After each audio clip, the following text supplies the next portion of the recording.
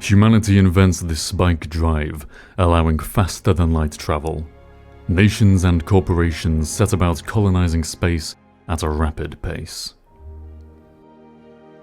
The first great expansion peaks with the very fringes of human space, now a year's travel from Earth. To enforce rule over the colonies, the Terran Mandate is created by the nations of Earth, and it places a ban upon further colonization. Metadimensional extroversion syndrome, or MES, appears, allowing sufferers to perform impossible feats such as teleportation or telepathy. However, it invariably kills those affected, or drives them mad. With time, training, and untold lives lost in research, ways of training and harnessing these psionic powers are developed, being improved with each generation of instructors. Jump gates are created, allowing choirs of master teleporter psionics to provide almost instant travel for ships passing through the gate to any other gate. Travel to the frontier is cut to 2 days, and the Terran Mandate lifts the ban on colonization. The second great expansion begins. Psi-tech manufacturing, able to manipulate universal constants, allows impossible materials and works of engineering. Due to manpower shortages and the ever-expanding number of people moving to the frontier, the Terran Mandate gives up trying to control the frontier worlds entirely. Spike drive ships are rare and antiquated. Jump gates have replaced them in all but the poorest, most unimportant and distant frontier systems. Core worlds have become increasingly specialized, relying on the jump gate network for resources from other systems.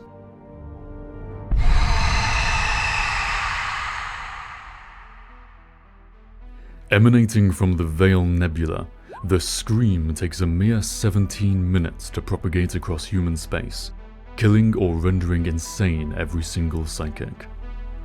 The jump gate network collapses, and humanity is thrown into isolation and chaos. Countless core worlds die without access to supplies. The frontier worlds fare better, as many were yet to receive jump gates, or had not yet transitioned away from some degree of subsistence. Still, many end up as tomb worlds, or are reduced to primitive levels of technology. Slowly the silence lifts, as worlds manage to form large-scale industrial bases not reliant on psi-tech. Attempts to recover humanity's psychic abilities in MES sufferers largely fail initially, due to a lack of instructors. And those that do succeed are without the power of pre-Scream psychics. Explorers begin remapping old drill courses that have shifted over the years, a dangerous and unreliable task. Stellar unions start to form around the strongest worlds, and warfare erupts over control of valuable pre-Scream tomb worlds and installations. Now, our band of adventurers, stranded in an unknown sector, must attempt to survive.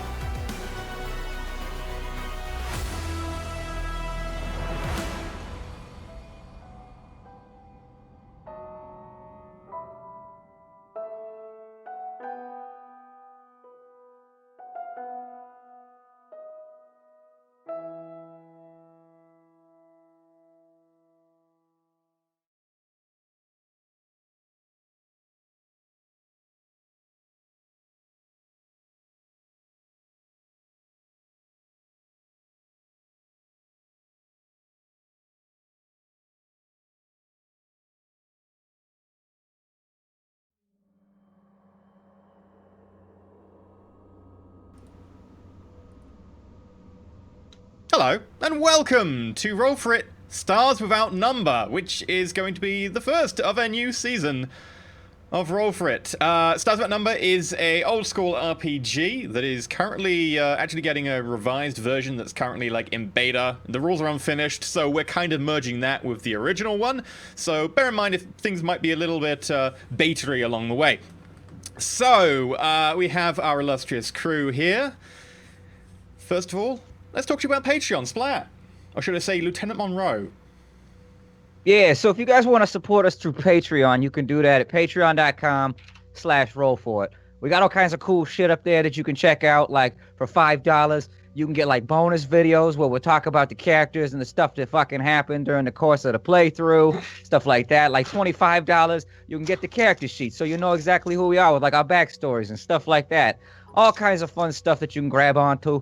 On top of that, we got access. If you really want to, we'll take bits. I mean, we're not picky about it. And then if you also want to send donations over, we love those because we read them at the end of the stream. And then, of course, you can subscribe to get access to super cool emotes that are going to be given to you really, really soon. Like, we got them being worked on by some fancy artsy guy right now. I don't know how to do all that drawing stuff, but they're on the way. Yep. In fact, we're actually about to get them on the way. We're actually waiting for people to give us ideas on them. If you go to like the subreddit, which is like r/Roll4It, there is like a thing there which says like, give us your ideas on emotes, and you click on there, and then you type, we would like an emote of Splat's face, or whatever you want. You know, it might not be Splat's face, whatever. But yeah, you go put your ideas there, and that would be awesome. We also have an Avak back. Hello, everyone. I have missed you. We've missed Avik. I'm super stoked to have Avik back. Welcome back, bud. Welcome back. Oh, you're Avik. Oh. Yeah, glad to see you healthy and ready to play, man. Because, is that what Avik looks like? It's been a while. There's been a real lack of heresy bros in this group. I'm not going to lie. I keep trying to pitch it. I'm like, let's do some heresy. And everybody's just like, no, we love the Emperor. And I'm like, man, it's just not the same. How am I supposed to get in trouble without Avik here? You're the gasoline to my fire. Come on, man. No. Wow. Hey. Wow. It got vaguely sexual there for a second. It sounds like you have a burning problem. It's the Welshness. Burning passion. If it burns when you pee, you should get that checked out. Yeah. Yeah. If it burns when you Probably pee, don't look at me. Anyway, in addition to that, you can go totally check out the fact we have a YouTube channel. Apparently, we don't pimp this enough because people have been like, wait, you've got VODs? Yes, we do. We have a YouTube channel. It's youtube.com, and you might guess it's /Roll4It, as most of our stuff is, including our Twitter, which you should totally go follow as well. And we also have a Wikia, which would be great for Stars Without Number, since we're just starting. If you want to go and fill in the Wikia and be like, this happened on this episode, this is this different star system, this is this different ship, this different NPC. Fill that out to go along. If you happen to miss something, or you want to check back who a certain NPC is or what happened in a certain video, you can totally go back on the wiki and be like, that happened in episode 2. That's what happened in episode 3. Who is this Lieutenant Monroe fella? And you can go back and you can look at that. Is there anything else I'm missing? Anyone? Nah, I think we're pretty much good. Okay. Hey, Cooper, you got the ship ready? What are we talking about? You gotta push the button on the thing and then do the little fucking hand thing, and then you got like the joystick. He's been told off because he interferes too much with the ship. The captain actually had to confine him to the brig at some point during the trip. This is a long story. We'll get to that in a second. I know how this stuff works, but you know, apparently, you know, I don't have the right sort of the mindset for piloting. I've got to be a consultant instead. It's terrible. It's cool. They said I couldn't fix garbage trucks either, and I just did it anyways. It's fine. Ain't nobody looking at him. So, those of you... I don't know how much they're going to be able to take this. I'm trying not to laugh my ass off, but man. Eventually we'll become so immune, and then he changes character and gets a new accent, and then it'll start again. So, those of you wondering what Stars Without Number is, like I've said, it is an old-school RPG, which has quite a reasonably high level of lethality, considering that people tend to have single-digit HP at the very start. We're going to be playing some of that. The idea is for this is going to make it like Guardians of the Galaxy meets Firefly with a spot of Farscape and a little dash of Voyager in there. Only a little dash, because I never really liked Voyager personally.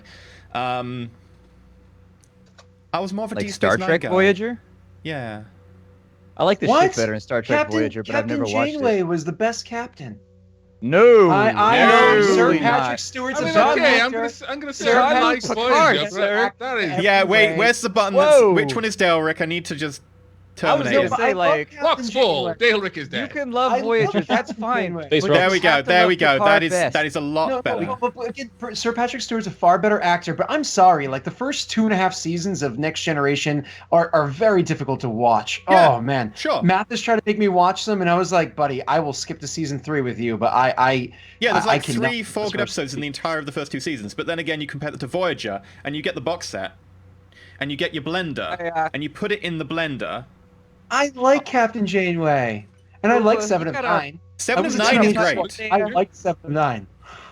Cooper, can you open the airlock? I think the robot's broken. Let's just get him out of the ship, man. But that won't stop him. He's a robot. That's fine. Just let him float in space for a while and think about why he likes Voyager better than Jean-Luc Picard. Jesus. I like the fact that in the future, these are cultural heritage items that are like, you know, it's a big cultural division. There are some entire worlds that go to war about Yeah, we're actually Picard or futuristic Janeway. Earth. We can make meta references, and that Yeah. just means that you've had access to like old A-track tapes or some shit like that in your barren world. Oh, that's amazing! Awesome. So, Awesome. the basic backstory behind Stars with Numbers, if you didn't see the little intro video there, is humanity expands, discovers how to build a spike drive, which effectively allows you to drill through meta hyperspace and be able to go super fast and get in FTL speeds. Humanity expands, it colonizes, they discover psychic powers, which allow you to an extent, depending if you've got the correct gene, do like crazy, impossible things like telepathy, teleportation, and also tweak universal constants, which allows you to make basically impossible feats of engineering and materials. Humanity expands even more, and then they create jump gates, which allow you to teleport, like, just from one system to another, almost instantaneously. That's all great. And then a psychic scream happens, which kills off every single psyker, and then the jump gates don't work. And all of the psychic tech... Loud scream. It is a It's really like loud scream. The loudest scream you've ever heard of death metal, multiplied by I don't know, like 4 at least. At least 4. Possibly 4. Multiplied by 4. I was But at already least thinking- 4. Okay, at least 4. So yeah, there was the death metal scream heard around the galaxy. All the psychers die, Psytech stops working because there's no psychers to work it or make it work or like tweak it or build it. All the worlds become super specialized. They can't talk to each other because there's no like jump gates anymore, and no one uses spike drives because they're old.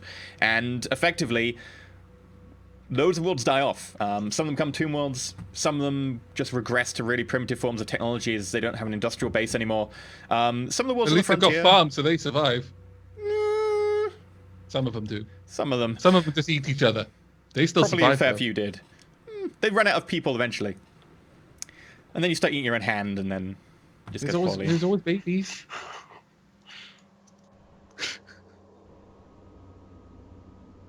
Anyway, the frontier worlds Not tend even to like fare... 10 minutes in.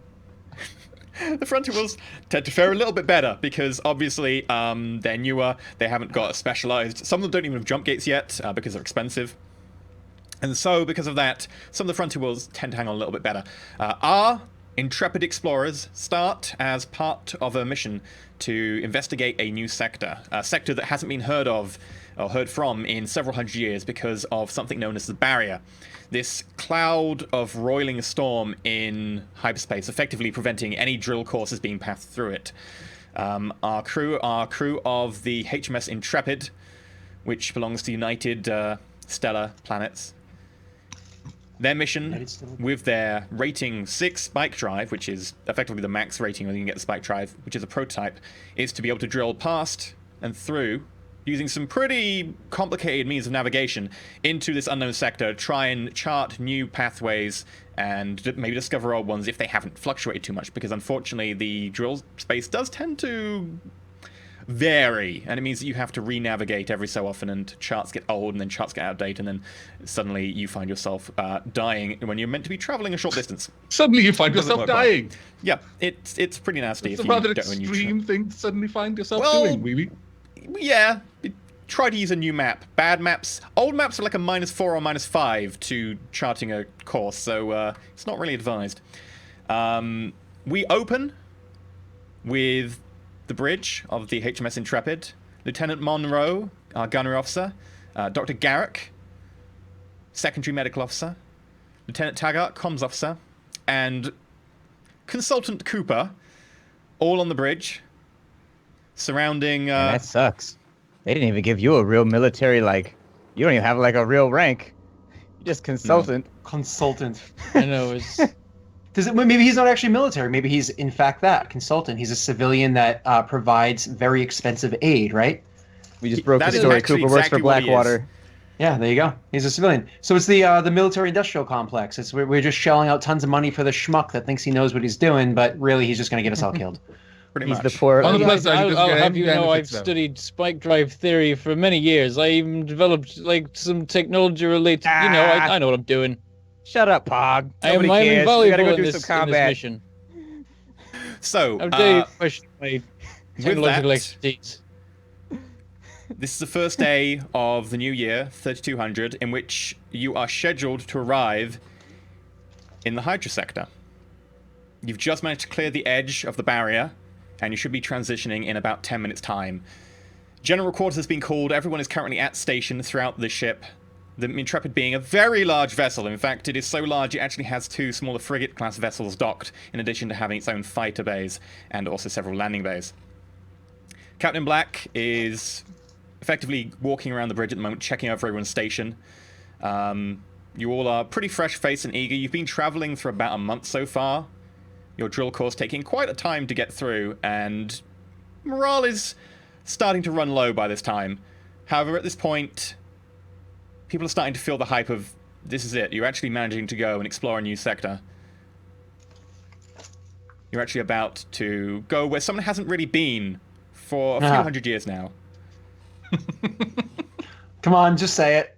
Come on, just say Do it. I'm trying not to. Do it. Trying not Come to. I really on, want it. to. Come on. To boldly Come go where on. no man has gone before. Yeah, Yeah, we go. But we have to do it the dramatic. has You have to gone do it before. dramatic, okay?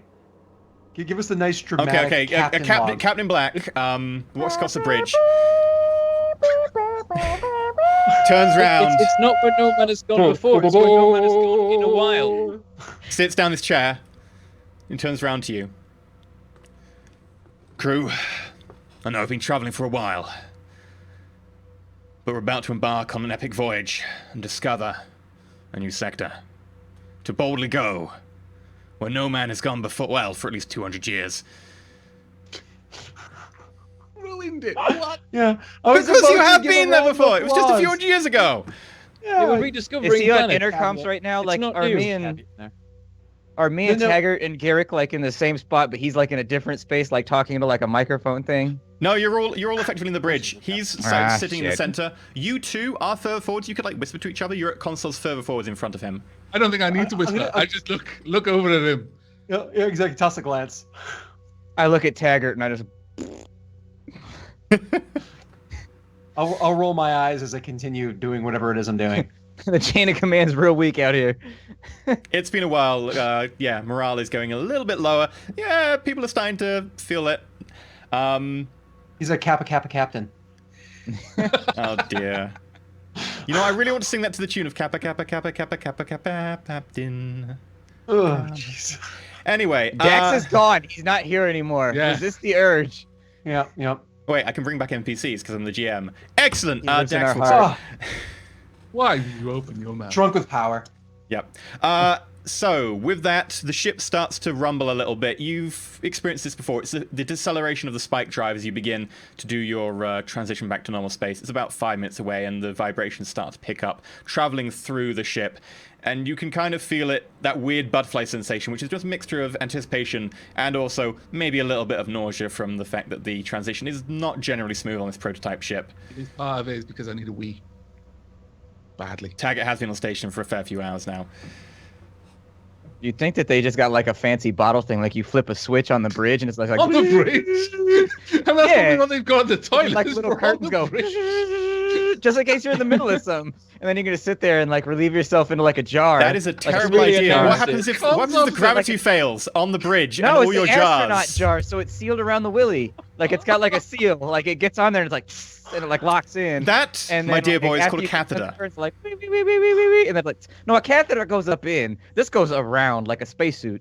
Yeah, I'm going to say right now, I will not believe you if you tell me they're all astronauts after we using a catheter, because I honestly don't believe there'd be any astronauts willingly being astronauts if that was the case. They'd be like, no, you crazy. Mr. Armstrong, what does space travel feel like?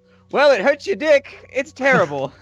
Like, Well, that was less majestic No, than I expected. one of the best things. This is a total sidetrack. We're sidetracking already. But one of the things I've heard really good about being old when you go to hospital is you just get to get a catheter put in, and they're like, it hurts when it goes in, but after a while, it's great. You don't even need to go to the toilet. You can just pee whenever you want.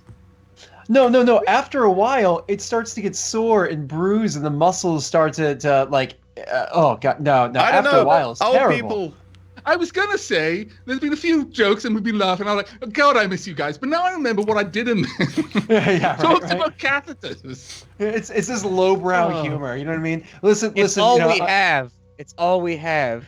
I'm sorry. Yeah. Sorry, guys. Okay. Anyway, Captain Black turns around to Lieutenant Taggart, who is currently the comms officer for the Intrepid. Lieutenant Taggart, do you mind me doing a favor and call general quarters across the ship? Very well, Captain. I start tapping on buttons, and the call goes out, all automated. Okay. A little klaxon sounds. General quarters. You start seeing people like in the corridor just behind the bridge starting to mill about, trying to go to their positions. Garrick, you're probably okay here. The bridge is a decent place for the secondary medical officer to be stationed, considering it's fairly mid-ship if you need to go to an emergency. And of course, you've got easy access to the bridge crew if something terrible happens here. With that, the ship begins to rumble a little bit more.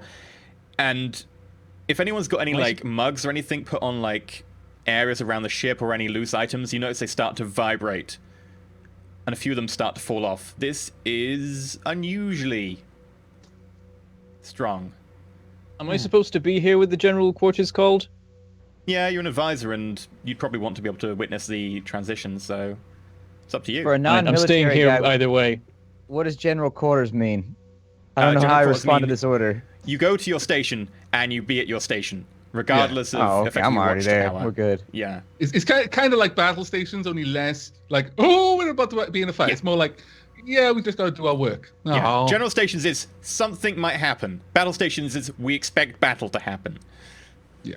My station is breathing down the pilot's neck. My station is rattling crazily because there's a frankly dangerous amount of stimulant cans just littered around my station, just all suddenly rattling like crazy. That's funny. I get to stand next to the captain and be like, by God, Jim, it is another disease. I sit back in my chair and I've got a coffee mug that says "World's Best Shooter" on the side of it, with like a little aiming reticle. As you go to like try and sip out of it, some of it spills up over the side just because of the sheer vibrations going through. A little bit of it flies over in the kind of fluctuating gravity right now and ends up hitting Lieutenant Taggart on the side of the face. Does anything seem amiss according to my amazing assessment of the situation? Make a skill check. I would say it'd be a piloting. It'd be a no, but because you've got piloting, I'll give you a +1 on it. So, for those of you who don't know, skill checks in Stars About Numbers are 2d6 plus whatever the applicable skill is and plus your attribute. This No would is be intelligence, right? Yes, it would be. Or didn't let me put a +1 in. We'll add a 1 to that. So that's a 7. You're not exactly sure what is wrong, but it feels like something is dragging on the spike drive in another dimension. Like, effectively, the spike drive is being pulled out early. And that is causing the spike drive to effectively fight the actual infrastructure of the ship. The entire, like, hull is currently rattling as it is pulled back to real space. I just muttered to myself, what's that about? And I start like looking through the readouts and stuff over the pilot's shoulder and seeing if I can spot anything weird. Sorry, sir. You looking at something in particular? I just thought it didn't feel quite right. Did you mess something up? No, sir. I just keep an eye on the readouts. Cooper, are you bothering the crew again? I'm just making sure they're doing their jobs. Something doesn't feel right about us coming back in. What do you mean? Yeah, it's like, I don't know. And as you say that, there is a violent shudder. Gravity stops for a second and then reasserts itself about half a second later. You, Cooper, go off the ground and then land again. I need to make a physical saving throw. Taggart, Jesus. Monroe, you're both strapped in because you're in your chairs. Garrick, you're standing. You'll need to make a physical saving throw as well. Sure. I'm down. Taggart, that didn't feel normal. Physical save. Yeah, No. Cooper, you Damn. take 1 point of damage. No! He's only got like 2 HP. God, yeah, that's actually quite significant. That is pretty I'm significant, so yeah. wounded. That can kill people because you can roll a 1 on your die for health. Yeah. So You land Could've been hard me- against me a dead railing there. nearby. I go, what the hell did you bloody do? Garrick, yeah, you also the fail. pilot. You would also take 1 point of physical damage as you slam back and fall over a chair nearby. As The I ship- hear Cooper land hard, I'm turning around saying, "We need a medic," and then I see the medic land hard. I'm like, we need. Yeah, another yeah, medic, yeah. the medic. I got you. I got you. More medics. I'm already more on the clock. medics. Higher Secondary quantities medic of to medics. bridge, please. Taggart, I don't as know you why I turn brought around to turn back to your station, the view screen in front, which has been showing this sort of particle array that you just generally see when you're going through dual space, it's black with just the sheer particles that just play off the front of the ship. You suddenly see it, stars, litter the space in front of you, and everyone on the bridge goes slightly quiet for a second. And then you notice some of the stars winking out and then coming back as something moves in front of them. A bright green beam suddenly lances down and hits the front of the ship. The entire ship shudders and rocks, and you hear the sound of klaxons in the distance going off. Battle Captain, stations receiving were under fire. attack! Rhetoric gunnery. I press the button. The alarm alert goes off. Red lights start showing up. Where have you dropped us now, son of a? And I go Cooper, like, quiet! Lieutenant Monroe, lock weapons! Taggart, try and contact whatever they are! Character. Garrick, tend to Cooper! Weapons ready to return fire, Captain. I make myself up off the ground and start heading over to Cooper to make sure that he's going to survive. Poor little Cooper. Make a medicine skill check. How many absolutely. HPs does Benjamin Monroe have? Because my HP are empty on my sheet. Oh, yeah, your HP is 6, right? 18. Yay! My medicine off of intelligence, sir. Yes, it is. you. Taggart, make me a... I'm trying to think what it would be. Make me a connect intelligence check if you can. My character's wicked smart. Wicked smart. Yeah, I can that's have 18 intelligence. That's a pretty good heal roll. Cooper, that 1 point of damage you took earlier. Actually, it's not that bad. Maybe you're just, like, over-egging it, but whatever Garrick does, he just kind of pokes you in a few of the nerve clusters nearby where you just landed awkwardly on your arm, and suddenly your arm, it feels a lot better. It might be slightly tingly and numb, but it feels better. Dude, he just, like, kung fu mastered you. He was like... And you're just like, Mr. oh, I feel Miyagi better. stuff going on right now. Yeah, he just Here got you you with the pressure points. Like, you like apples? Up till that point, Look at I'm- that. How I'm- do you like them apples? Up till that point, I'm complaining constantly, and then I'm like, oh, okay. Taggart, make your connect intelligence roll. Okay, connect. Oh, you're gonna piss off the aliens. The opening message is gonna be like, your mother, Another aliens. green beam lances down, striking the front, and you can see over the view screen like this of air out the side. That is an 8. You hail them. How do you hail them? Do I have any information before this goes on, other than the fact that we just got lanced by a green beam? You can tell from your console that they're not giving out an FFID, so you don't have any information on their ships. They're running dark, as far as you can tell. Okay. Tell them we're a party ship and they're about to kill the party. They should stop. They can come aboard and have sweet drinks. I don't say that, but I do say that ceasefire. There are women and children on board, even if there aren't. Okay, We'll go there are to women and defense. children, but mostly not many children, more women. But as far as you can tell, there doesn't seem to be any response. Damn it. Captain, should I return fire? Lieutenant Monroe, fire at will. All right. No, not at will. He's done nothing wrong. Yeah. Taggart, keep trying to hail them. With this, Okay, I keep Monroe, you take aim at the closest one, although as you go to do that, you notice through your scope 2 more stars winking out, coming back, and then green beams just missing the Am I ship able by to inches. assess the size or distance of the target based on this? If you look up the commands in the special like PDF thingy I've given you that's under the handouts, you should be able to find that. There should be some order set that you can do. Captain, 2 more assailants coming out of cloaking. Fire them at will, Lieutenant Monroe. Engage them. Done. How do I do it? Okay. I didn't say that. That's out of character. Done. How do I shoot? Oh, Jesus. We're on there. Cooper, take her from Lieutenant Monroe. Interview. I'm just really charismatic. I don't actually have any applicable job skills.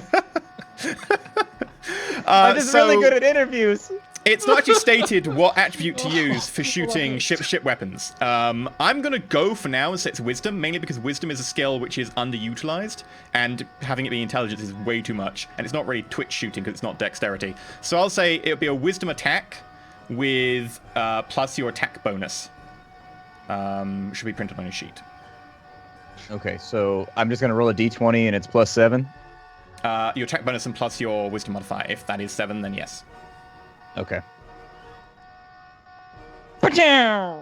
23. They're moving very fast. They're moving very, very fast. It's very hard to see them. And in fact, your sensors almost refuse to get a lock. But you manage to lock in on one of them, and you fire with one of the main weapons. You can choose which weapon you want off your sheet to be firing right now, and you can roll the damage on that. You should have them. Let me see what's going on. What kind of weapons do I have going on here? I've got a mag spike array, and I've got a mass cannon. Now, the mass cannon does have the clumsy trait, correct? It doesn't say clumsy on it. Oh. In which case, it does have a limited ammo supply, but it's basically a giant Mac cannon. The other one is effectively a flak weapon. Okay. All right, here we go. 2d20 AP 20 damage. Let's do this thing. Crush him. No! Oh, come on! Come on! Come on, Lieutenant Splat. Monroe, with that roll, you fire the mass cannon. This is a spinally mounted Mac accelerator down the entire length of the Intrepid. It's probably a good 1.5 kilometers long, maybe a little bit longer. And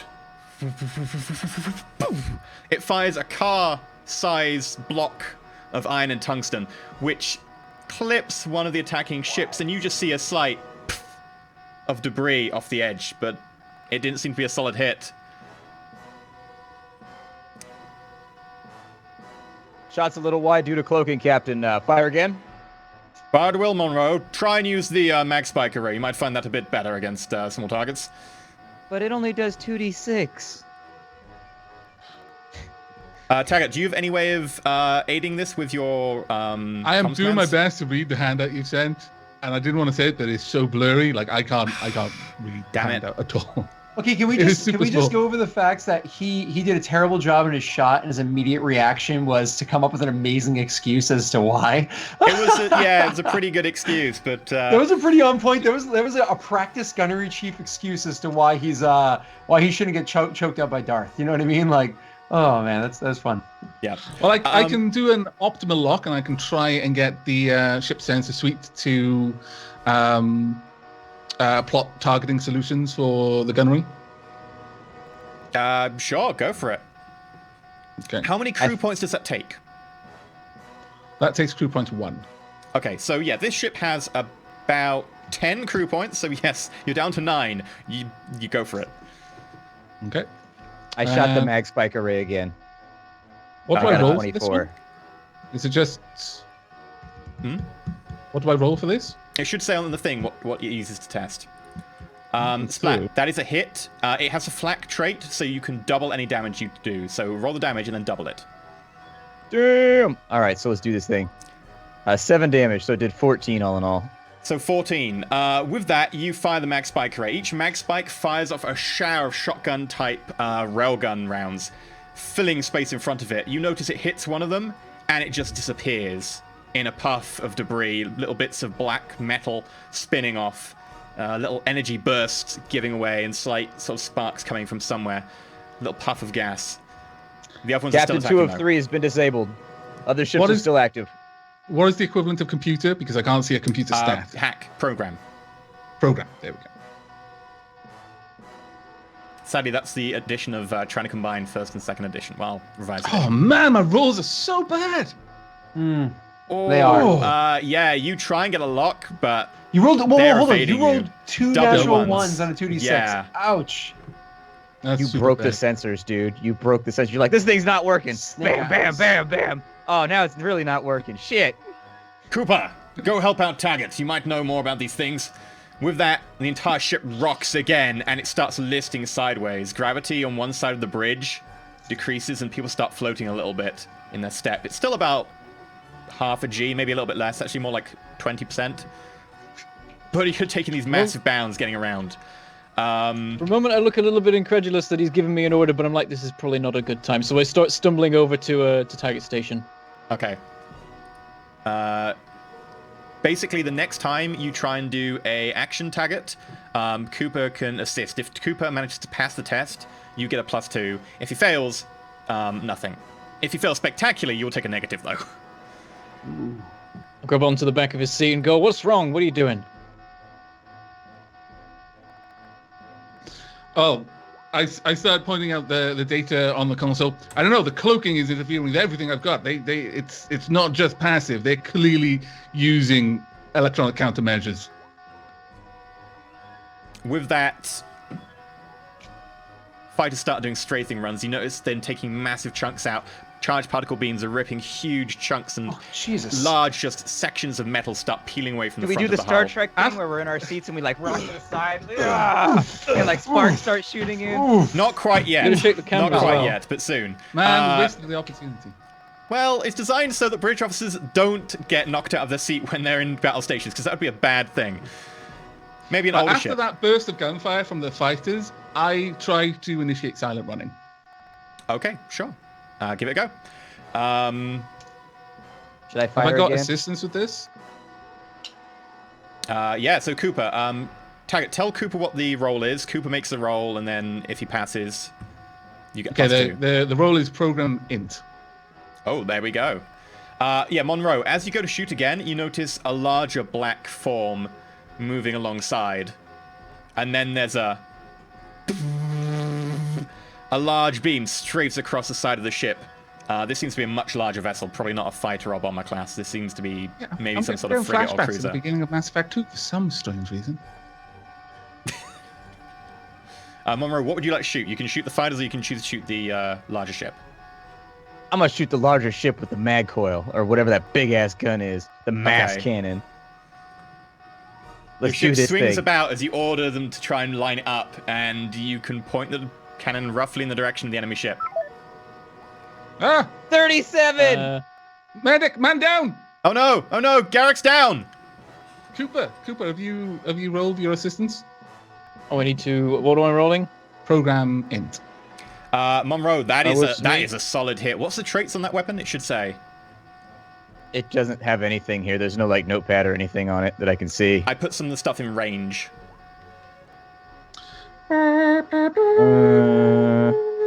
It just says flak. I'm sorry, it says AP20. Ah, there we go. That's the one. So it ignores enemy armor. Give me a second, and I will duplicate this layer and then make it so that we can run temporarily. I've disappeared. My face is half off the screen. I know, Oh right? no! What's my face like? Sensor You're failure. We're all Face is magnified. Vaguely okay. I'm I will magnified. zoom out so I can balance it. There we go. Oh yeah, no, that's fine. That's fine. I approve. There we go. Rolling for Right. damage. Yeah, so roll damage. 37 damage. Yes. Wow. Destroy them. Yeah, with that, you aim the cannon and you try and get a lock. It starts to play around, but you've got wise to this by now. You try and go a little bit manually. You just try and skirt the outside of the program. The program's effectively like, no, you need a lock to fire. You just enter your overrides and you try and line it manually and... Taggart, you look 2, over and as it impacts, you see me go. 1. It hits dead center. The entire ship you're aiming at slews to the side. Massive hole ripped in it. You can see exposed gas, little bits flying out, which could be people or material of some kind. Sparks. That ship has taken one hell of a punch. I actually tried to bring up magnify on that just to see if there are people venting out along with the atmosphere. Because I know my gunman Make friend will enjoy a intelligence notice check. that. Intelligence notice. By the way, did I get the... Yes, you do get assist from Cooper. Okay. I'll roll the notice first. 15 on that one. Double sixes! It's all or nothing with me. Double Not ones, bad. double six. With that, you notice that there are no people that you can see. Most of what you can see there seems to be bits of material, empty crates, wiring, bits of internal bulkhead, but no With a visible people. noticeably deflated, kind of crestfallen, like, oh, that wasn't as interesting as I wanted. I tried to do silent running. Okay. Do I notice that he seems like unhappy that he hasn't witnessed Make a the wisdom horrific notice death check. of many people? What was that? Wisdom notice. Wisdom note.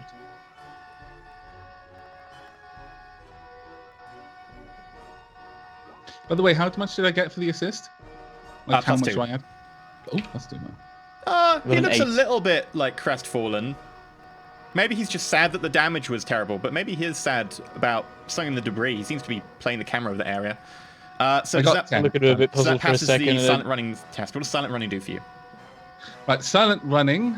This is really hard for me to read, but I'll try.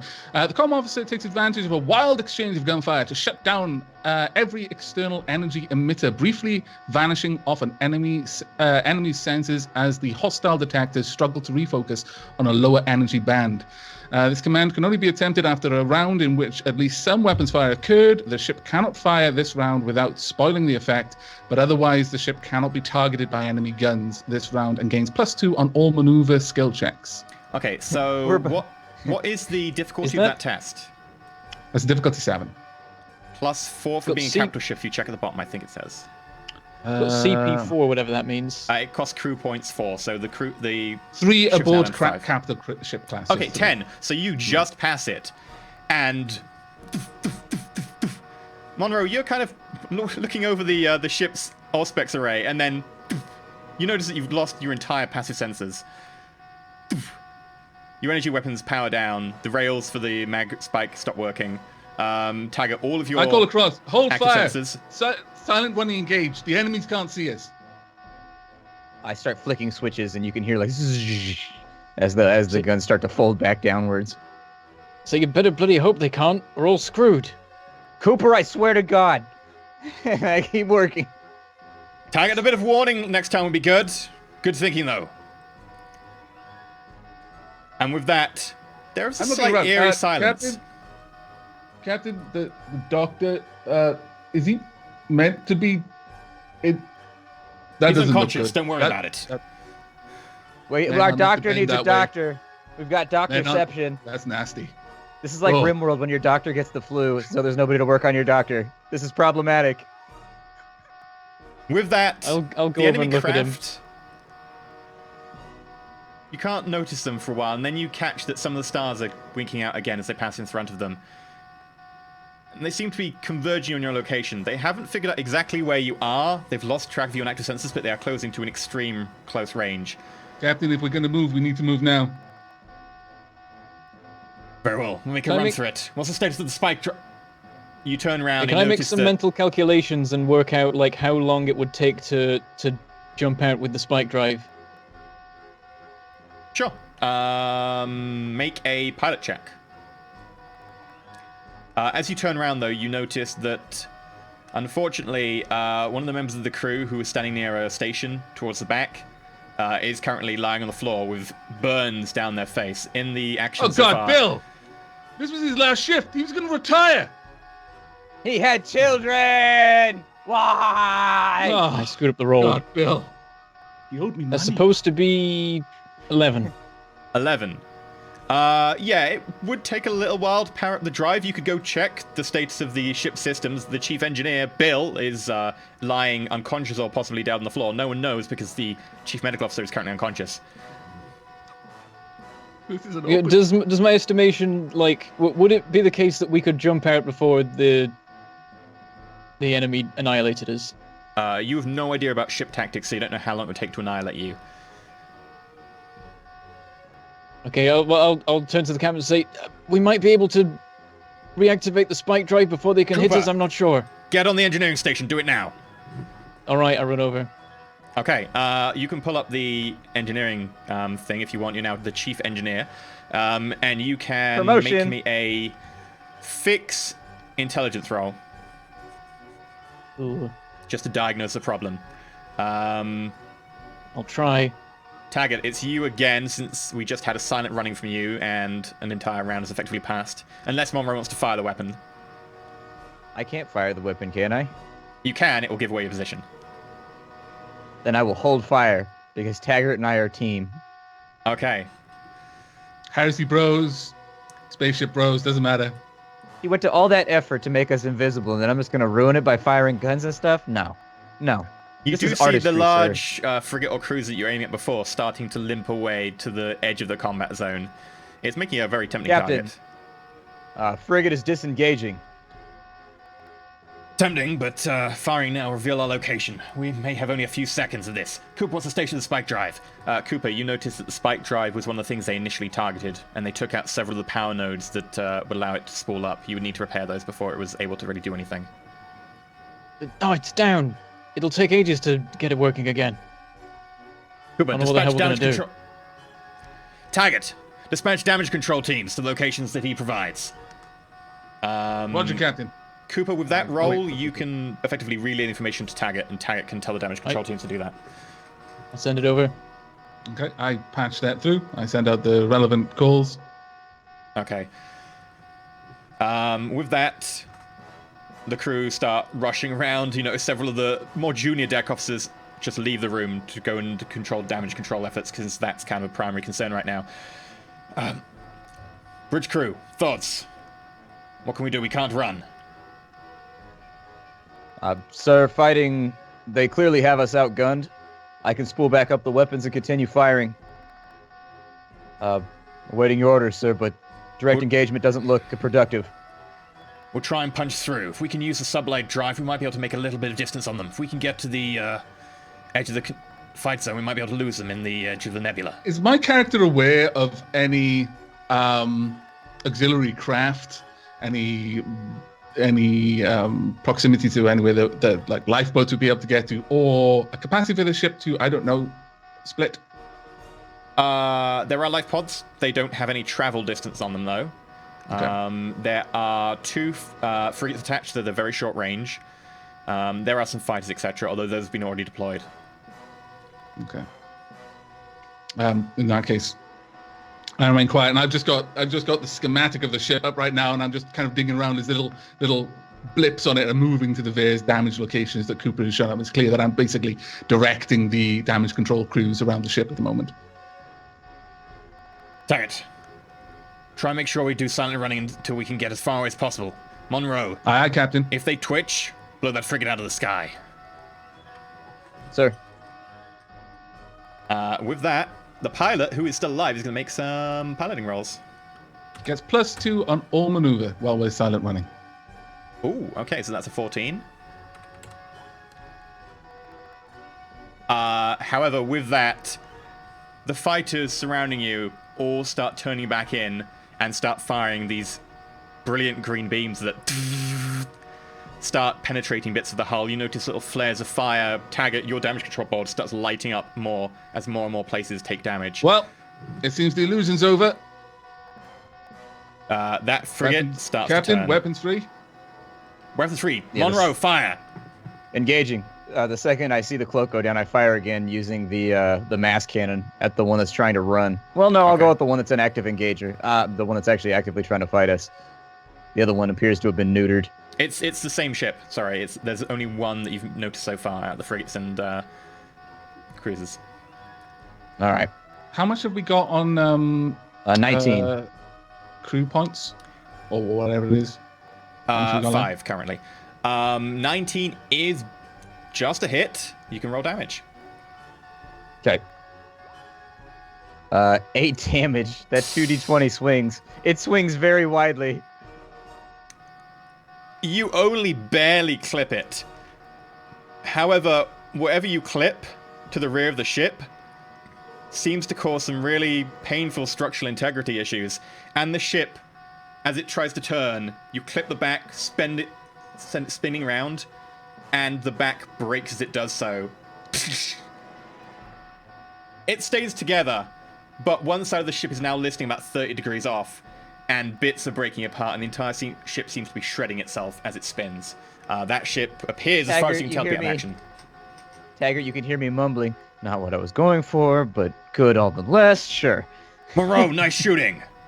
Yay! Yes, sir. Bridge crew, slight cheer. Not much, but a slight cheer goes up. Now, take out those fighters, and the entire ship lurches to the side yet again, and there's a louder, much closer nearby. All your stations start sparking. I need Taggart, Monroe, and Cooper all to make, it would be evasion saving throws. Oh, sorry, I did that twice. My first one was 11 versus 11. Okay, Failed. so 11 versus 11. Taggart, you are fine as you notice part of the overhead gantry containing like the lights and stuff becomes detached and swings down. You duck as it swings past you and it hits Monroe on the side of the head. Monroe, you No! take 6 points of damage. Oh, As that's going on, I'm just kind of chuckling over to Monroe. Still not the worst ship I've served on. And then I see her smack him in the side. Oh. Cooper, you take 2 points of damage. what? Bullshit. As you lurch backwards away from the station, as your station sparks. Luckily, the fact you're not actually in a chair at this stage actually helps you as you're actually knocked away from I'm it. from above the component of the where that light just swung down. A little small furry creature just drops out. It's kind of about the size of a tribble. I was about to say Chicken. Tribble. I was about to say Tribble, yeah. I'm holding the side of my head. I'm gonna guess that exterminator never showed up. Monroe, eyes on the job. Can you carry on? Yeah, yes, sir. I'm not out. What was Should it I that hit continue us? firing? Comms, have you got a target?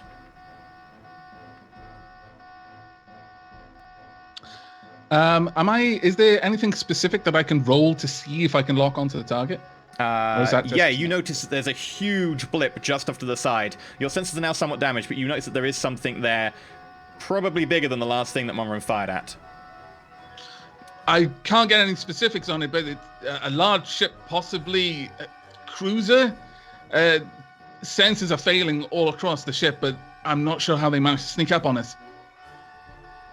Target it! Monroe, take it out when you've got a targeting solution from Taggart. Okay, I'm going With that, to the roll... entire ship shakes yet Malak. again, and there's a slight from the bridge as you notice that is slow depressurization. Something has been holed. The That's little optimal masks fall lock. from the ceiling. The comm officer manages to synchronize the sensor sweep with the plotted targeting solutions of one of the ship's guns. If the gun misses, a second to hit roll can be attempted at -2 to hit. Okay, so Monroe, you can attempt to roll to hit with the mass cannon if you want. Target Monroe, make sure to seal your suits after you've done your current jobs. Cooper, you're not wearing a suit. Ha! Sucks to be Cooper. I'm just like holding on to the engineer station. I'm like, what should I do? Hold your breath. I say. Stay as long as you can. If you start getting lightheaded, let me know. Sir. Firing again, 26 on the shot. Yeah, that is a hit. You can roll damage. As the ship swings around, you notice this mass... 26! Oh! Vast black shape in front of you, and...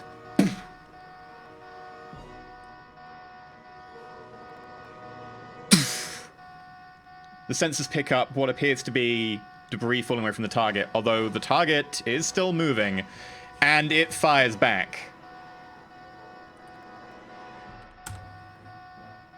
Target's still up, sir. Incoming fire. That would be a hit. Brace!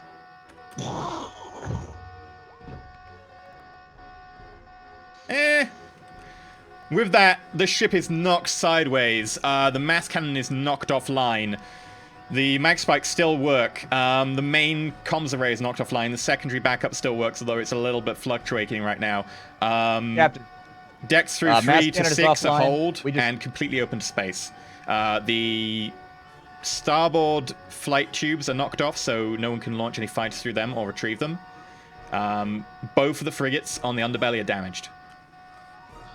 As I'm reeling off this list of damage, I come to the conclusion, Captain, I don't think this ship is going to get out of this.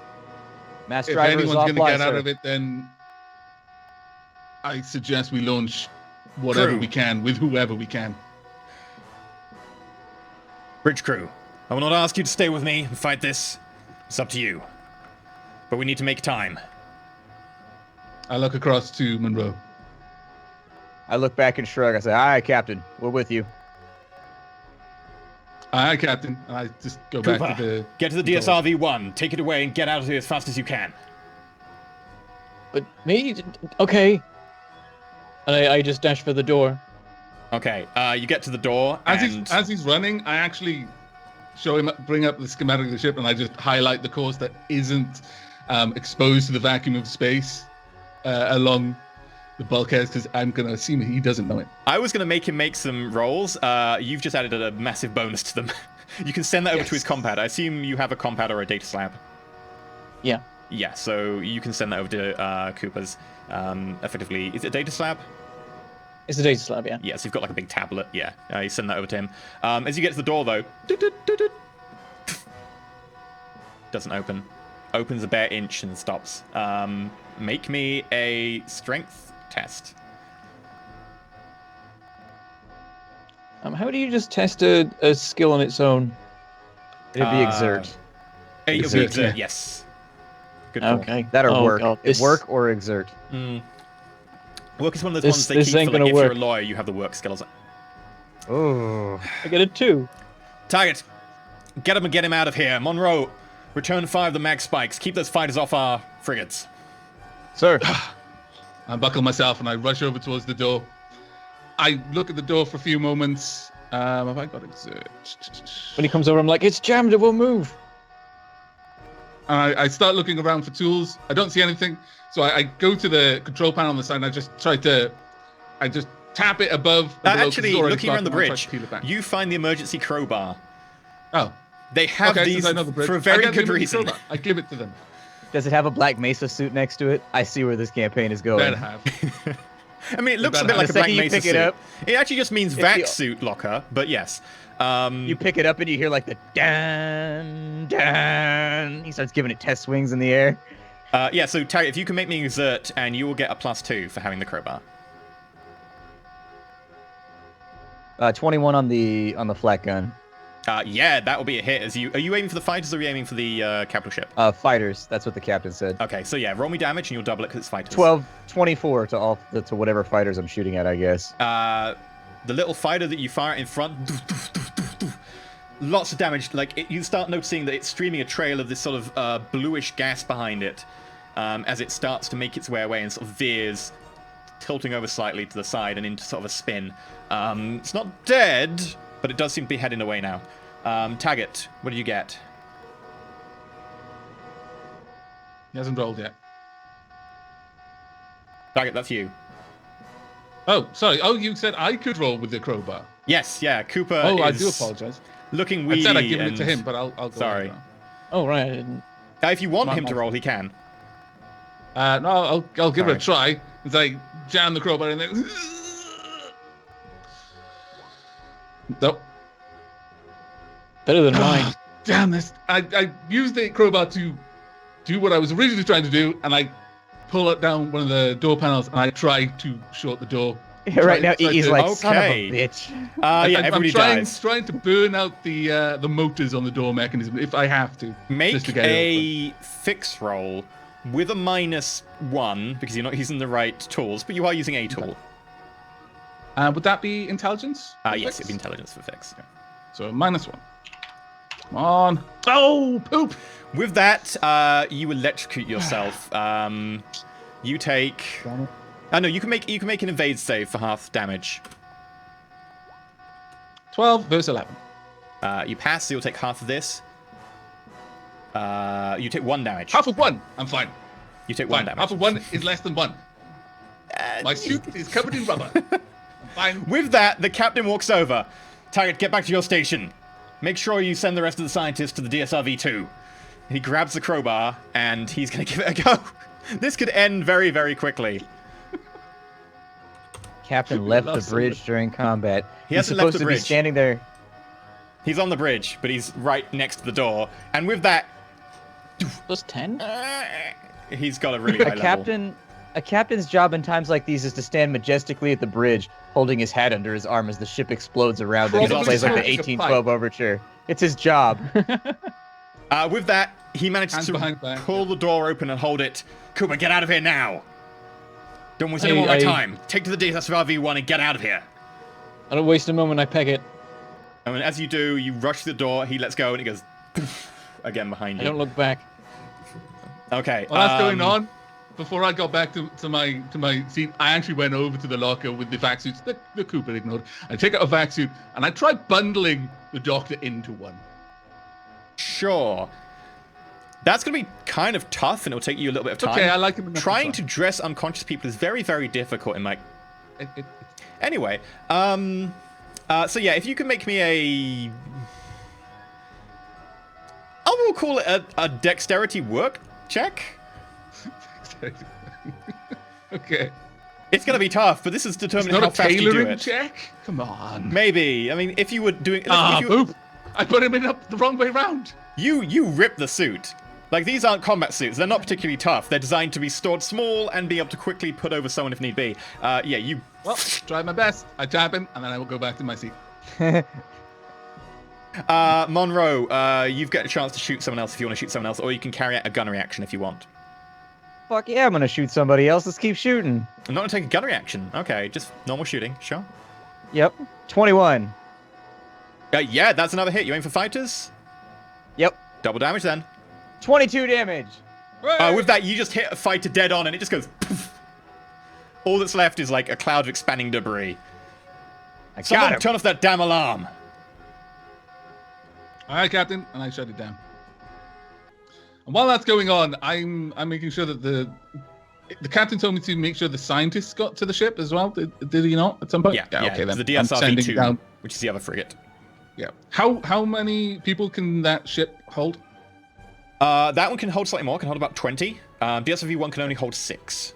You can put more people in, but you strain the life support. Okay. Well, I am making sure that Monroe's girlfriend and his other girlfriend and the other girlfriend that doesn't know about any of the other girlfriends. They're all being sent there. Okay, let me just Thank you, check sir. something. Wait, to the same ship? Oh, you've ruined everything. It's You're a gentleman and a don't scholar. know. They don't- It's fine. What a pal, Yeah, man. Taggart. Best buddies. As you check for the life signatures, because they've each got like an implanted tracker. Yeah, those are all either missing, not on the ship, or in the case of his wife, showing as deceased. Well, that's one problem solved. Cooper, you try to leg it down there as quickly as possible. Make me an exert check, and this will use your strength. No, use your constitution. You're trying to leg it as quickly as possible. You're good with plans. Your plans are up to date. Taggart has kept you apprised of which way to go. You're just trying to leg it as quickly as possible. If you take too long, your ship will take more damage. What was the roll? It'll be exert constitution. Oh, well, that's better than exert strength. Indeed it is. Indeed it is. I dislike exert strength. It is not my friend. 8.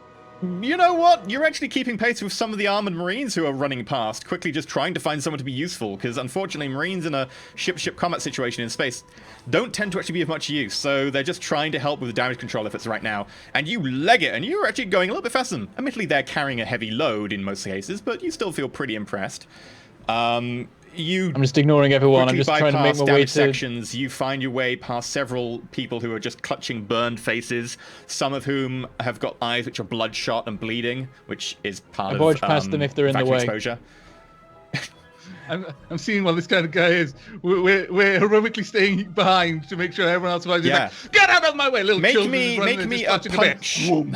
punch Whoom. punch skill using strength to barge past Okay, some of the injured well, people. if I have to make a roll for it, Sir, I don't a push demon. anyone out of the way. No, you did. You I did don't go know. for it. No, I mean, I may attempt to, but I won't succeed. Then you are slowed 2. down. Yeah, you try and push past this one, like, she looks fairly old, injured lady. She's, like, missing her arm just below the elbow, and she's You clutching the tried side of to- her face. And you hit her, and you kind of... It's weird. It looks very, very weird, because you hit her, and you immediately bounce off. Like throwing a ping pong ball at a solid, like, brick wall. It just goes ping! And you collide with the bulkhead on the other side. You take 1 point of damage. Met Bertha. but you manage to run most of the way, trying to avoid any more injured people en route. And you make it to the front of the docking bay for the DSRV-1. You look out, you notice it's the big white frigate. Beautiful. You designed the spike drive, or at least helped design the spike drive on this ship with the help of Interstellar Dynamics. But looking at it now, you notice several beams have ripped parts of the armor away. Several places you can see corridors just exposed to space, hull having been ripped off. It looks like most of the superstructure is intact, but a lot of that excess plating and hull is gone. But you're at the ship now. I I'll go turn to the straight in captain. as quick as I can. I take my hat off and say, Captain, this doesn't look good. Should I give him a light show on the way out? We can go all out for 8 seconds before the power cells are drained. Lieutenant Monroe, it's been an honor serving with you. Do it. Aye, sir. I put my hat back on, matter-of-factly, and I do Blood Dim Tide as a gunnery operation. Nice. So what's the difficulty level on that? It'll be +3 against the capital ship. Okay. Let me see here. And so that's going to be using my shoot skill? I That's guess. what it says. All right, let's go for it. Let's hope it What's goes the well. worst that could happen? So You fail shoot, horribly and then and you shooting embarrass is while you've done using my wisdom? Yes. Let's say yes. Mainly because wisdom doesn't get much love. Death Okay. Blossom. Oh man, a long time since I saw that film. 12. What So was the I passed. difficulty? It was a... 10. And with that, what do you get as a bonus? It's very, very blurry on the little thing, so let me see if I can get it here. The gunners recklessly ignore every standing order and caution about power drain, unleashing a roaring volley at the enemy. Every gun may fire twice this round, with each gun rolling 3 to hit rolls and using the best 2 to determine if they hit. The destruction this command wreaks upon the capacitors is significant and can only be used until the ship has had at least an hour. I can't use it again until the ship has had an hour to repair. Okay, so because other batteries on the ship are firing as well, you just don't directly control the other batteries. All the other batteries are going to fire twice, but yours as well, you can fire twice as well. So fire your one twice, but bear in mind that you're having an effect across the entire ship's batteries, not just your direct control. Okay. Cooper, what do you do? You're at the DSV Weon. What are you going to do? Am I in? Yeah, you rush inside. Some of the hatches aren't sealing properly on the outside, but you think that probably, if you seal off enough of the hatches, could contain an atmosphere for now. Yeah, those are hits. 36 and 34. Those I are rolled very 3 good times hits. per shot. Are you still targeting So- fighters? I'll fire everything. Just spray the entire. I mean, I Death assume they're Blossom. pretty close at this point. Yeah, He it's is Death the last Blossom, son. starfighter. Unleash on them. Okay, roll damage. Double it for fighters. Cooper, you get to the command. You basically, the pilot chair for the ship is a big sort of pyramidal, like, glass nub at the front. So you can see down, you can see up, and you can see to the sides. Your chair slots forward as you sit into it, and screens go in front of you. Several of them immediately turn on, and then a few of them turn on and just show BIOS readings of errors. But enough turn on that you are able to start powering up the main computer. Right, I'll try and like close whatever bulkheads I can to sort out the atmosphere. Prepare to undock. Okay, make me a intelligence program to make sure you can get this up and running since the computer's a little bit fried. Monroe, you hit 2 enemy ships. One of them, poof, you see a bit of a wing left, but the rest of it's gone. The other one you hit pretty heavily, but it does seem to be able to limp away. 7. The computer starts booting, and then all the screens around you, every single screen goes black, and the one in front of you, command line, just appears and it says, "Please insert neural tap." ... and the flashing cursor. Is that a thing I can do? Make a notice check. Wisdom plus notice.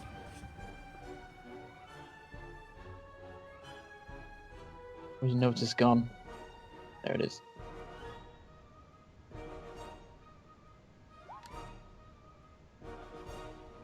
Seven.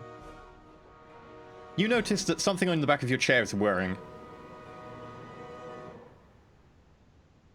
I look at it. Does it look like it's a thing I got to plug into my brain or something weird? You look over and you notice that a little, like, space at the back of your chair has opened, and it's deposited what appears to be, like, maybe the size of, like, a thumbnail. A little metallic coin-like thing with a little winking green light on it that's currently blinking. I wish my character was there right now, because I had the perfect sarcastic response to that. Oh my lord. It's burning my insides not being able to use it. Damn it. So it's just a thing I can hold? Yeah, and you look at it, you notice that there are tiny little, like, electrical contacts on the bottom of it. I look at that and at the screen, like, I try, like, placing it on the back of my neck and see if anything happens. As you put it on the back of your neck, it my head. kind of adheres a little bit to you, and then it pulls itself out of your grasp onto the back of your neck, and then crawls slightly up the back of your neck to the back of your skull. Very, very fast, using the tiny electrodes as little legs, and then sticks them in. You suffer a moment of agony as it digs itself in about half an inch into the base of your skull, and then stops. And suddenly you see flashes, like, it's weird. You see numbers of different flashes from different people's lives, almost just random little flashes of different situations and different people, and then all the ship systems start booting up. There's a moment as it's going up my neck where I'm like, oh, it's one of these. Ah! Damn it! And then I start looking at the systems and trying to work things. Oh, wrong one. Not plus 89. No, that's plus 8. So that will be... What a shame. 15. That is still enough to hit the ship, sadly. It's a big target. And I'm aiming for...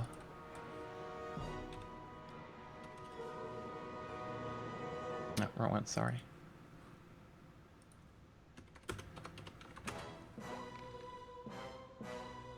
$19 damage. With that, the bridge, part of the view screen is torn away, and the stars you could see, you can actually see for real now. Taggart, Monroe, please make me strength saving throws as you try to grab onto something, as violent decompression sets in. Yes, sorry, physical. Damn.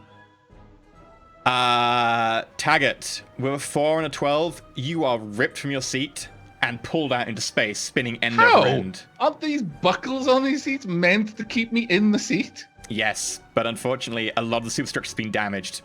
So either the buckle's damaged or your seat is completely severed from the superstructure. Monroe, your seat still maintains the ability to be attached to the ship. However, you're pulled forwards and then back and slammed into your chair. You suffer 4 points of damage. Okay. As I'm drifting off into space, Monroe hears on comms, still not the worst day I've had. Also, Dr. Garrick is pulled into space with you, Taggart, unconscious and not in a suit. You notice his eyes start to trickle fluid as blood vessels start to burst. Well, since he's not going to need it, I actually ride him like a surfboard. Make an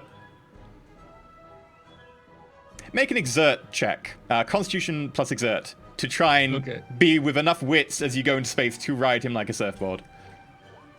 Ah, no. I just get tangled. Damn. No. If anything, you try and, like, grab his corpse, and you try and, like, move it around, but as you start to feel your limbs going from lack of air, and your general head becoming lightheaded. Oh, you are in a vac suit, aren't you? Good point. Yeah. In which case, you're just not used to manipulating the vac suit, and instead, you end up kind of just tangled in his body. If anything, he's wearing you like a surfboard right now. That's fine. Still not. As I'm holding onto my chair, getting ready to be sucked into space, where's the captain at? I was about to do his saving throw. I laugh at the captain's with me as well. You can serve the doctor together. Oops, wrong one. 1d20. That sounded very perverted then, my lord. That is surf. That doesn't even. He fails. Taggart, you see the captain bare meters from you. Monroe, you look around. You are now the ranking officer on the deck. As I'm sort of tangled up in the dog now, I just kind of give him like a lazy salute as he's flying off. My last thing that I can do, if I can reach it on the console, is I hit whatever button for like the abandoned ship, essentially. Okay, go to the comms console and make me a physical saving throw. You know which button it is. It's just managing to get over there as the gravity's failing on the ship and the entire place is open to space now. No. You don't manage to make it over. You try and drag yourself over, but with that, you can't quite make it over before the gravity at one end gives up entirely and you start floating. You try and grab onto something. Make me a... What is it? An evasion saving throw to grab on something quickly. Yay! You do grab on to part of the overhead railing on the ceiling, which is designed for just such a moment, but you can't quite make it to the comms console that you needed to. Is there any way to launch for it and just like sure. last desperate bit at heroism? Make an exert roll with Dex because you're trying this in 0G. It's just an aim of your body. It's more like a gymnastics thing. 3. With that, you collide with the top of the consoles. You just push yourself a little bit too hard. You take... make me a evade save to try and not take enough damage and also not fly into space. 10 on 10. So you'll take half damage then, but you don't fly into space. Yay! Hooray! You take 1 point of damage. Still in this. Doing at Monroe's this not point? out. Monroe's not out. Pardon, Taggart? What are the enemy ships doing at this point? They're still doing strafing runs, ripping huge chunks out. Taggart, you can actually see the DSRV-2 detach. The huge claws that hold it to the side of the Intrepid give way, and it starts to push out. Thrusters on it, pushing. Some of the enemy fighters nearby start to do strafing runs on it, and they move in towards it. Monroe, you notice this on your console as the DSRV is indicated now, trying to move off. You could try and get back to your console to fire on them. From where I am, can I see this? Because I'm moving out of space, and I imagine I'm probably going to be out of range of comms soon-ish, but am I already out of range or not? Fast. Yeah, you've got suit comms still. Suit comms are probably good for a mile or two. Okay, I try and communicate with Monroe. Monroe, are you near my console?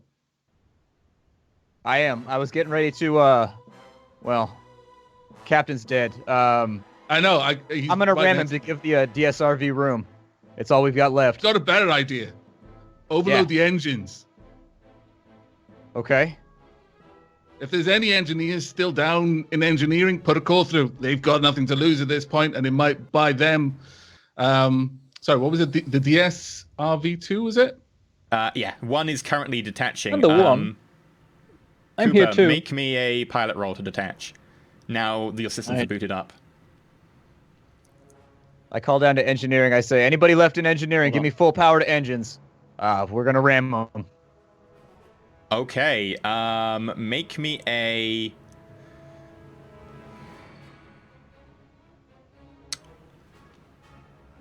Make me a talk test. Ooh, Trying to convince the people who are currently fleeing engineering to stay. That might be a leadership test, but I'll take talk. 7. That is enough. You hear, "Aye, Captain. I'll put all the power into the drive." On the comms, I say, gentlemen, it's been a pleasure. Brace yourselves for impact. This is it.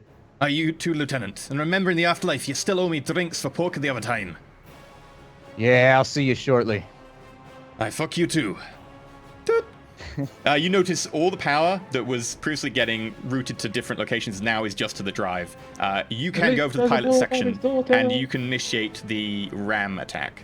So you'll need to make a piloting attack. Okay. You can choose to either try and use the mast to shield and hit the fighters, or you can ram the cruiser, which seems to be coming around for another pass. I'm going to ram the cruiser. Okay. Cooper, with that, you start detaching, and then one of the claws is still attached somehow. Seems some of the umbilicals weren't detached properly last time you buckled in. You strain, and the ship starts to tear away. You can feel some of the hull scraping. Monroe, make your damn it. check. Also, that was a perfect pilot roll I got there. It should actually have been 14. It didn't add the 2 for some reason. Okay, in which case, A 13. with that, Monroe, you line up the ship and you put all power into the spike drive, which is still having issues, but enough to be able to speed your sublight power. The ship surges forwards. Cooper, you manage to detach at the last minute. The umbilical shearing away, pulling up some of the plating on the back of the ship. More lights flash on your damage control display, but the ship veers off now. You look behind you and you notice the cruiser accelerate and then stop dead as it kind of hits space itself.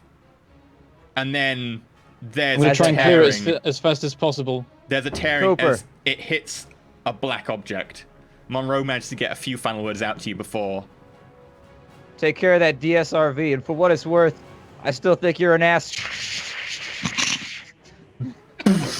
With that, you notice there's a massive explosion. Light flashes blinding you from your optical sensors. Several of the cameras burn out on the back of the ship. You notice that you are now all alone. The DSR-V2 has either jumped or it's destroyed. I am now shiny and chrome. None of you can win at this campaign anymore because I am shiny and chrome. I'll start running scans, whatever I can, see, work out if there's anything left out there. What's Sure. going on? Make me intelligence notice check.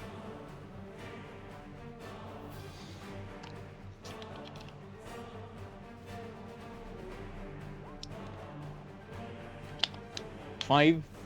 You can't detect anything. There's debris. As far as you can tell, no enemy ships, no DSV-2. A lot of debris. I'm just muttering, damn it. Checking the sensors, seeing how screwed the ship is. Make me a normal notice check. Wisdom plus notice. Alright. Was the captain in a vac suit, by the way? Yes, he's actually just standing there, waving at you Yeah, we're just saluting. flying through. I'll probably just strike up a conversation about the good old days. Cooper, you just glance at your rear-facing monitors, and you notice that some of the stars are winking out. Maybe there's another ship out there.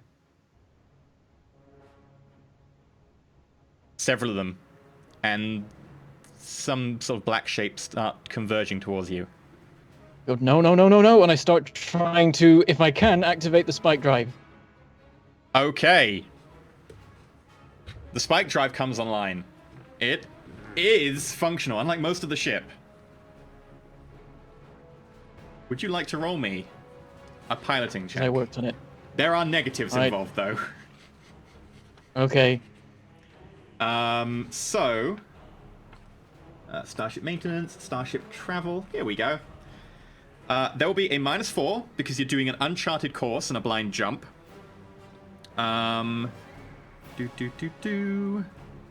You're doing a short jump. You need to choose where to jump to on the map. If you wouldn't mind, you can designate any square next to you. White indicates that it's probably got a stellar body of some kind. Blue indicates that there might be life there. There once was life there, or radio transmissions have been received from there. Okay, I'll try going to the blue one in front of us. Give me a grid reference. It S2. is S2. Okay. With that, I notice that I have to kind of switch the monitors around still. I would like you to make a piloting check at a -3 because you get a +1 from the prototype spike drive currently installed. Right. And the fact I have it's to still roll this factory as a fresh. separate. I have to roll this as a separate thing because I get 3d6 on my pilot rolls. So it'll be this thing that I roll now -3.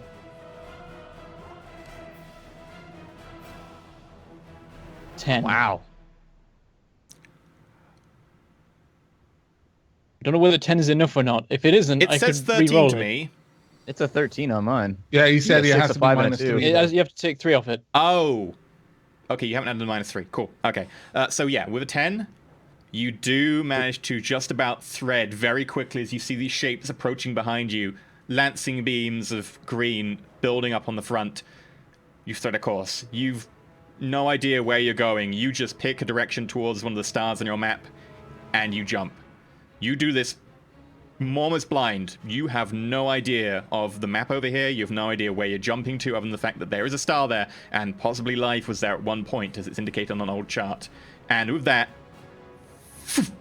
the ship disappears from real space. No sign of the enemies behind you, as you look around and it is pitch blackness, and slight particles playing off the front like an aurora borealis. You're in drill space, and it seems fine so far.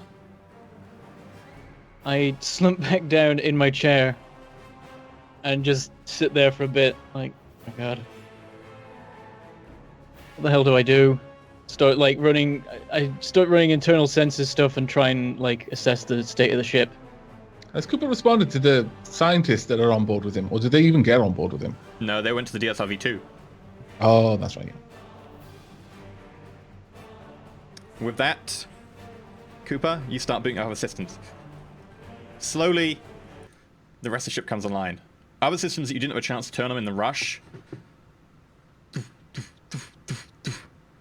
Some of the lights on your board are not good. Some of them are amber, some of them are red. A lot of systems being destroyed. The secondary generator has been destroyed. Several of the systems are damaged and need repair. One system, though, as soon as you power it up, you notice it's getting a spike of power. Does it look familiar, or am I a bit confused as to what it is? As far as you can tell, it's just listed as a cargo module. But the power draw is kind of immense. Like, what the hell? And I start messing around. I'm reshuffling power and stuff as well to try and make sure important systems like life support are getting the power and things like that. It's pulling about 10% of your life support power array currently. Try and make me a program roll to reroute power and stuff through the computer. All right.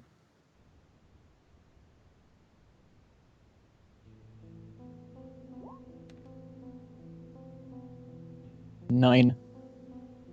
You think you entered the code correctly to reroute power, and as soon as you try and enter it, your code changes back. You can't save the code. Every time you try and apply it, it refuses to apply the code. What is this? And I restart, doesn't work. after making sure that everything's working properly in the ship and that nothing will explode if I leave the cockpit for more than 5 minutes, I'll get up and go. Like, can I work out where the cargo is? Is there like a... Yeah, it's listed as a location on the ship, one of the spare cargo bays. I go down there and have a look. You notice a massive blast door, and as you get towards it, a light goes... Ding!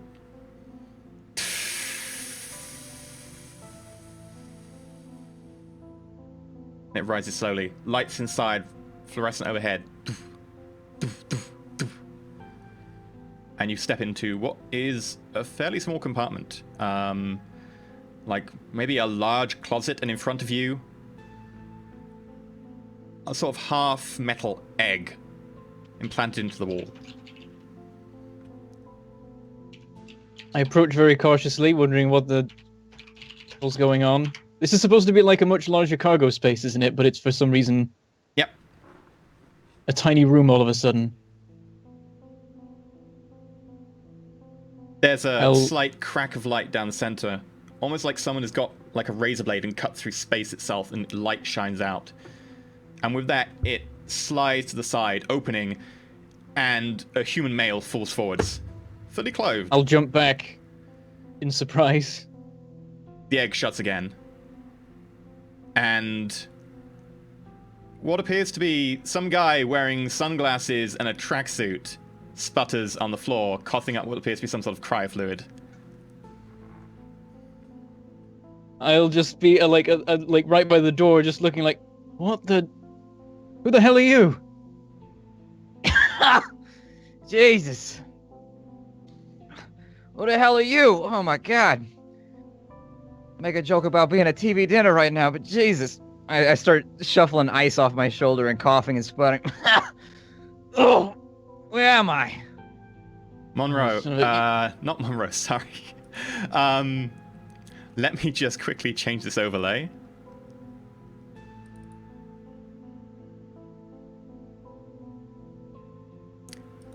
Stacks. You see sudden, weird, vivid flashes of the bridge of a starship. What appears to be a console with guns on it? They look pretty big guns. They look really fancy. They look quite nice. A captain who you've never met, but you know by name. You remember losing to a chief engineering officer. No, a petty engineering officer. At poker. You owe him drinks. No, someone else owes him drinks. You remember a mission to go and explore an uncharted region of space. And you remember... There's a grey area in your life. You don't remember what happened before you just woke up. But you remember someone else's life. Or at least parts of it. It's like it happened to someone else. You know it happened, but you know it happened to someone else. Yeah, I start picking myself up. Do I feel weak or anything like that? You feel, it's a weird combination of you feel like a little bit lethargic, like maybe you slept for too long, and you're like, oh, I feel tired, but just because I slept for way too long. Your limbs ache a little bit, but they're returning. Okay, so as I get up, Cooper, you see a guy in front of you who's wearing like a wife beater and a tracksuit. He's fairly like shredded, but not like buff shredded. He's kind of like a gymnast, like you would assume like a gymnast would look like. Like he's definitely muscled, but it's all lean. He's got black hair with kind of a pompadour in the front. You can definitely tell he took a comb and some gel to it. There's a little bit of ice on top of it right now because obviously you got gel in your hair and then you get frozen inside of a pod. You know, you got ice on your head. Hey, I'm Sal. I got this weird thing going on right now where is this normal? I kind of feel like I'm in somebody else's head. Like I remember shit, but it ain't the stuff that's like from my life. It's from like another guy's life. And like if I try to think about what happened, gee, did I pop out of that thing? I turn around and point at the egg. As you point at the egg, it's like a razor blade has cut space. A thin white line appears bright, and then it widens. And you see a large human male slump forwards on top of you, almost knocking you to the ground. Hey, buddy, get off me! I've got another one. Oh. Ulysses, your mind tries to catch up to date. You see flickers of information. It's like you've almost had someone else's life played before your eyes very quickly. You get more of the recent stuff, more the gist of what's been going on. And you remember this comms officer. He was floating in space and then nothing. He just stopped being.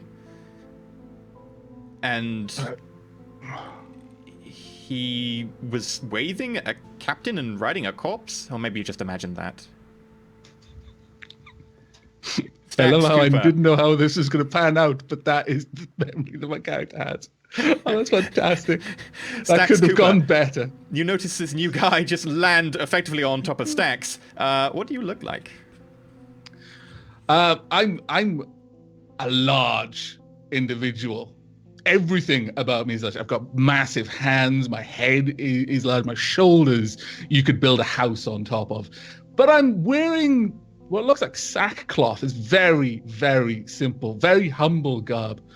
Almost looks like fur, but you can't tell. You can't tell. Is it fake fur? Is it real fur? That's around my shoulders. My hair is all kind of clumped together. It's fairly long, about shoulder length, braided in places, braided beard. Yes, it looks As like he a bear falls crawled towards across me. my face and died. Jesus, you look at the size of this guy? How many mastodons you think he's hunted? Did I These land? cryopods supposed to contain crew members? This doesn't... Oh, God. Did I land on him, or did he get out of the way first? Stacks, do you try to get out of the way? Yeah. Make an evasion save. Damn it. I laugh if you don't manage to. Yeah, dude, saves are Then he terrible dies. at level 1. He dies and another character pops out. A 1 versus 14. 1! Wow! Natural 1. Okay, with that, Stacks, you actually glanced round at Cooper, just like quizzically asking what's going on with this pod as the white line appears. You turn around to this very large man land on top of you, and you get almost crushed under him. You take 1 point of damage. You actually take damage from the weight of Ulysses crashing on top of you as your head is slammed against the metal grate. Jesus!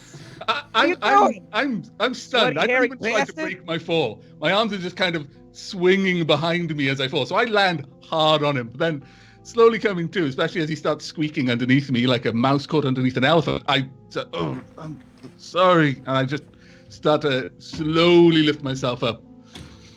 I get up and I start straightening my track jacket, and like I kind of straighten my chain a little bit. Like, so another newcomer, huh? So you like friends with saber-toothed tigers or some shit? What's up with you? I've got too many memories. They don't fit inside my head. That sounds about familiar. I got a little bit of the same shit happening right now. All I know is that this guy, and I point at Cooper, this guy didn't come out of the egg like we came out of the egg. I don't. You are an asshole. I'm an asshole. Right. Oh, he's an apparently, asshole. Yeah, I can guarantee you that. Look at him. Apparently, what's happened? Right. There was a battle. Ship got destroyed. I got out. Apparently, that makes me an asshole. I don't know. But okay, so. Well, I mean, my were there guess. other people there? Did you try to rescue him or nothing? What happened? Well, there was no time.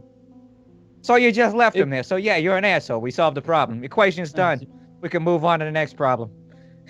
Right. So apparently, you seem like a very nice asshole to me so far.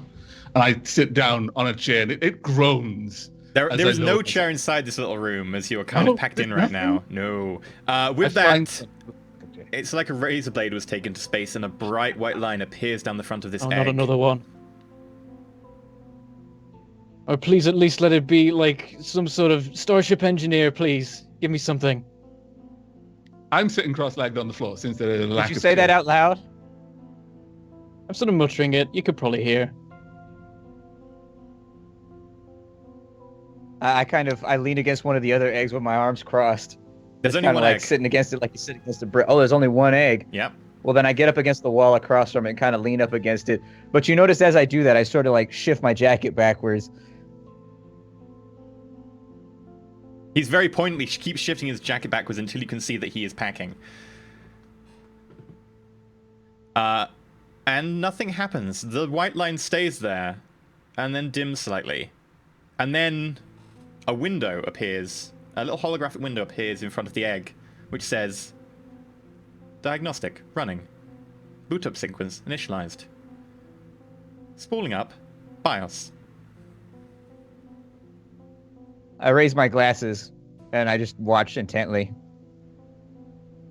I look confused and saying, like, did it hear me? And the bar goes, doop. It's got a long way to go. Well, apparently the microwave's going to be a little bit before we see who's going to pop out next. You know anything about this thing? I walk over and I kind of kick it a little bit. It goes, doom. Well, my guess is that this ship happens to be outfitted with a bunch of cryopods for colonization. I'm not sure, and it looks like there's some sort of automated system that makes sure to replenish the crew if any happen to die. And they did all die, so... Well, that doesn't I guess bode well for the for replacements. us. Just please tell me that you're actually Starship crew and it was just a fancy dress party the day before you went into cryo sleep. Nah, I'm not spaceship crew. My clothes are fancy, I say, looking down at this really, it looks like it was made of hemp, but I am treating it with reverence. So, I think we should probably lock in on what we have in common here. Like, you, Muscles. Where are you from and what's your name and what do you do? What's your job? Maybe that's what it is. That's how I'd unlock this. The window, a new line appears which says, Closing. Bay. Doors. Purging atmosphere. And the door behind you goes... I'm gonna go, what the hell? And I'm gonna leap out, like, through the door. Hey! I follow him. Don't just leave me here. Look what that did to you last time. Seeing them flee, I get up. Though I basically have to stoop in order to get out the door. Because the doors, I don't take my time, I don't rush to get up. So by the time I'm up, I have to stoop to get out from under those doors. Make me an evasion save. Okay. Yeah, you have to bend really deep to get under the door, but you don't end up on the wrong side of it as the door behind you all. As after I've stumbled out, I've got my back against the opposite side of the corridor. Like, that thing's trying to kill us. What's even the point of that? Why would you vent a cryo chamber room? Is this not your ship? I'm thinking Well, it's possible that, well, just a little bit of speculation here, but venting the cryo room into space, right? Maybe they're not too happy to see us. Maybe they woke up the wrong guys. I don't know what's going on. But it's my ship, essentially. I'm the pilot. Yeah, I'm sure the pink slip's in your back pocket. Hey, big guy, what's your name? I kind of tap him in the ankle with my foot. My name's Ulysses. Okay, that's classical. In my town. In other towns, I am Ulysses the Peaceful. The peaceful, huh? You don't That's look good to too hear. Look at the size of you. Ain't no way you... Listen, I know a lot of big guys, and they all say they're peaceful, but when they're yoked out like you, son, I'm not so sure about this one. You definitely put hands on somebody before. I could tell you that much. You don't get that big without doing something like I look that. down at my hands. My hands are on nobody. So what did you do? Like, what was your job before this? I was a communication farmer. No. A turnip farmer. A turnip farmer. I turned to Cooper. I'm like, well, we're saved. We got a turnip farmer on the ship. It's a good thing, man. All those turnip consoles up there that need plucking. Jesus. Stax, as you wipe your face with your hand and kind of, just touch the flesh of your cheek, you notice that although the flesh of your cheek and the side of your face are moving, it feels very taut around the back of your neck. I investigate further. There's a lump there. Kind of Is it like a wide, metallic maybe lump? No, it's fleshy. It feels maybe a little bit scarred. Maybe an inch wide, circular. Hey, what's your name? I point at Cooper. It's Cooper. What is it? Cooper, there's a thing on the back of my neck. I swear to God, it's not a pimple or nothing, so don't freak out. But there's like a lumpy thing back there. Does Ulysses have one too? I don't think that's normal. I go around to look at the back of his neck. Oh, what is this? Maybe some sort of How tall is Cooper? cryo-sleep identification thing? A port? Have a look at it. How tall is Cooper? I don't know. I didn't give him a height. It's 4 foot. Okay, yeah, he definitely can't see. No, how tall is Cooper? Like, ballpark figure. I don't know, like 5 feet? He I'd be good with heights. 5 feet. Still. Okay, he's pretty short at 5 feet. Yeah. He probably comes from like Yeah. high Yeah, he graph could be world, short. or Ulysses Yeah, is he'd be 6'7". Jesus. That's fair enough. I'm very scrawny, so it makes sense. So as he goes around behind, you wish to look at and I crouch. I go look at Stax first. Okay, you can either choose to make a medicine check, which will be a negative because you don't have any implements, but it will give you a more medical understanding, or you can make a notice check just to see the plain obvious, but maybe in a bit closer detail. It's up to you. Medicine would use I'll go wisdom for because you don't notice. have any implements to use, and notice would also use wisdom, as it's a look. I think it works out the same for me, then I'll try notice. Who's he noticing? The back of You. Stack's neck. Oh, my neck. That's 8. not terrible. Okay. You look, and although the skin is a little bit puckered and scarred, maybe like a few weeks old, you notice that there's a slight green dot under the surface, which occasionally Oh, flickers. it's in your neck. What's in my neck? I don't know, but I mean, if Ulysses has it too, it's probably just some sort of thing to do with the I reach up cryo-sleep. and start patting around the nape of my neck. You notice don't, that there's pick at it or definitely a anything. similar thing on the back of your neck, Ulysses. Although maybe it hasn't got quite as far in. The scar tissue's just a little bit closer to the surface, since your neck is fairly dense. That I is- imagine got it's one, fine. too. I've got a new part. It's probably a good part. I'm sure it'll be fine. Do you have one? No, Yeah, but Koopa, that's come because I here. didn't go in one of those pods. Why are you started- different to us? I walked on the ship, whereas apparently you were transported in. Do you remember where you, like, how you got here? How you got in the pods?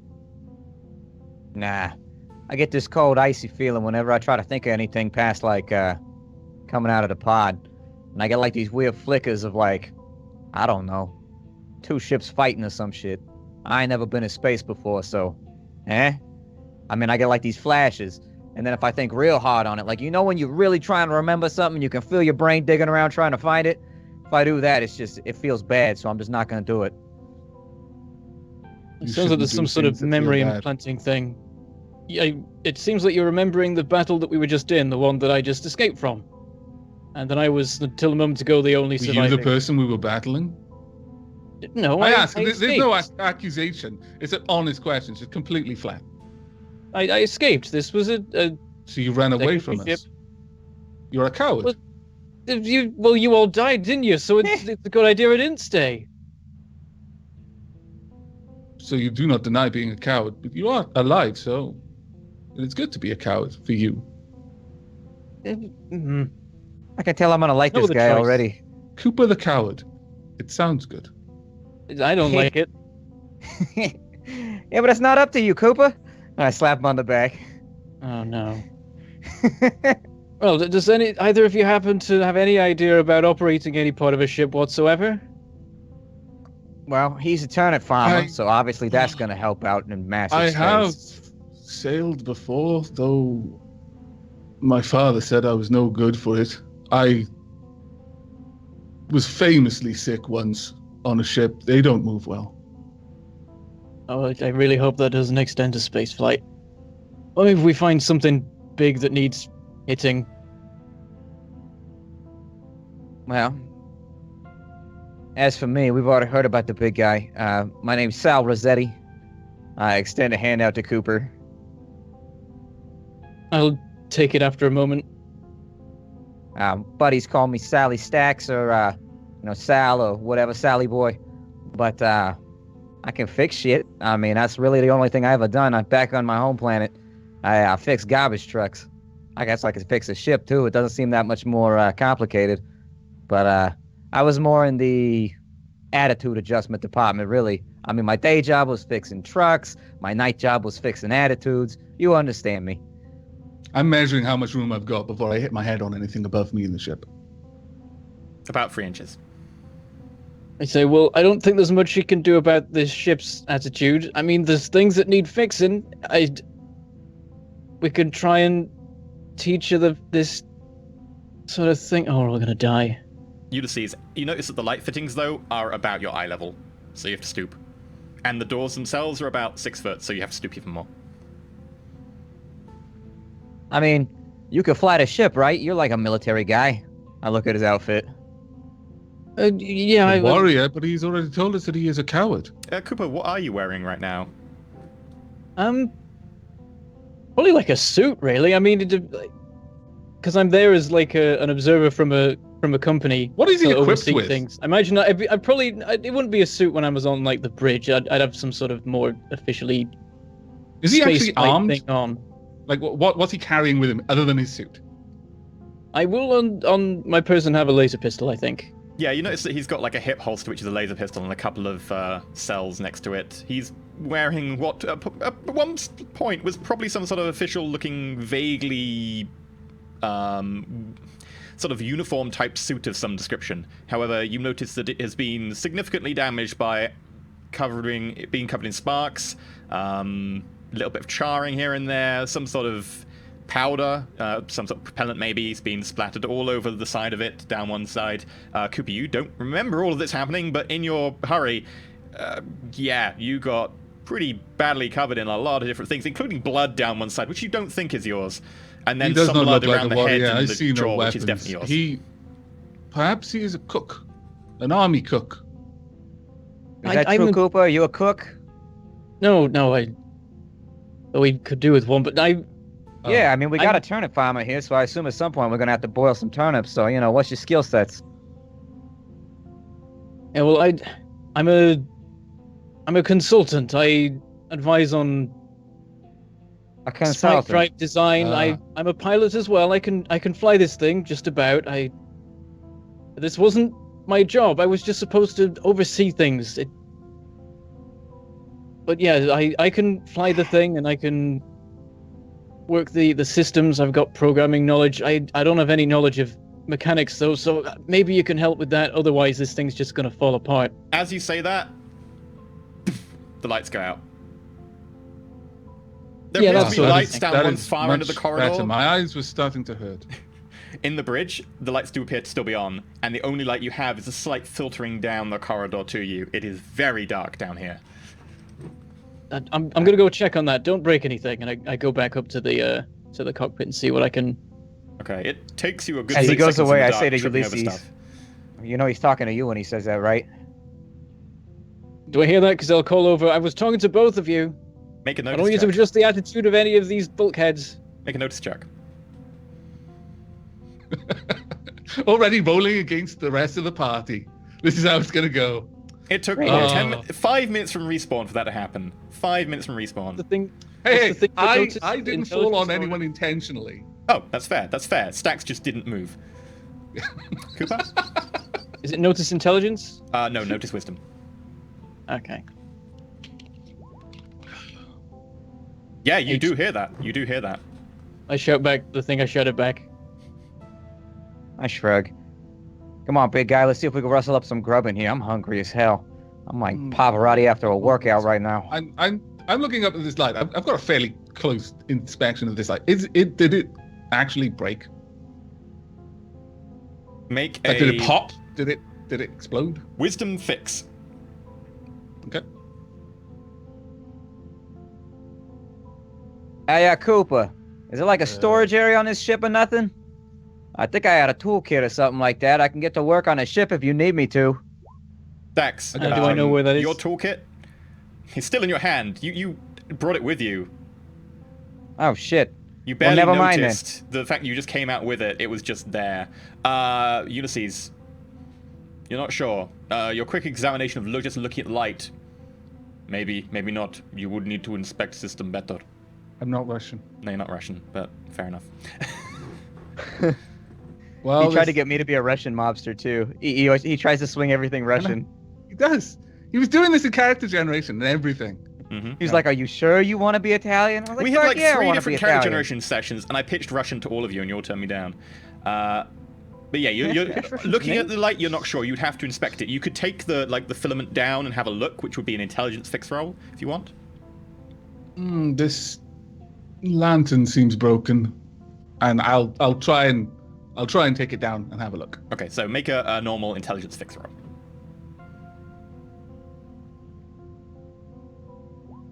Seven. You need help with that, Ulysses? You trying to fix that light? Doesn't look broken.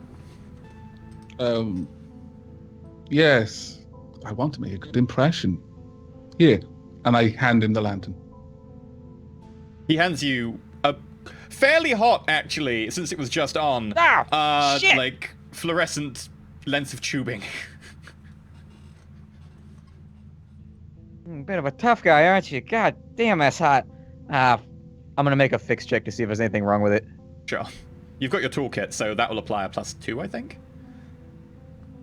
This is such a basic Well, then this task. is- We are This is equipped, gonna are go we? well. With the equipment that we usually carry with us. Yeah, all that came with you through the pods, and you're still holding it or wearing it. 13. I got a 12. You put a little bit of current through it. Seems to take the current. Tiny bit of light. Yeah, it's not damaged. Hey, Ulysses, put the lamp back. I think the thing's perfectly fine. I think whatever's going on has to do with the way this thing sends power to the light, not with the light itself. it's out of fuel. Oh, and I tried to put it back up there. Yeah, you install it fine based on your previous roll. I start walking up towards the bridge. I follow. I duck under the door, but I don't duck enough, and there's a really loud clank as... Was that your head? No, and I duck a little bit more, and there's a as this edged blade just like clink off the bulkhead. And you can see that now that I'm leaning down properly, I've got a huge glaive strapped to my back. So, what is that, like is that a specialist turnip farming thing? Or is it, you need a giant fucking axe in order to farm turnips? Oh no, this is for killing the bandits. Ah, bandits, gotcha.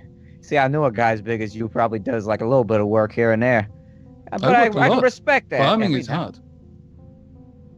Sure. And the bandits, are they tough or do they go down easy? Depends how many of them there are. I'll go up against you. I figured I need at least 2 or 3, 4, 5. Hell, I'd bring a gaggle of guys if I was trying to bring you down. To be honest, it's better if there's 1 or 2. Fighting groups is easy. Cooper, up front, you can hear them talking back. You notice that another leak has sprung of the atmosphere, and you're going to have to shut off access to one of the rear compartments. I'll do that then. Do I know what compartment it is? Yeah, it's the compartment they're currently standing in. Oh, well, I don't do that then. I'm like, guys, can you move out of that particular room? Apparently it's venting and you'll die if you stay there too long. I move up to the bridge and sit down in like any extra like seat thing. I'll move a little bit briskly. I just take him at face value. I don't want to die. And I just lumber along. As you lumber along, you notice you're having to duck under like beams that have just fallen. My glaive catches on every single one because I haven't gotten used to that yet. You actually eventually have to just take the glaive off and just hold it in front of you to get through because there is bits of like damaged ship just littering the hallway. Open crates that have been not properly packed have just been strewn about. It takes some work, especially in the dark. Cooper, you can close the section off now. All right, I'll seal it. I'm looking at the power distribution and seeing how bad it is and why the lights went out. It looks like the spike drive may need some maintenance. It's currently in use, so that's going to be difficult. Along with a number of other systems, quite a few are damaged. As you go through the board, I think you should have the list of damaged components now. I do, yeah. Unless you've sent me one, yeah, I've got some stuff written down. Yeah, that's the one. Yeah, so I just start, like, once they're in the room, like, we've lost a lot of stuff. The sensors are gone. Mission dampeners are gone. Start looking for it. What does it look like? And I actually start looking around the room. No, I mean, it's been destroyed. The whole thing's been blown out. We've lost the plasma beam. Well, here, give me the list. What do you got? Let me see what you got going on here. It's a long list, and I'll show him like this readout that's just like spooling of endless broken things. It's like well, it's not that bad, Cooper. Generators. Calm down. So, the subflux capacitor over here. As he says, plasma. At this point, I just lift up the glaive and I just grip the handle in a certain way, and the blade at the edge just lights up. It's just like almost no. Liquid no battle fire axes in the dripping work off. area. No battle axes in the work area. I know you got dragons to slay and whatnot. That's not going to help. What does he mean by this lights? thing right here? Does something weird happen with it? Fun? You said it lights up. Yeah, so as he pulls out the edge of this glaive and seems to activate something, along the edge, sort of liquid fire that sort of turns to air, you would recognize this as plasma, is created along the edge, creating an incredibly hot, very dangerous weapon. What This color room is has plasma? gotten several degrees hotter. Yes, definitely. You're beginning to sweat as you face it. Ulysses, No, hey. it's not a plasma. That's a plasma glaive. Why do you have a plasma glaive? Well, I just turn it off. There's no bandits in here. Turn it off. Thank you, Just Ulysses. leave it for I now. can see there are Please no don't. bandits, unless Cooper happens to be a bandit. He could be lying. I'm not a bandit. That is true. He doesn't have the lump on his neck. That is a surefire sign of bandits. That's what I heard. Please don't say that to him. You I can look see a I'm little bit laughing. dubious. No, but Cooper, trying look, this thing right here. Make This, a joke. I do not think Cooper the coward finds it funny. I don't think so either. But Cooper, this thing right here, this is just an overglorified fucking air filter. And this thing right here is just a carburetor. I mean, we can fix that. I mean, the big chunks of the hull that are missing, that's kind of a problem. But hell, we can find some metal on the nearest planet and just weld that sumbitch on there. I don't think it's going to be that hard, man. I got a vac suit with me. If you want me to go outside and fix some shit, I can. I mean, just don't fly off without me. I mean, I guess we can get on with working on it. Hopefully we'll find a shipyard where we arrive, though I don't have any money to pay for any repairs. Yeah, I seem to be a little bit skimp, too. While this is going on, I lean down to Stacks, and I speak quietly. It's not like I'm trying to hide anything, but I say, he is a coward. He may well try to flee without you.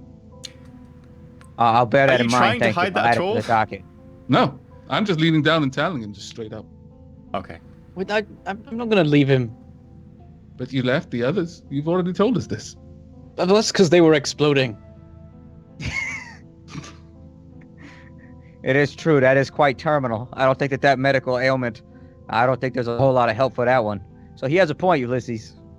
Ulysses, you actually remember, or have seemed to remember, the big capital ship which apparently he was attached to. You remember he was attached to at some point. Explode. Not exactly sure why it exploded. It seemed to hit something big. And then it exploded. This does seem to agree with my not memories. We jumped into Why am the I system and we remembering just a got second attacked life, straight away. Cooper? Are you remembering a second life? Yeah. Why have I got someone else's memories? These I aren't remember mine. shooting at people. It's kind They of have weird. little to do with bandits or farming. Yeah, I got the It same looks like- thing. Don't trouble yourself too much. It looks like the system puts memories of other crew members into your head to try and help you work out what's going on. I'm not sure if it's helped, really. Spike drives, Cooper, computers, these have nothing to do with farming. It will not feed us well. make a mental save. Okay?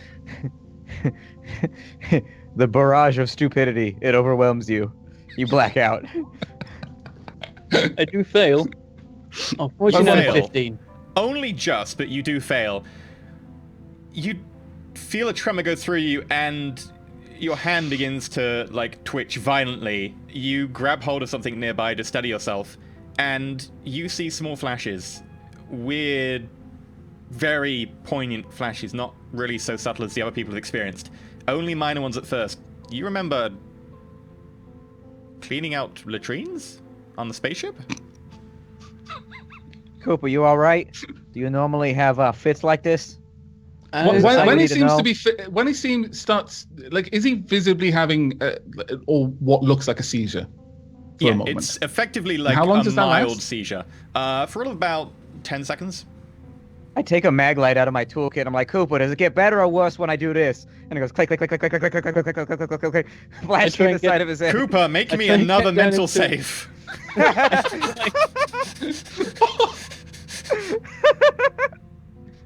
Yeah, Cooper Did it collapses get on worse? the floor. It's a controlled collapse, like he collapses to his knees and then collapses sideways. You're still conscious. It's not like a grand mal, but you start fitting I do and not your think back your methods spasms. are helping our friend. And I tried to catch him as he goes to fall. Sure, make a ooh, what the hell would it be? Exert, healthy. Probably Just be exert. Physical save or something? Dex exert to be able to try and Oh, get that- to him quick enough. Okay. Cooper, you start seeing Got 8. the maintenance break. You catch him. You start seeing the maintenance break room on the Intrepid. You remember hanging out with some guy with a big full beard and mustache, playing cards. You remember hanging out with apparently the ship's gunnery officer and the petty engineering chief. You remember losing a lot of money and then having to go back to work kind of drunk because you didn't actually manage to fully overcome the effects of your hangover while you were off shift. I try to read how he's feeling right now. Okay. Do you have to roll that? I think you do. No, not if it's just it's undefensible if it's just a low-level probe. Okay. So you get just your general gist. Yeah. Okay. In which case you. I observe emotional states in the target. Intense emotions provide a single word or image related to the focus of the feelings. Confused, bit of pain. You see an image. It's a 5 of clubs, a 6 of clubs, 7 of clubs, Queen of Hearts, and the Ace of Spades. The Ace of Spades! And you wouldn't know what any of them are. I also need you to make a can you make that as a psionic skill check? Because you should have the skill in that at level 0, shouldn't you? So you should be able to make a because for you it's Constitution. Make me a Constitution roll Okay. as a skill check with your +0 telepathy. That isn't a skill. Technically, you have telepathy at +0 as a skill, sort of. So No, just I mean roll- there is no skill for it. It's sort of a skill. It's not on the sheet. If you could roll me just your 2d6 plus your Constitution modifier. Okay. Yeah, what's important is what's in the river right now, because he's got those. We're obviously later on in the game. What's in the river? I mean, because if he's got the 8 in there, you know. Yeah. 10. You also feel slightly drunk. Your head is a little bit swimming for a moment, and you feel this haze of cigar smoke almost. And then it's gone. Are you two done cradling each other like it's the end of a romantic movie, or like what's I'm going just on holding here? him I'm from not cradling, I'm hitting just the lying ground. there. I'm just holding him from hitting the ground at the moment.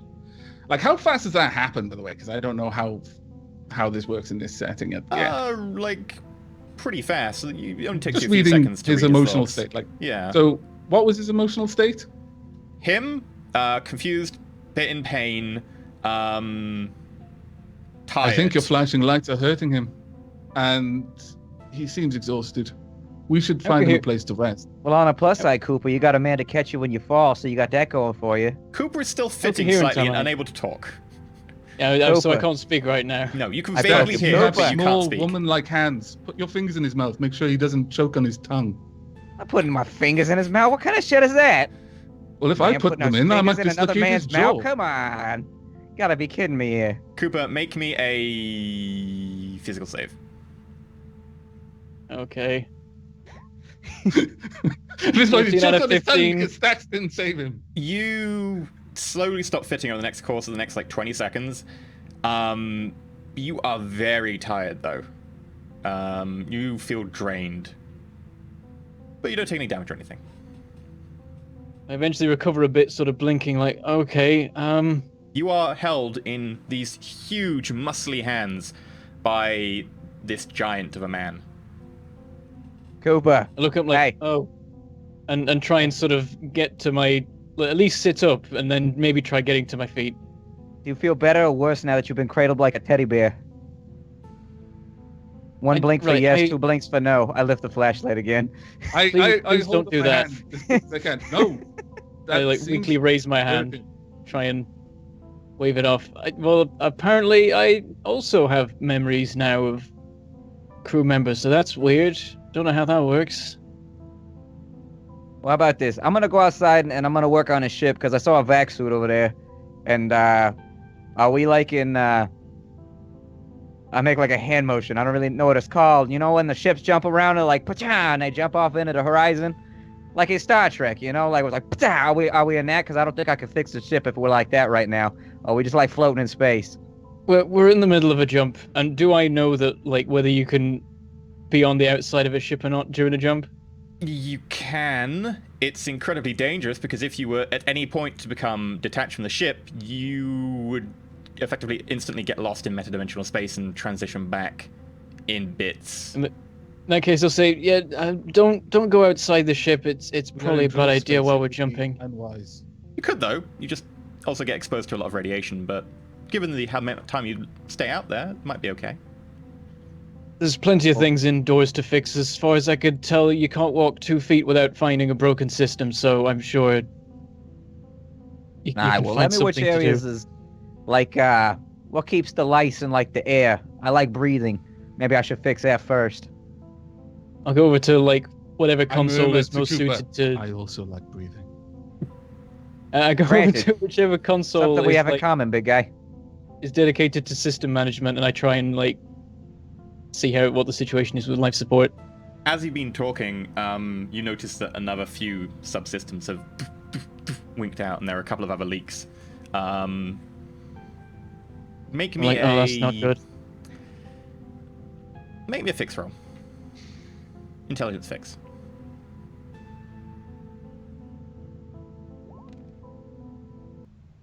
Double six. There it is. 12. Yeah, with that, you actually quickly bypass a few circuits, and the power leak stops. As I'm doing it, I'm like, I think I'm gonna have to route the spike drive through the main power grid. It's not a good idea, but it should help keep things stabilized. Just I'll have to be careful, or things might explode. Is there anything you want me to work on? I can work on stuff. Like I raised this old looking toolkit, just like a red classic toolkit. I'm like, I got my toolkit, so you want me to do fix not anything? have I can get to tools, work. But I could help. Would often be asked to fix the cart and tools around the farm. Perhaps there would be something I could lift at the very least. Yeah, he'll help me fix the cart. I look at Cooper incredulously, but I don't look at Ulysses. No, we are not in the cart. I fixed the cart at the farm. We are in a ship. Can you not tell? Oh, good catch, big guy. It almost got past me. So I look at the systems and see what the most sort of urgent situations are. Okay. Well, you have a list of damaged and completely gone systems. You can choose to repair any damaged system you want. Bear in mind that you will need some scrap to do so. You can clear some of the rooms full of debris to get a small amount of scrap. All right, Ulysses, you see all the junk laying around over here? This isn't I going to do. be so different from like a pick and pull. So what I want you to do is grab all the scrap that's laying around and put it in a pile for me in the corner of that room over there. I point to like an empty, large space where he can start piling it. It I'm would gonna be see what I can unwise sift to through. keep a messy, disorganized smithy here. And I pull out a porta box. I just slap it down on the floor. And then out of a pouch, like a little leather pouch tied around my waist, I pull out a power cell. I put it in the box. And the box unfolds.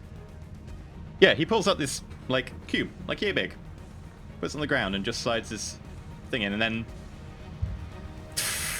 it expands and becomes, was it 3 foot by 3 foot by 3 foot? By 1.5 meters. Oh, yeah, so like 4.5 foot by 4.5 foot by 4.5 foot. There we go, 1.5 meters on all dimensions. And I then start lock the loading door. it. Can the with box stuff. can the box go in the corner that I pointed out, or does Your Majesty not want to put boxes in the corner because it's going to impede the smithy? The box would be fine in the corner, of course. You're Ah, unlikely between- to trip over the box, no matter how small or clumsy you are. I look between the box and Ulysses, just like, and go back to looking at the screens. I say, it looks like the atmospheric control's okay. I think life support will hold for now. At some point, we're gonna need to sort out fuel situation. The fuel scoop's messed up, but you might be able to salvage that.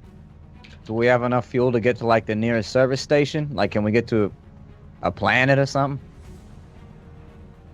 At the moment, we've got enough for one jump now that we've started a jump. You've I'm got guessing- 2 units of fuel. You've just jumped, so you'll now be down to 1 unit of fuel. Yeah. You have a fuel bunker, so you are able to have 2 units of fuel. But you only have 1 after this jump, and you can't refuel without either somewhere to get fuel from or the fuel scoop. So I say to him, yeah, the moment we've got one more jump after this one and we're screwed unless we can start gathering it or we find somewhere we're going. So if we can get the fuel scoop working, we can start gathering fuel from gas giants and things like that and refuel without, well, needing to pay for it, which we You can't. shouldn't steal from giants. They're very violent. It's okay, they As won't I'm mind. gathering scrap. I turn and I look at him, and then I turn and I look back at Cooper smoothly, and I go, so I'll get to work on a fuel scoop then. Yeah. If you need any help, I'll tell you and hopefully it'll be okay. Salvage components from some other broken systems if you like. There's a bunch of stuff that we aren't getting back. And I with don't know that, how I come back from that. Stealing from giants, man. It's it might be the episode I'm keeping name, an Stealing internal from count of how Giants. many times I make you involuntarily just start laughing despite your best efforts. It's getting good. I'm pretty proud of my efforts so far. Yep. With that, you start your journey through drill space on your way to an unknown location. We're going to go to a break, and we will be back in about 8 minutes. And hopefully, we might find out who the fourth member of the crew is, and we might find out where they're going, and if they can actually repair the ship, because they need to do all those things at some point. We'll be back in 8 minutes, so stay with us. Feel free to go to the bathroom, get some drink, get some food, check out the Patreon, or go check out the emote suggestion page on the subreddit, or even, go to the Wikia, add something to that, or, just sign up to our YouTube so you can catch the VODs. We'll be back shortly.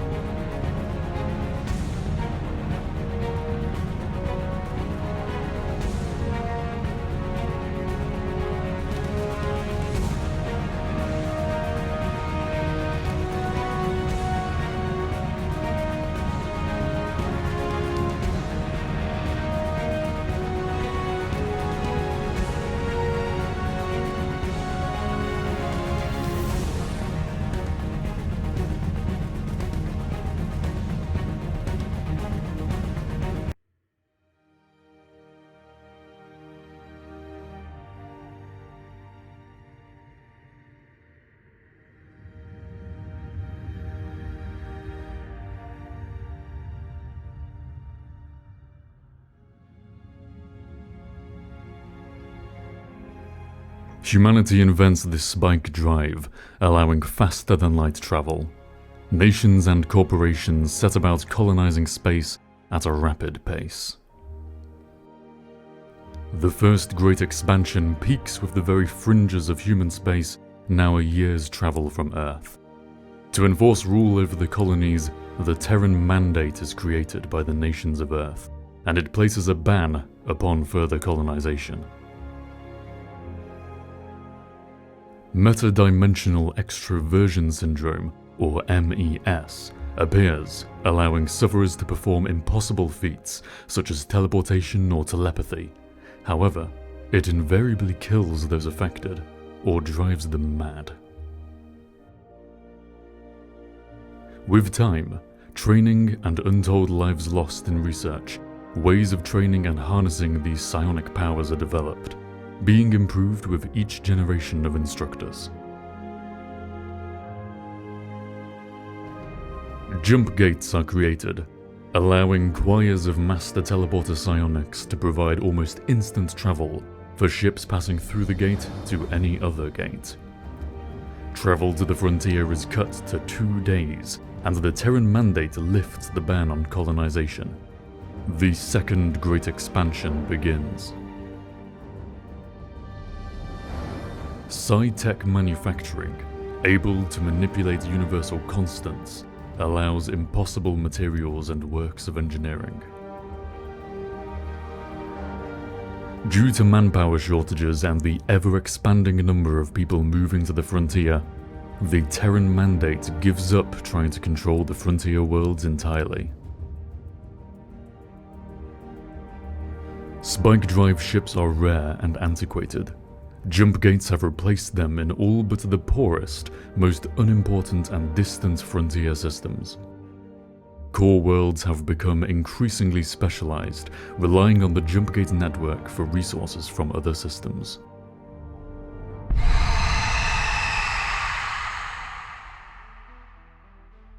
Emanating from the Veil Nebula, the Scream takes a mere 17 minutes to propagate across human space, killing or rendering insane every single psychic. The jump gate network collapses, and humanity is thrown into isolation and chaos. Countless core worlds die without access to supplies. The frontier worlds fare better, as many were yet to receive jump gates, or had not yet transitioned away from some degree of subsistence. Still, many end up as tomb worlds, or are reduced to primitive levels of technology. Slowly the silence lifts, as worlds manage to form large-scale industrial bases not reliant on psi-tech.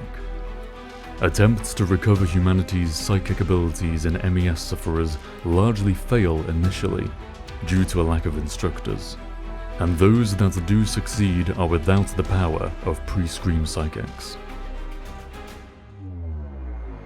Explorers begin remapping old drill courses that have shifted over the years, a dangerous and unreliable task. Stellar unions start to form around the strongest worlds, and warfare erupts over control of valuable pre-Scream tomb worlds and installations. Now, our band of adventurers, stranded in an unknown sector, must attempt to survive.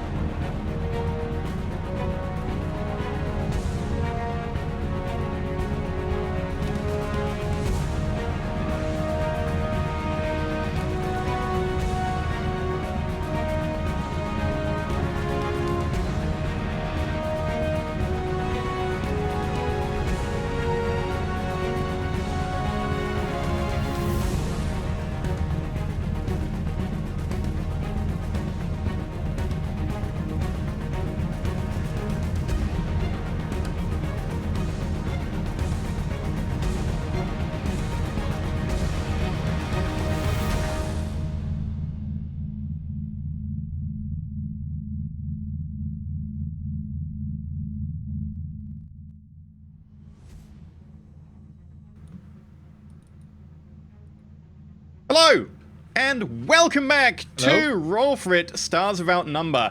We are back with Delric. There's no more power issues. No more. So Our issues have been resolved. It was all Cooper's fault. He was just messing everything up. Fuck You you, see Cooper. the shape of this ship? Hey, Cooper, I had to twitch route the ship spike back to drive life. through the main power grid. It's difficult, okay? You fucking human shake weight. Gosh.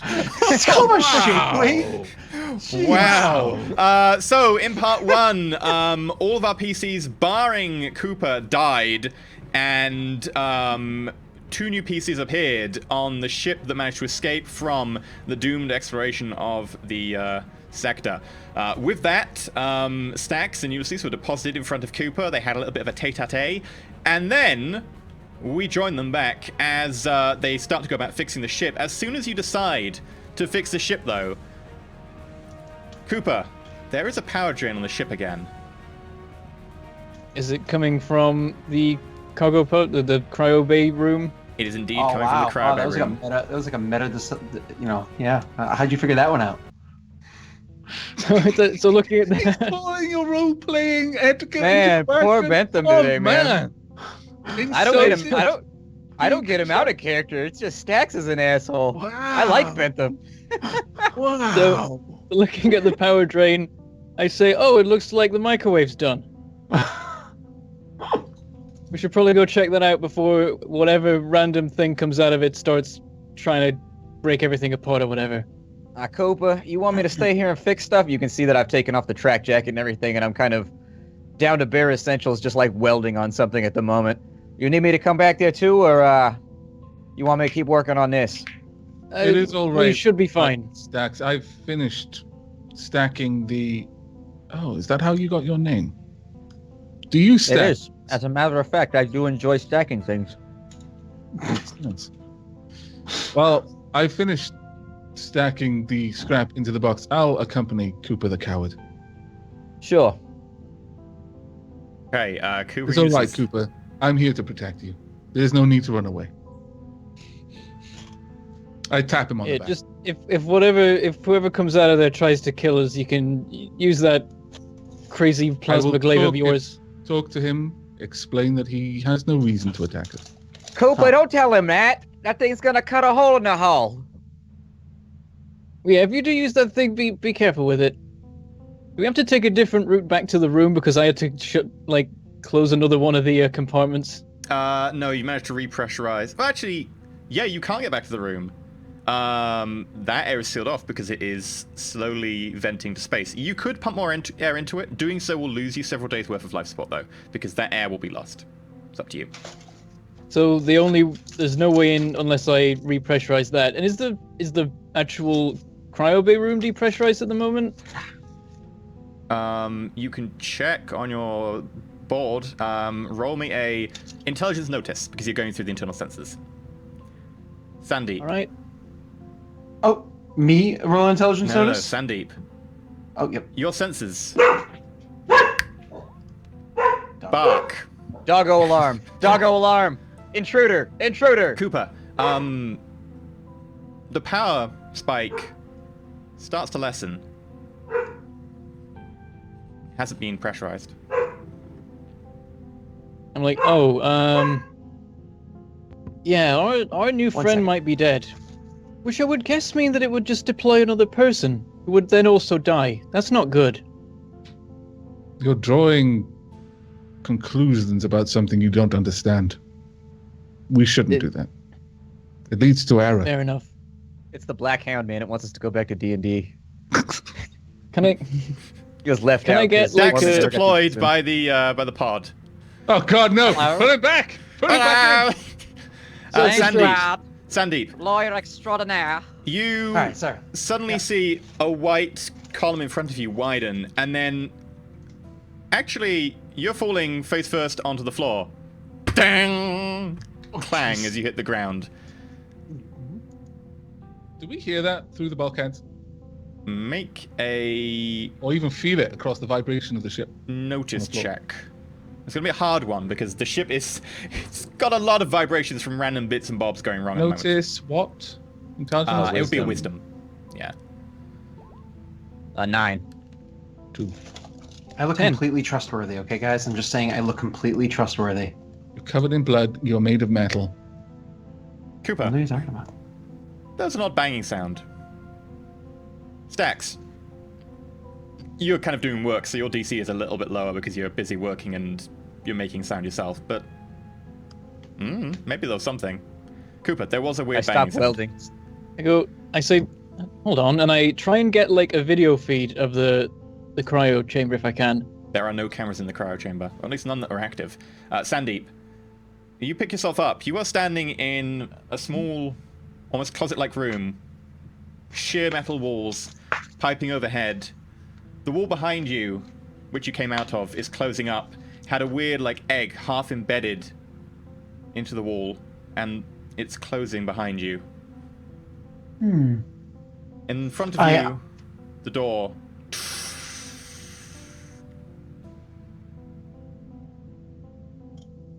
I'll make my way towards the door. Can I make a no or something like that to see what's like this room, what the egg was behind me, or the fact that I'm on a ship, anything like that, or? You could. You would not know what the egg behind you was. Your memory is a little bit fuzzy before getting the egg. You can remember as much of it as you can, but it looks like maybe there's some corruption recently. In addition, you seem to have files of someone else's memory. Yeah. It seems to be a doctor.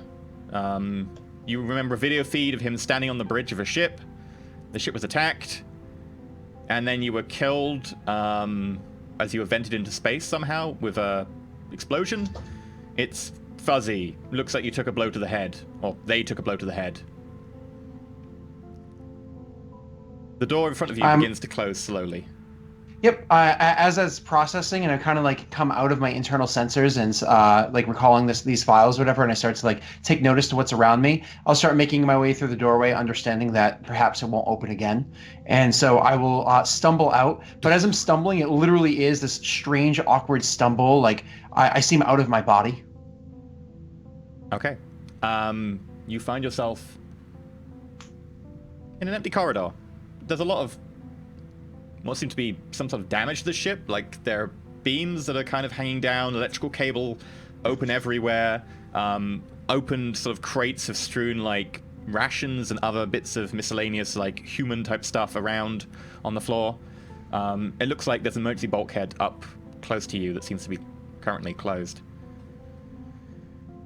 Okay. I'm going to start making my way over towards the emergency bulkhead. To see, or if there's any form of like interface that I can go up to try to, get any reading of the ship, whether or not there's people on the ship, if there's any logs of what may happen, to confirm what ship I'm on, et cetera, et cetera. Yeah, you can go up to the door interface and you can try and get information out of it. It's not a main computer terminal, and you don't actually have access. Actually, no, you do have access. These loose wires. They'll just plug something in. Yeah. You can make a program roll. Sure. Program. I believe I can use 1 second. VI instead of program. I think so you I'm going to do that. Yeah. Yep. And that's going to be based off intelligence. Yes. Yes. Okay. Submit. Is 7. there a comm panel near me, like on the wall, like you can use to talk to other rooms? Yeah. There's a few of them around. I put my thumb on the button. I say, "Hey, Cooper, y'all been quiet back there for a little too long. Everything all right?" Sandeep, you notice a communications panel light up in a different part of the ship. Go to another part of the ship, and you can pull the audio stream into your head, and you hear a man say, "Oi, Cooper, you've been..." You get that voice. Yeah. Oh man. So I'm listening to it. I'm trying to compare that to any files that I might have of like voice recognition. Does it sound familiar to me or no? No. Okay. So I'm going to like take note of that, but I'm not going to respond onto it. I'm going to listen to see if there's a response. I'll respond to that. Well, have we gone back into like the bridge? Because I was using one of the you're consoles in the bridge to. Is that where Stax is? I'm in Was like he, the like, in a little separate room? corridor area behind the bridge, okay. working on a wall panel that's fucked up. Yeah, I'll call back saying, well, we just got a weird noise from the cryo room. Like, I mean, maybe it's a robot in there or something, because it's moving around and it's making noise. Or perhaps something else fell off the ship, as is happening constantly. I assume Did that, it sound like my this? roll The was ship that my judders a little notice bit. roll. I thought my notice roll might have been enough to like localize it to that room. It was a sound from the back of the ship, vaguely in that direction. I could just say that there was a noise coming from over there, and we can't get over there anyway because there's depressurized corridor between us and there. Is there any way to repressurize the corridor? I could, but it'd use up a bunch of our air supply, which wouldn't be good. A thought comes to mind when whatever's back there, if there's something back there, right? What if it opens the door anyways? I get the feeling that's gonna pull oxygen either way. Can I seal a bulkhead like one room over from the compartment? Yeah, you can do that. You can make a makeshift airlock. It won't be very efficient, but you can still do it. Sandy, what do you say? What I was going to say, do I notice that the room is depressurized? Obviously, I hear them saying it, and so I'm aware of it that way. But am I able to be like? Can I sense that? Like, I don't know if my sensors can pick up pressure. I think your or not. sensors would be able to pick up pressure. They won't be able to pick up much more than that, but you could definitely tell that the air in here is trace, if anything. There is no real atmosphere. Okay, but there's still gravity in this. Like the grav well in this area still functions. Yeah, the grav plate in here is functional. So, am I able to, like, looking around, am I able to find out where this leak is, what it is that's stopping the pressure from being able to be stabilized here? Make a fix check. Absolutely. Fix is also a VI check for me. And it's going to be intelligence, I imagine. Because you don't have any tools and you're just looking around, I'll say it's wisdom. Wisdom, I'll cancel that and go with wisdom instead. My apologies. And wisdom, here we go.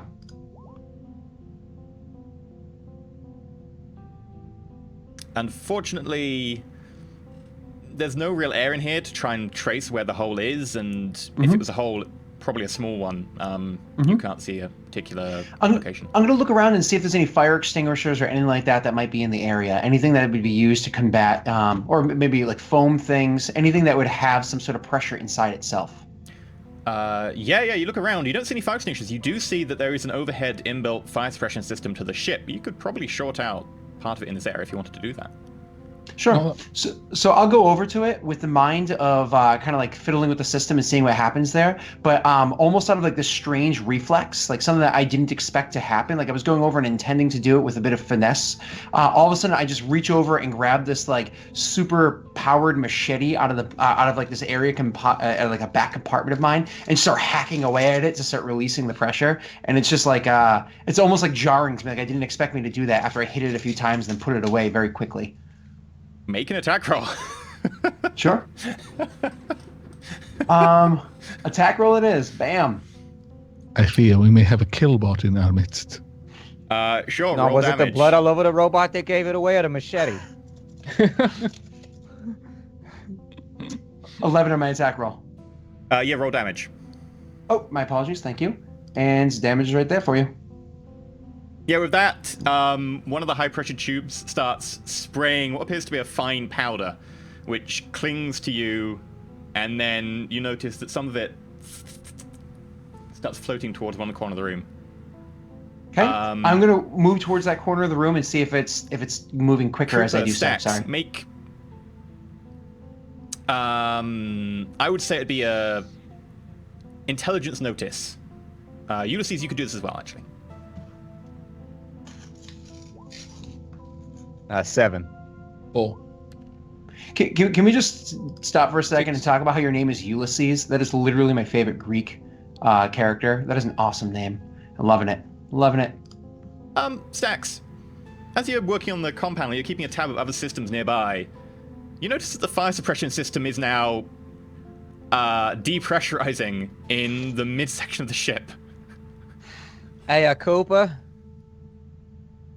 I was fiddling with the fire suppression system a minute ago, and it should be working, but it just lost all its pressure in the back of the ship. Oh, well, that's weird. I have a look on the console and see if I can see it myself now. Yeah, you can override it to shut it from dumping the entire fire suppression load into the one room. While I was gathering up all the scrap earlier, did I find anywhere where stowed equipment was? Our stowed equipment specifically? Any equipment you want will effectively be with you when you deployed from the sphere. So you should have most of your equipment with you. Ah, right, okay, because like some of it was just marked as stowed because it wasn't ready. Like, for example, the tent and things like that. Oh yeah, that'd be in a backpack. So you might have just had that in your hand as you were lugging it forwards and just forgotten about it because you literally. It's kind of like having something in your hand for so long you forget it's there because you've been in there a while. Then you look for it while holding it in your hand. Yeah. Oh, okay. I look down to my backpack. I lift it up and I start ruffling through it. If there's concern about the air, perhaps we should put on our breathing suits. You know, I think the big guy might have a point here. I start fishing out a vac suit out of my backpack. Again, I look over Ulysses, look at the suit and him, and fire suppression systems I can't deal with this 50% right now. pressure. Sandeep, as you go over to that corner of the compartment, you notice that it is getting very full of that powder, which seems to be expanding. Good. That's good. And then he's just gonna be frozen in fire suppression. Probably like, help. I shut off the fire suppression system before it drains entirely. Okay, it's down to about 40%. Can I tell where the leak is? Yeah, So, it's in the compartment that is just out front of the cryo bay. So I go over and look at the area where it was like expanding and where it was. Can I see where the crack is, the leak was, anything like that? And Sure. did they fire? Thank you. And did the fire suppression stuff? I assume that's is that wisdom? Yes. Thank you. And that fire suppression stuff, is it starting to seal up that hole a little bit just on its own as a temporary seal? It's gunking up a little bit, but you notice that occasionally a little bit goes through and then gunks up a bit more. You notice a small crack, maybe half an inch wide, if that. Okay. I'm going to look around and see if I can find anything that's going to repair this this crack. See if I can. I understand it's going to be a patch job at best, but something that's going to be able to hold the pressure without concerns beyond like battle or heavy damage. Make a fix roll. It'll be -2 because you don't have any tools or any applicable stuff that you can try and bodge it from whatever you've got in this compartment. Again, intelligence. Yeah. Okay, thank you. I get my vac suit on, and whenever you're ready to bring me in, I start heading back that way because now I can go into the corridors. Oh, I'm usually good at that, but I sadly with that mask killed me. With that, you. It's not a natty one, but try and patch it with a little bit of like this tearaway like plasterboard you get from one of the like ration packs, and instead of actually patching it, all the fire foam that's kind of built up and is slowing down goes, and it's back to where it was. Gotcha. Okay. I will continue trying to fix it because that was only barely holding on, anyways. Sure. Stax, you get your suit on and you're up to the door now. Cooper, I'm gonna go back there. If you can make like a fake airlock or whatever, I'm gonna go have a look. Has Stax passed us on his way there? Oh, okay. Well, while he's passing that, he can see me climbing into a equally enormous vac suit, just like fitting the helmet on, and I start moving to follow him. As I see the size of his vac one of the suit. compartments behind you. How many camping tents had to die for them to make that thing for you? Jesus. Should get a national holiday. I don't know how they are made. I traded for it. Or rather, my mother traded for it. Many, many months worth of earnings. You're kind of huge, so I'm not going to talk about your mother right now, but I push the button and the door slides open. Okay, so the door behind you in the corridor slides shut, and there's a... as the air is pulled out. It's not a proper airlock, so it won't be perfect. But the door in front opens up, and you notice a robot clinging up the wall towards the ceiling. What do you look like, That's Sandeep? a new experience. Absolutely. So as I imagine notice this and turn to look and see him, what you notice is the body of a beat up older model sort of battle droid or battle bot, whatever the case may be. This is clearly one of those like more of a Rim World job of bot put together, where it has like plate mail armor strapped to it. It has these like mag compartments where it holds, you know, a machete, like an advanced machete onto its back. Into the mag compartment where it holds an advanced like laser rifle onto its back. There's bits of chain hanging from it in all these different places. There's wires hanging loose. There's blood splattered all over it. This thing looks like it was never built to be beautiful, and it certainly had some fucking better days than today. But the strangest part about this strange robot they see before you with multi-jointed legs and arms that have like a weird joints in it as well, that probably allows for some strange spinning or whatnot. Beyond that, the piece that sits on top of it isn't typically like a BattleBot head. It's actually, like, looking closer, it almost looks like the head of a human. You're like, it literally is convincingly the head of a human, which just leads you to believe that it must be the head of an android. And because of like the soft features that it has, and the fact that it seems to have like a gentle look, and as it turns to look at you, even has like a gentle smile to it. You imagine it's probably like the head of a protocol android or something that would be typically used for communications as opposed to combat by any means. It is this weird mangled mess that just makes no sense to you. Stax immediately feels the weight of one of my hands on his shoulder as I yank him back. Beware, a metal warrior. Ulysses, does it look like he got a severed head on top of him? Stax and Ulysses, make mental saves, because that sounds fucking scary. I passed! I failed. Yay! 12. Oh. Ulysses! That's This why I looks pulled Stax dangerous. back. Yes, I pulled it it is. back. Stax, Instinctively. that looks like someone actually put an android and a BattleBot together. It's not actually a severed head. You look at it a second time, you're like, actually, that's not quite as scary as you first thought. Ulysses, that is Robot. deeply disturbing. Hey, robot. Hello. Why are you covered in blood? I'm covered in... Oh, dear. I am covered in blood. Oh, dear. What has happened to my body? Oh. Oh, no. Something is not right here.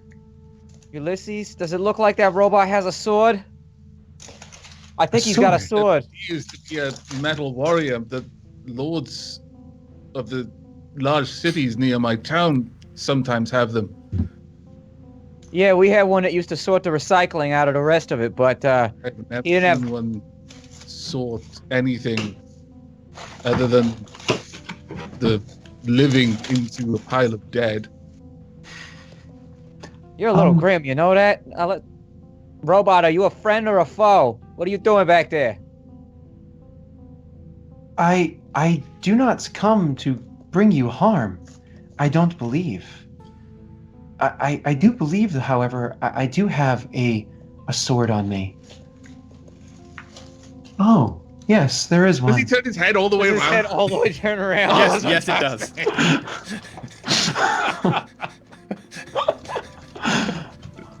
Oh, God. But I As am. that happens, Stax feels an uncomfortable amount of force as Ulysses is slowly, his hand just tightens.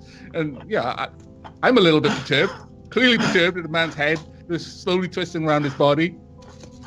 Ulysses, Mary, make a oh, strength God. exert check. I don't want to pop his shoulder. No, but you are currently under the influence of a slight bit of fear. And this is how you express Six. it. No, it's fine. Yeah, 6 is it's good. not that much. Stax, you feel this pressure on your shoulder, but it's not that painful through your vac suit. Not yet. I love that. That painful. You all right there, big guy?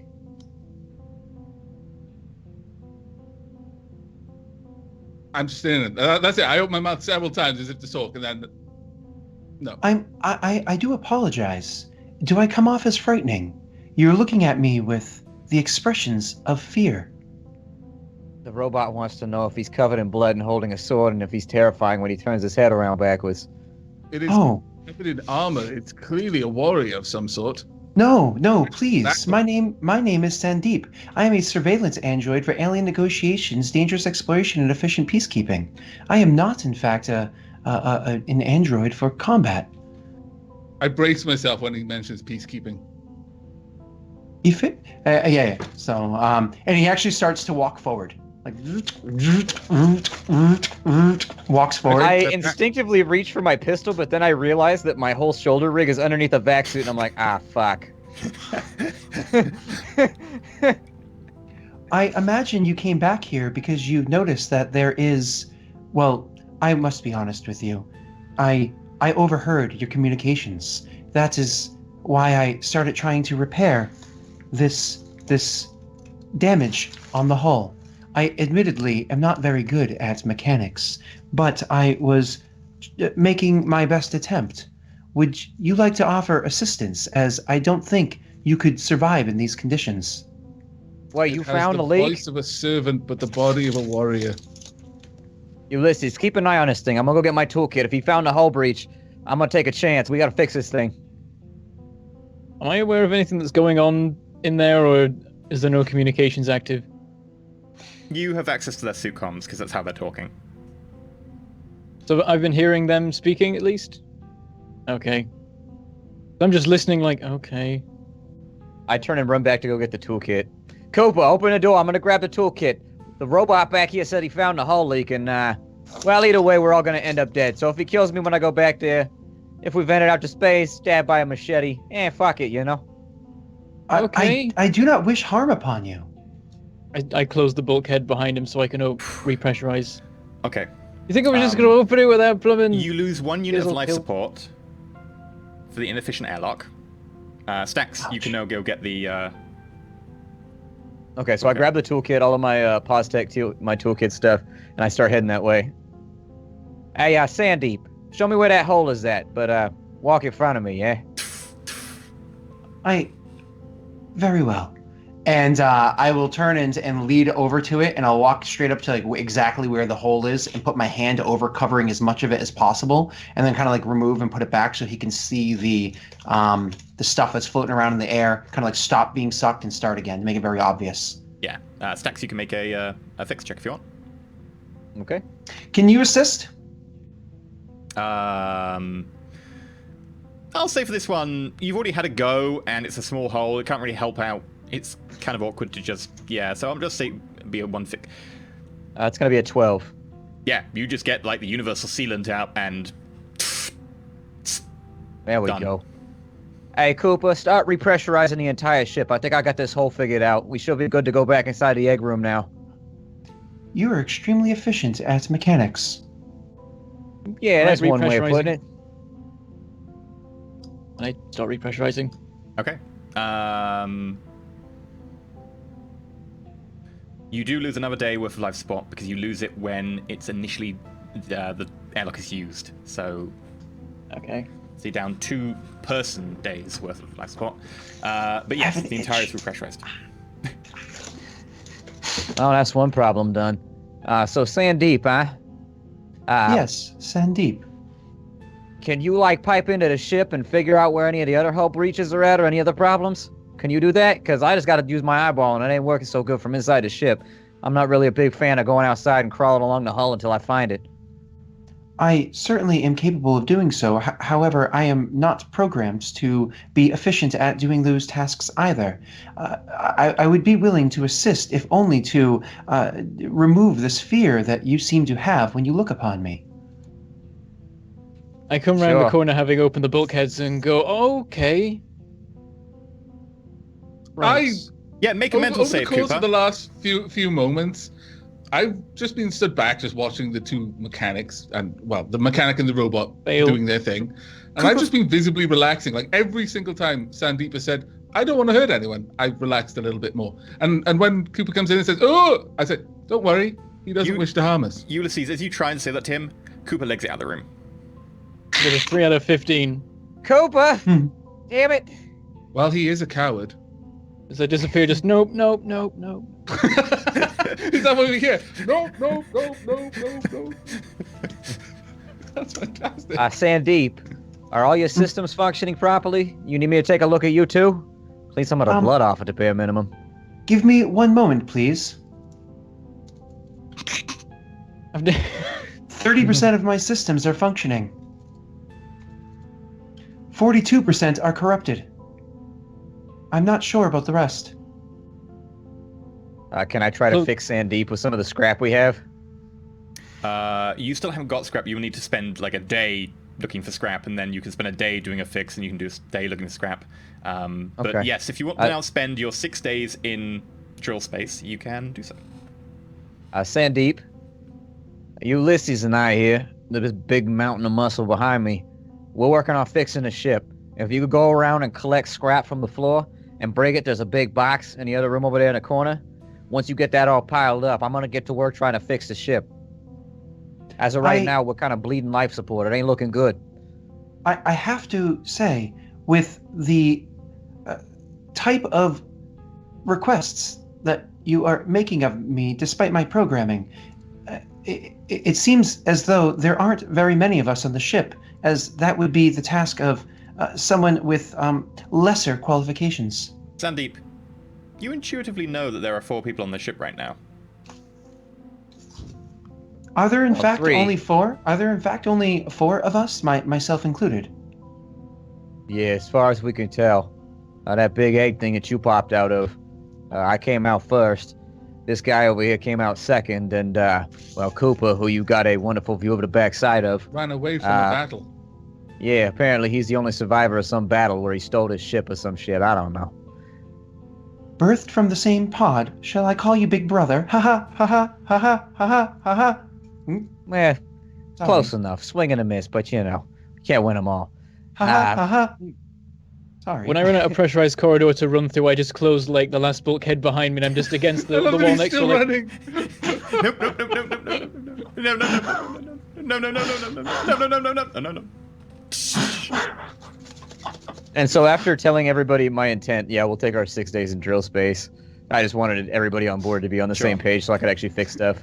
So, while in drill space, Cooper's spending your entire time effectively doing navigation and piloting the craft through the eddies. Sandeep, Stax, Ulysses, you can do different things. If you want to collect scrap, you can make a fix check. If you want to fix stuff, you can also make a fix check. Collecting scrap is easier than fixing stuff. Fixing stuff, it depends which system you want to fix. Would I be able to use survive to basically look through the ship for effectively urban supplies? You could do that. You would probably need space to be cleared in some of the damaged sections first, so I suggest you do your first day as clearing scrap, and then after that you'd have access to areas. Bear in mind that if you want to fix stuff, the DC threshold for fixing any one system requires 1,000 credits worth of scrap and a DC 10. I'll get to collecting scrap then. Yeah, I'm gonna. That's what he had specifically asked for me. So unless I need to, at any point in time, regain power, I will do exactly what he asked, which is collect scrap, and I will roll for it now. No modifiers, correct? No modifiers. Collecting scrap doesn't And really I need imagine- a toolkit so much, or you can borrow bits in here. You're good. Intelligence, I imagine. Yeah. There you go. Yay. Sandeep, you managed to clear out a large section where it used to be some sort of generator. It's actually fairly open to space right now in sections, and you can see deep into the black of drill space. You're fine. You don't need pressurization. You walk around collecting scrap, and you actually find there are a good number of useful systems that are salvageable here. You get 1,000 credits worth of scrap material, which are added to the ship's inventory. Bentham, do you want to keep track of that one? I could do that. I'm going to report it directly to this very vulgar gentleman, because I'm just like, oh, well, he seems to be the mechanic of the crew, so I'll bring everything directly to him to kind of sort through and see what's valuable and whatnot. I love that. Very vulgar gentleman. Yep. Ulysses, are you doing a scrap collection as well? Yeah. Sure. Chuck us down that roll then. Which one was it again? Intelligence fix. 6. Yeah. Stax, you also have enough credits worth of scrap now to actually start fixing anyone's system, so you can make a roll with Sandeep's fix stuff. Nope. Ooh. Double ones. Double ones. You actually got literally the lowest. Yeah. Ulysses. Ouch. Well, trying to fix the ship. You accidentally fall on an area where the grav plating's overloaded, and it's about 4 Gs there. It's only a 1 meter fall. Oof. But it treats it like a 4 meter fall because of the sheer acceleration involved. Make me a physical saving throw. God, 4G. Oof. 11 versus 15. Can I even roll 15? Oh yeah. Yeah, you can. It's on a D20. You take 2 As points we level of up, that'll go damage down. as you Okay. smash hard into a level below. That's the majority of your days. Effectively, you don't really find much, and what you do find is scattered when you do that. Sadly, So- nothing really gained. Can I have a list of things that are broken so I can run it by Cooper and figure out what we need first? What's most important? Because I fix garbage trucks. Yeah, and when I see that he's injured like that, I'm gonna be like, please state the nature of your medical emergency. I do in fact have the memories of the ship's last second in command for the medical. I believe, yes. Would you like me to look at that for you?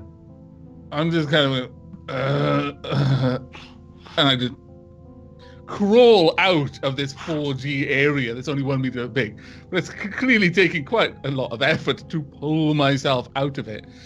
And then I just kind of sit there, like, how much, like, because I don't know how to treat HP in this. How much is 1 HP in terms of like a person's well-being? It's sort of What's your total HP?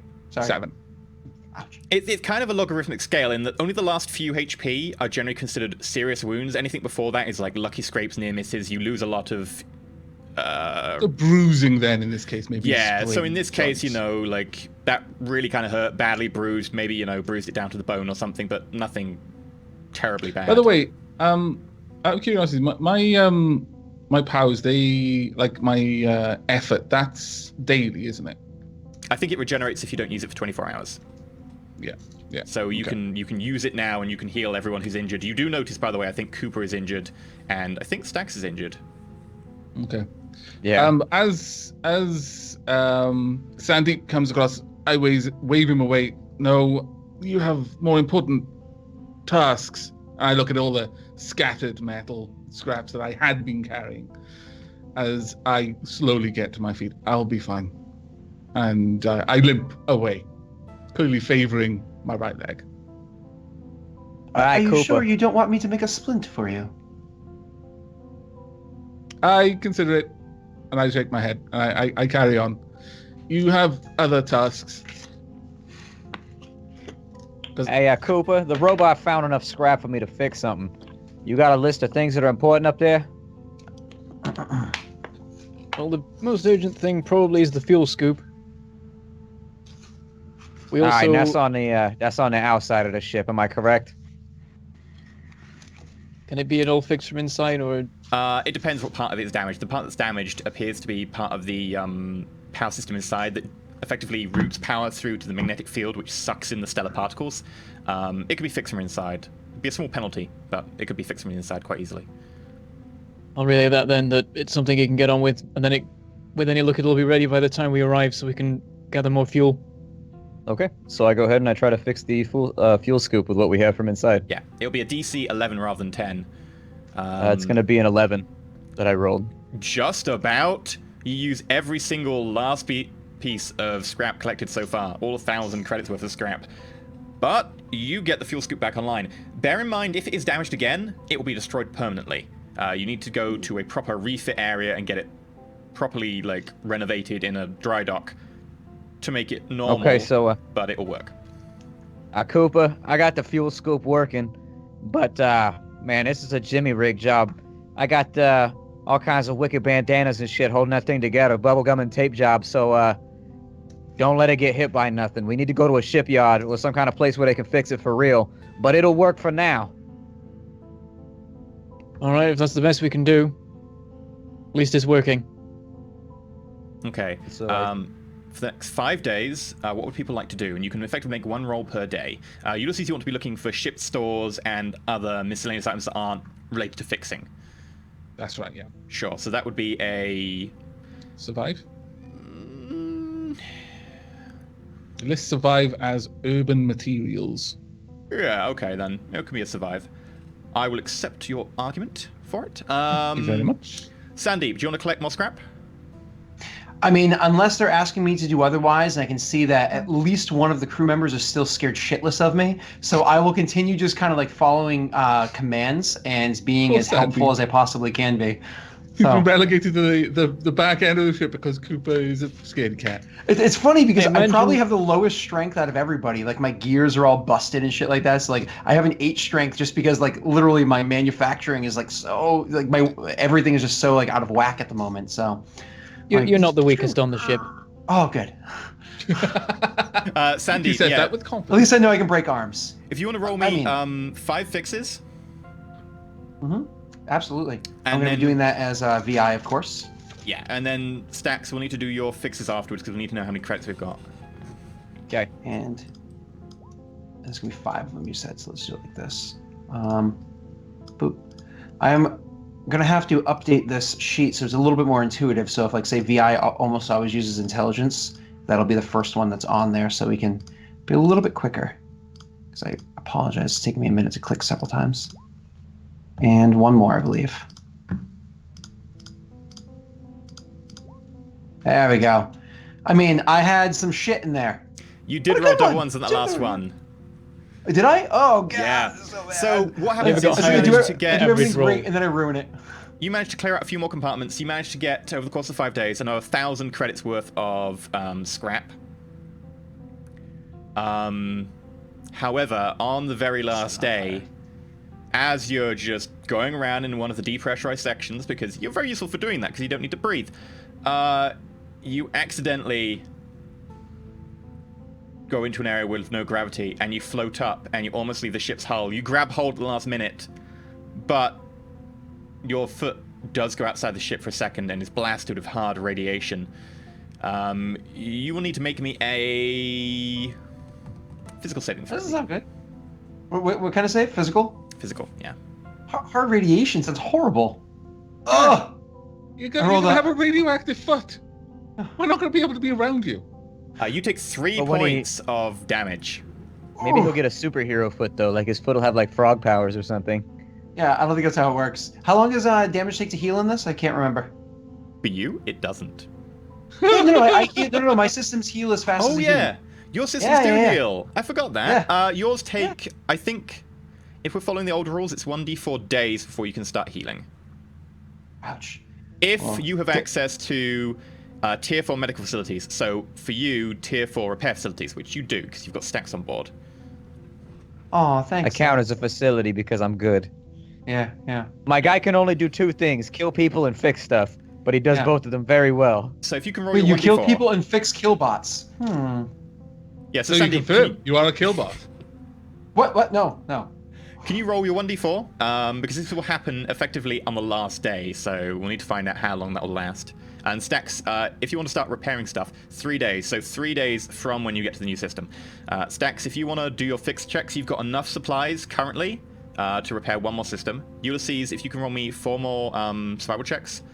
The first day you find effectively a load of rations that have been scattered around.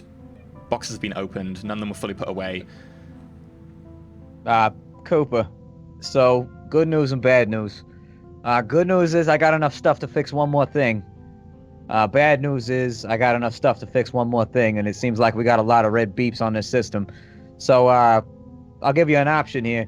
I can either close off that big hole over by the engine compartment that Sandeep almost got sucked out of, or if there's something else more important and pertinent, I'm gonna need you to read it to me off the list so I can figure out where you need me. All right. So would the big hole count as a repair thing? Which big hole do you mean exactly? The one that he almost got sucked out of, Sandeep. Yeah, okay. So, there are a couple of areas of the ship that you can do that to. However, they would need a little bit more in terms of repair because that's a large area where effectively the arm has been blown off. You could do it, but it would cost 1,000 credits worth per 1 HP. And how much does the ship last? 5? Yeah, 5. Okay. Sandeep, also, I got the number wrong. You can start healing immediately on the first day you get into the new system. It's not 1d4. It's 1d4 if you're reduced to 0. And how many do you heal a day? I would need to double check. Can't remember That's the fine. I number. can look it up while you keep running. Good I'll idea. look it up while you're talking to them. So Stacks, what do you fancy fixing? I didn't get a list. I need to Ah. know what specifically I need to fix. Right, well, I'll relay to him that there's sort of three main broken things at the moment are the lifeboat system, the workshop, and we also have a ship bay that could take a fighter, but there's no fighter in it, so it's probably not high priority. I'm gonna go I'll say ahead, to him that Cooper. If you could make good use of a workshop, then that'd be a good thing to fix so that you can then use that to organize Yeah. the rest of the repair works better. That's what I was thinking too. We don't really have use for a fighter right now. And the other thing, well, we'll deal with that once we get down to a shipyard. A workshop would be helpful because the robot over here looks like he's taking a little bit of a beating. So I'm gonna work on the workshop for a little bit. I am fine. Do not fret about me. I am I am fine. The metal man is repeating himself. That would contradict his assertion that he is fine. Perhaps many my checks systems do are I- more corrupt. How many checks is it to fix the workshop? Just one? Just one, just like any other one module. Ulysses, over the few days, I have 9. one more roll as well. 9 doesn't 'cause fix it, sadly. Okay. Do I But lose the materials? You do lose some materials. However, Ulysses, you've got one more roll. The rolls you've got so far, you uncover the rest of the food on board the ship, which is roughly, minus what you've already eaten, 30 days worth of food for everyone. Sandy I'm doesn't trusting need that to eat. Cooper's going to be keeping track of this since he's keeping track of the ship He is, stuff. he is. He's got the ship manifest. We already talked about it earlier. You also find 2,000 credits worth of ship salvage. But it's not Yeah! salvage. It is literally, Oh. if the ship is broken, here are the spare parts. You actually find the spare parts lockers. That's and awesome. on the second to last day, because you've got a roll left, you find in the bow of the ship, underneath where, just kind of back from the bridge, 2 large cylindrical objects with conical heads on one end and rocket thrusters on the back. Make me a pilot. No, make it a shoot intelligence check if you have that. Shoot intelligence. I do not have shoot, so it'll In be which minus case 2. it would be -1 because it's a skill, not attack. What was the first thing before the ship salvage? Oh, yeah, he 7. found all the rations. How many, or 30 days. just The ones we've rations already that talked we about, actually yeah. have? Okay. You find these appear to be missiles or torpedoes. And there are 2 of them. Nice. Finding these are clearly not really what I was looking for. And so the next time Stax is working on something and turns around, he'll see me there just carrying these torpedoes. Each Where of the these hell did you torpedoes. get that? Ulysses, Stax, you turn around. Ulysses is not carrying so much as dragging something like a 3-4 meter long torpedo. It's got to weigh Jesus. almost a ton or something. He's Oh my dragging God, it how did you- slowly. Put that back where you found it. Good lord. It took me a lot to drag it here. I was hoping you could tell me what it is. Oh God. It's Oh, a fucking it's- missile. Are you kidding me? Oh, barbarian dog. Stax, Oh my God. Stax, roll me a. You can choose. It can be a no intelligence or it can be a shoot intelligence. Okay, shoot intelligence works better for me. 12. You recognize some of those markings on the warhead. It takes you a few seconds as you lean closer. These weapons have been banned by the Perimeter Agency a while back. These are thermonuclear warheads. Oh my God. That's what got my leg. Ulysses! For the love of God, throw that thing out a goddamn airlock. It's a nuke. I don't think I can lift it to throw. Perhaps I could drag it to one of the airlocks again. After Just a take it moment to to the back catch my of the ship. breath.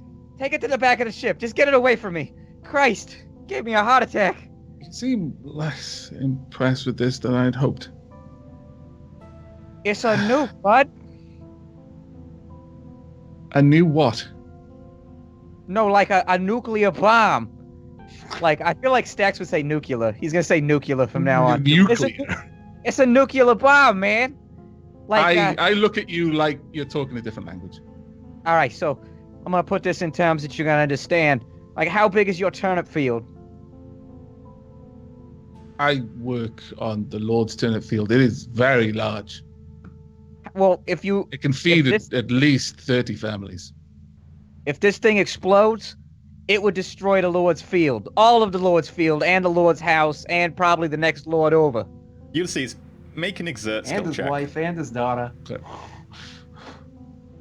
Strength, I'm taking it. Yes. 12. You continue to hold the one end of this almost a ton nuclear missile. Am I aware of this Are exchange? you sure I need to drag it back? It is heavy. I could, Probably but not. it will make a. It was hard pulling it up the stairs. It kept banging and making so much noise. Ulysses, I understand the concern for your past exertions, but I think I'm just going to leave it here for a moment, and I just lower it down. when you do, I go. Does it start ticking or anything? No, I not that don't you can tell. hear Can I run a fixed check on it? Sure. it. Double ones now. Please don't double party. ones. This is why I've got a spare character already rolled. 14. Turns out it was a one shot all along. Critical Well, success. There's two of them. Yeah, Stacks. This is a shaped thermobaric anti-ship missile. It would also have one hell of an effect if you detonate it in atmosphere as well, or against a hardened target such as an asteroid base. These were banned, especially for use on planets. He Hey, has one of them, and the yield is quite large for such a fairly small nuclear weapon. Cooper, the Dragon Slayer found a nuke in the back of the ship. We got like a tube or something we can shove that into? You found a what? A thermobaric nuclear bomb. I sit down next to the missile, which is now just basically on it, and I'm just kind of leaning on it. You don't get a response for a while through the comm. I look So a you little get bit back- crestfallen, honestly. Where did he find this? I don't know, somewhere in the back of the ship. How'd you guys lose a war when you got nuclear bombs? That don't But make no I didn't sense. Why know you we shoot a had nuclear those. bomb at him? No, knowing the ship systems, do I even know of a torpedo launcher on the ship that could? You'd be aware that it's fit got these? a small micro torpedo launcher at the front, not as large as the torpedo launchers on larger ships, but yeah. And according to your ship systems, it's currently loaded. I go, huh. We've got at least 2 of these things. No, the one at the front of the ship has 2 barrels, It's- both of which are Oh, loaded. where I found it. Okay, One more. okay, I say we've got at least 3 of these things. Apparently, okay. Don't shout too loud near it. Are you afraid I'll hurt its feelings? Is it like the Metal Man? At this point, Sandeep was just walking down the corridor and hears what he thinks is his name. Mm-hmm. Yes? Were you speaking to me? I So- believe Cooper is worried that I might hurt your feelings. I would believe that is difficult, as my feelings are artificial.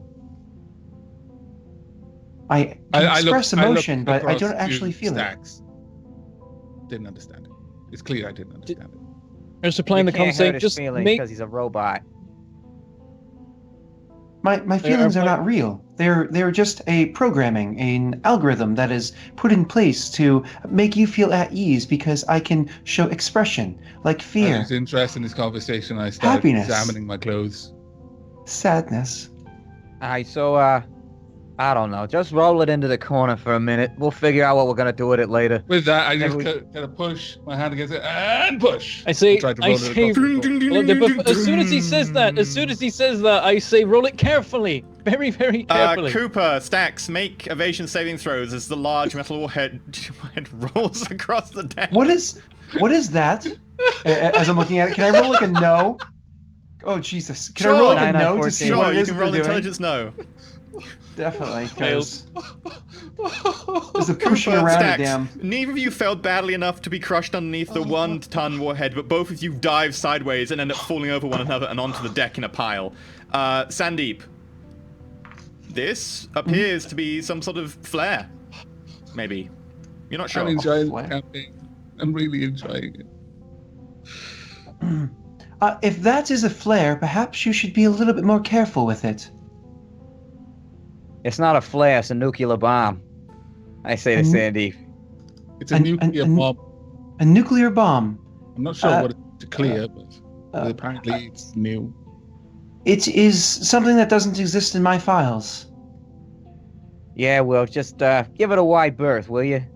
Go too near that thing, and I don't know, might end up with a third testicle or some shit. That is a strange... Then it is radiation. Yeah, kind of like your foot. I do apologize about that. You notice that you've actually had to encase his foot in kind of this anti-radiation foam that hardens to try and... Oh man, I wish he said concrete. He's just walking around with a concrete ankle Yeah, no, brace. it's basically concrete. It's spray concrete. Because his foot got blasted with neutron radiation, which causes it to be slightly radioactive. So for the benefit of you guys, it's been sprayed with concrete. Oh, awesome. Then perhaps we should not leave this here. Why was it moved here? That seems foolish.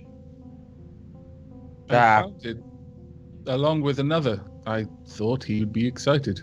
There's been asking another me to one? find things. Perhaps Yeah. he is Four excited. nukes. 4 nukes. Okay. They weren't strapped down. They were just stood up.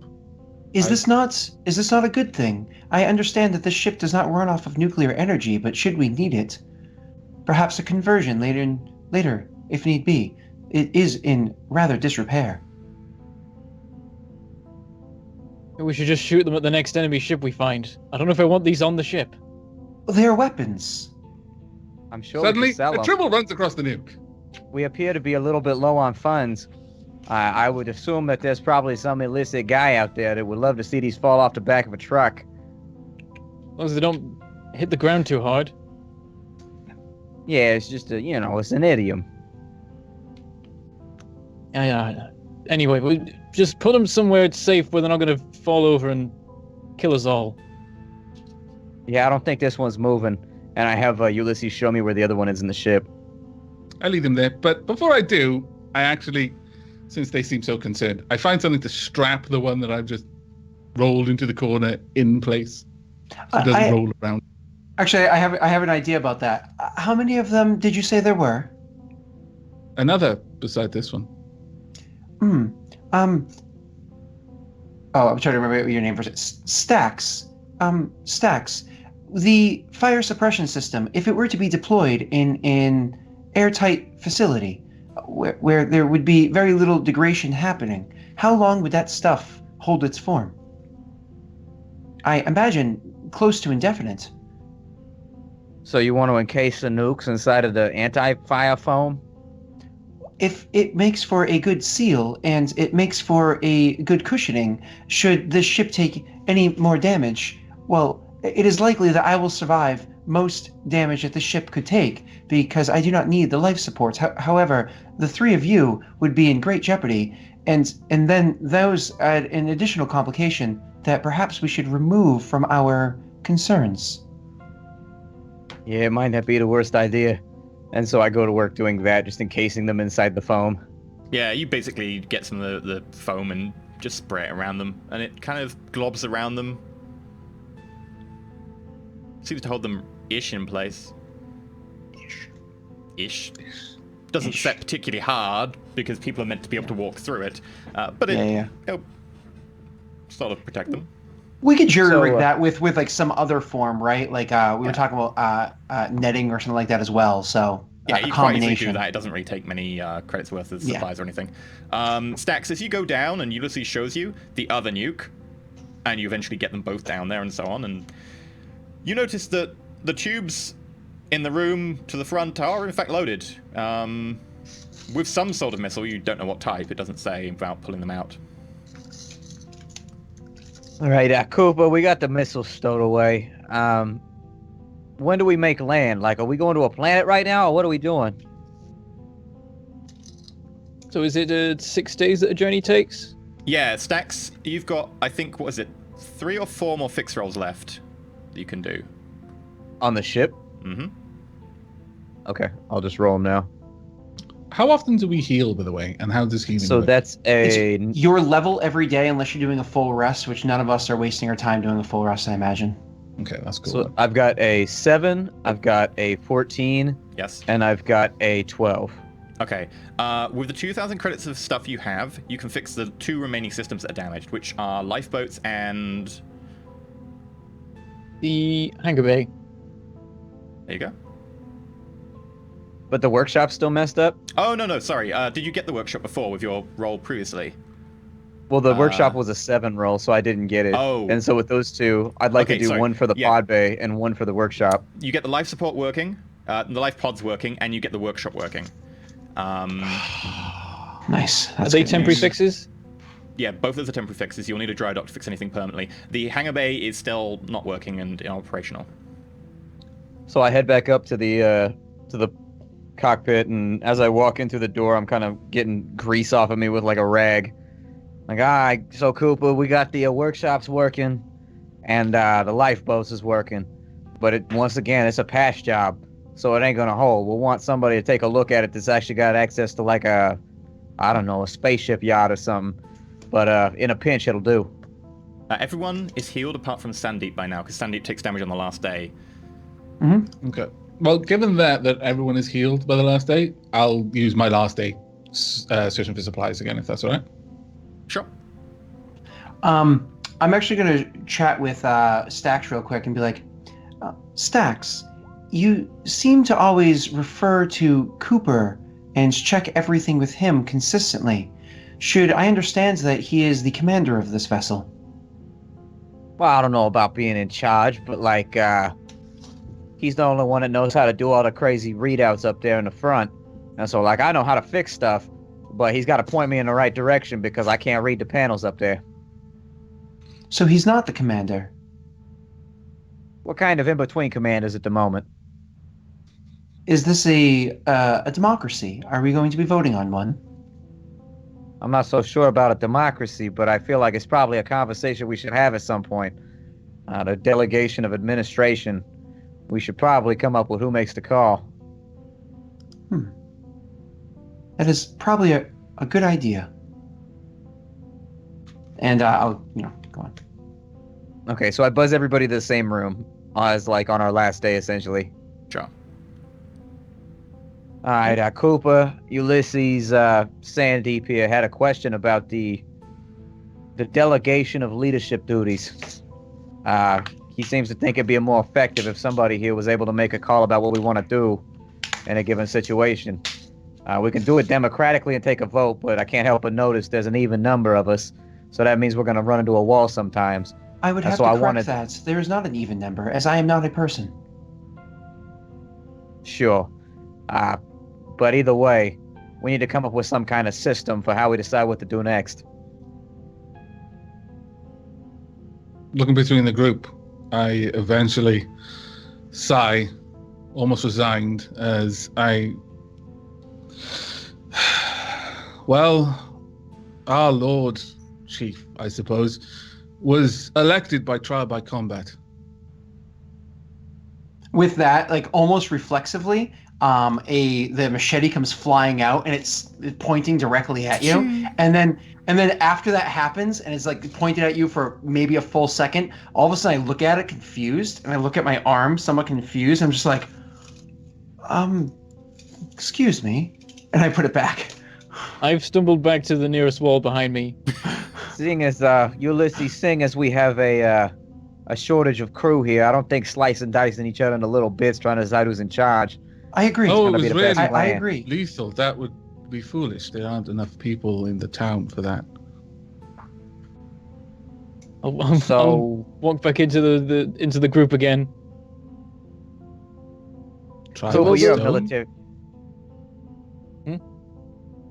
Cooper, you're a military guy. You want to do this by vote, or you just want us to we want to vote somebody in charge? Well, I mean, I'm the most qualified person on the ship. I know disagree. You are, But you are a afraid. You are afraid of your own crew. Perhaps you are not the one that's meant for leadership. I rest a very heavy but consoling hand on Cooper's shoulders. Some people were not born to lead. You have a gentle soul, Cooper. Too gentle for leadership. Leadership isn't just about being strong and intimidating. I have No, but you have no other useful qualities either. technical skills. I know this is not something that you would be too familiar with, but I can work computers. I pass him I can fly again. the ship. Cooper, it's okay. I would have to agree with him. You would not be the best choice for leadership. I'm just looking between the three of them like, Thanks, Sal, guys. I'm just sitting there like, well, if it wasn't for me, you people wouldn't even be alive. The ship would have been blown up with the rest of them. Absolutely. As you say that- Everyone has their part to play.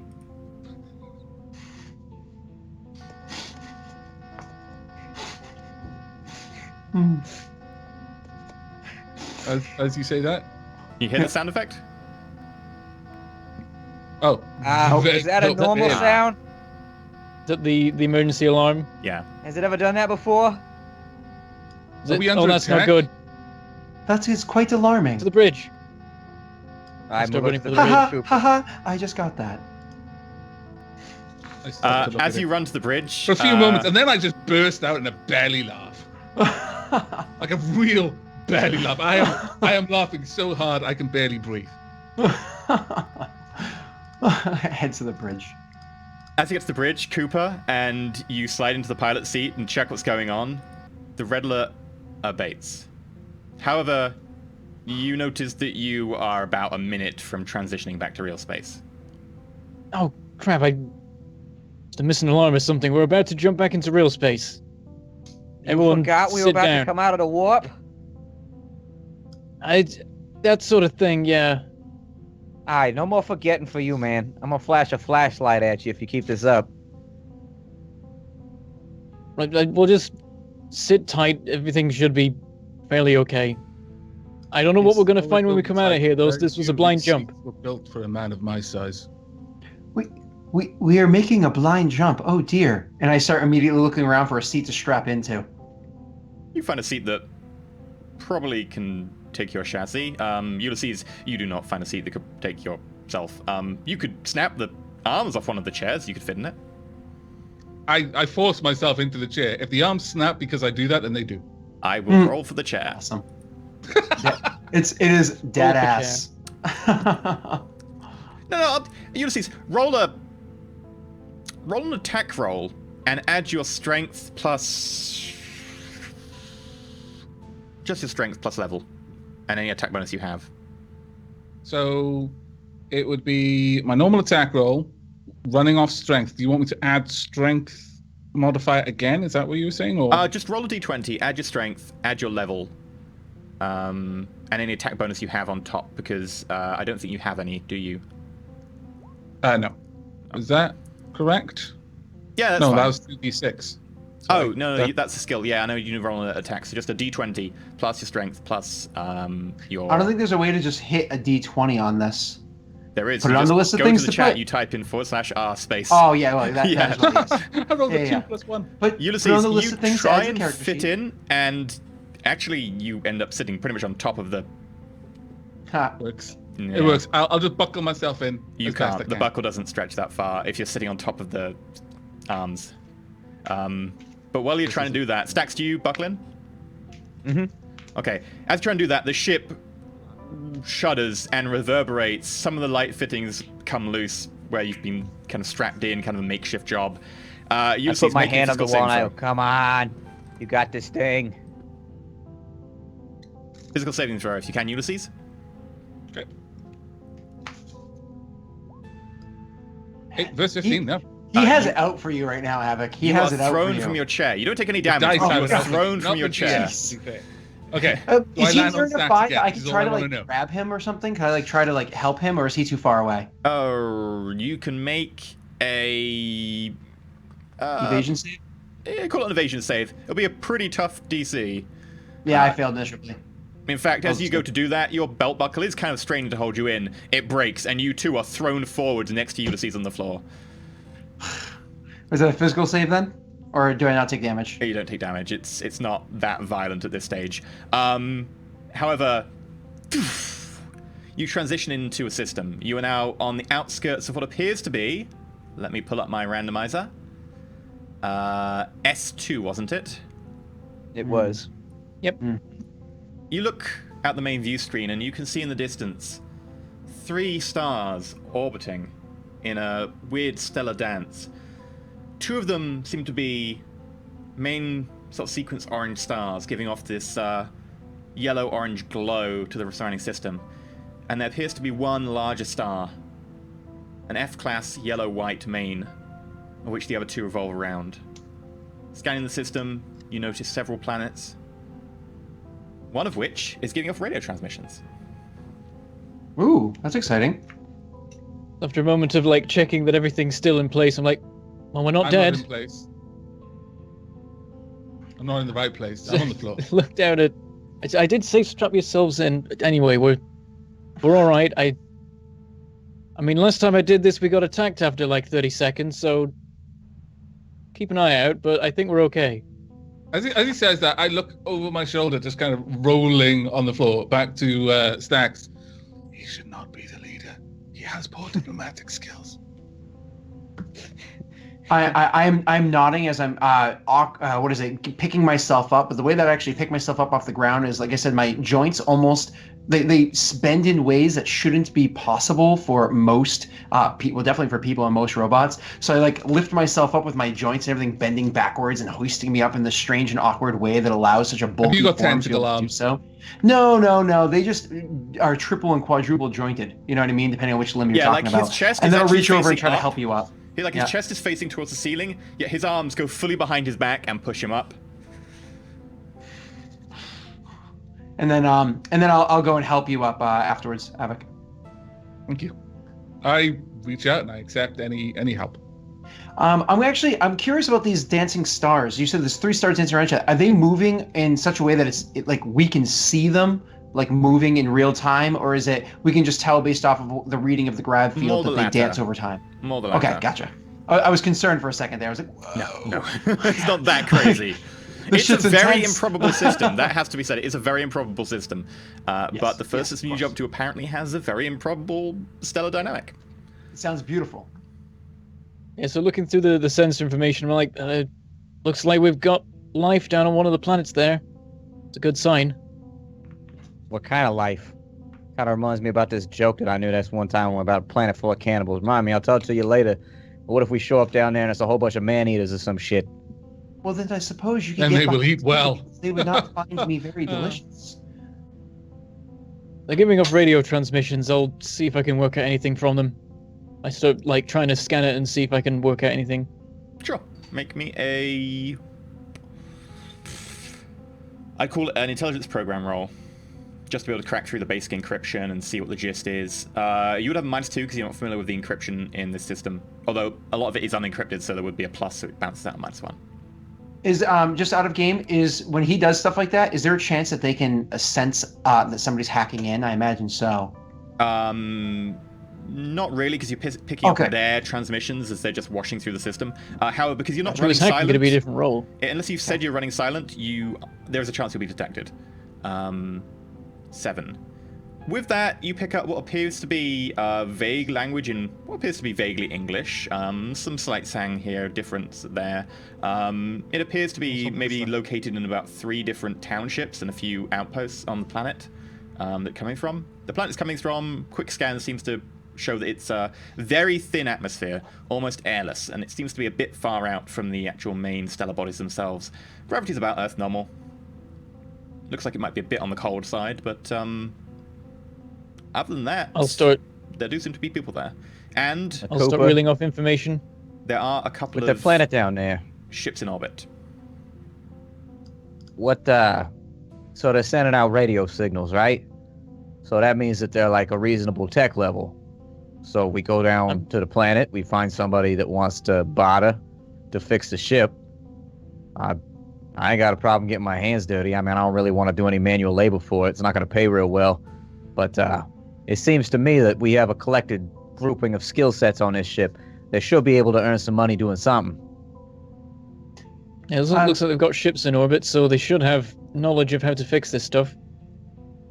While this conversation's going on, I'm looking for like a crowbar or something I can use to try and pry the arms of one of the seats wider.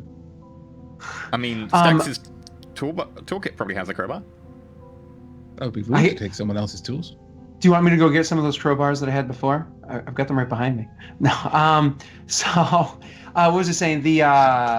I do agree. There is a varied skill set amongst us. It's a wonderful circumstance that we have found ourselves into. However, when we do approach them, we are going to need to have a method of approach. Considering we appear to have nuclear bombs on board, I suggest staying away from customs is probably a decent plan too. And who is it that we would be looking to speak with when we get down there? Just common folk, or are we looking to speak to whoever it is that is in charge? What is our purpose here? It would be wise to meet whoever's in charge, I say, as I'm trying to pry a couple of these arms wider. Make a or at least skill check. emissaries before we begin to try and work in the markets. These people might not have had new visitors in years. This patch of space has been unexplored for over 200. Strength. Sorry, what was it? All right. Exert strength. Oh, exert. Sorry. Terribly sorry about not being able to do that. Can we get any of the insignias off the ships or anything like that are up in orbit? Can we look and see who they're affiliated with? You can give it a shot. I think they're going to see us coming, though, unless they start running silent. Take us in quiet. You can also choose whether to have your friend or foe ID on. If you have that on, they will automatically know you're there, like you knew for the civilian vessels. Mm-hmm. I hand Stax the arms from the chair that I just pulled off. Thank you. I'll put that in the scrap pile. You're clunk because I put them down alongside my seat. I'll go quiet with the ship and see if... I'll then see if there's an immediate response from the ships, because maybe they already picked me up. There'll be a light lag in what sensors can pick up on you, so it'll take them probably about half an hour or so until they notice you're there. In the meantime, I'll approach slowly. Hey, let me find... So you don't have the friend foe transponder on. Are you trying to hide? Yeah. Running silent then.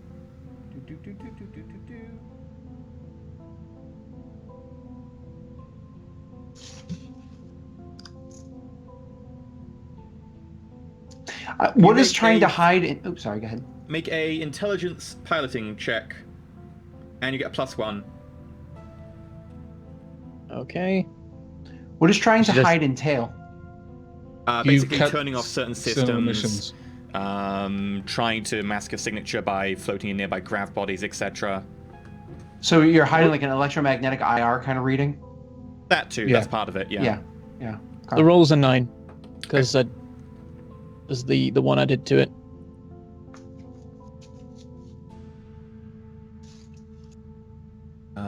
So...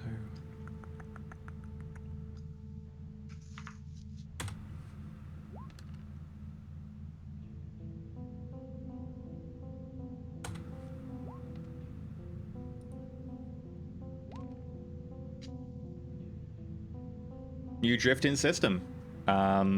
Slowly.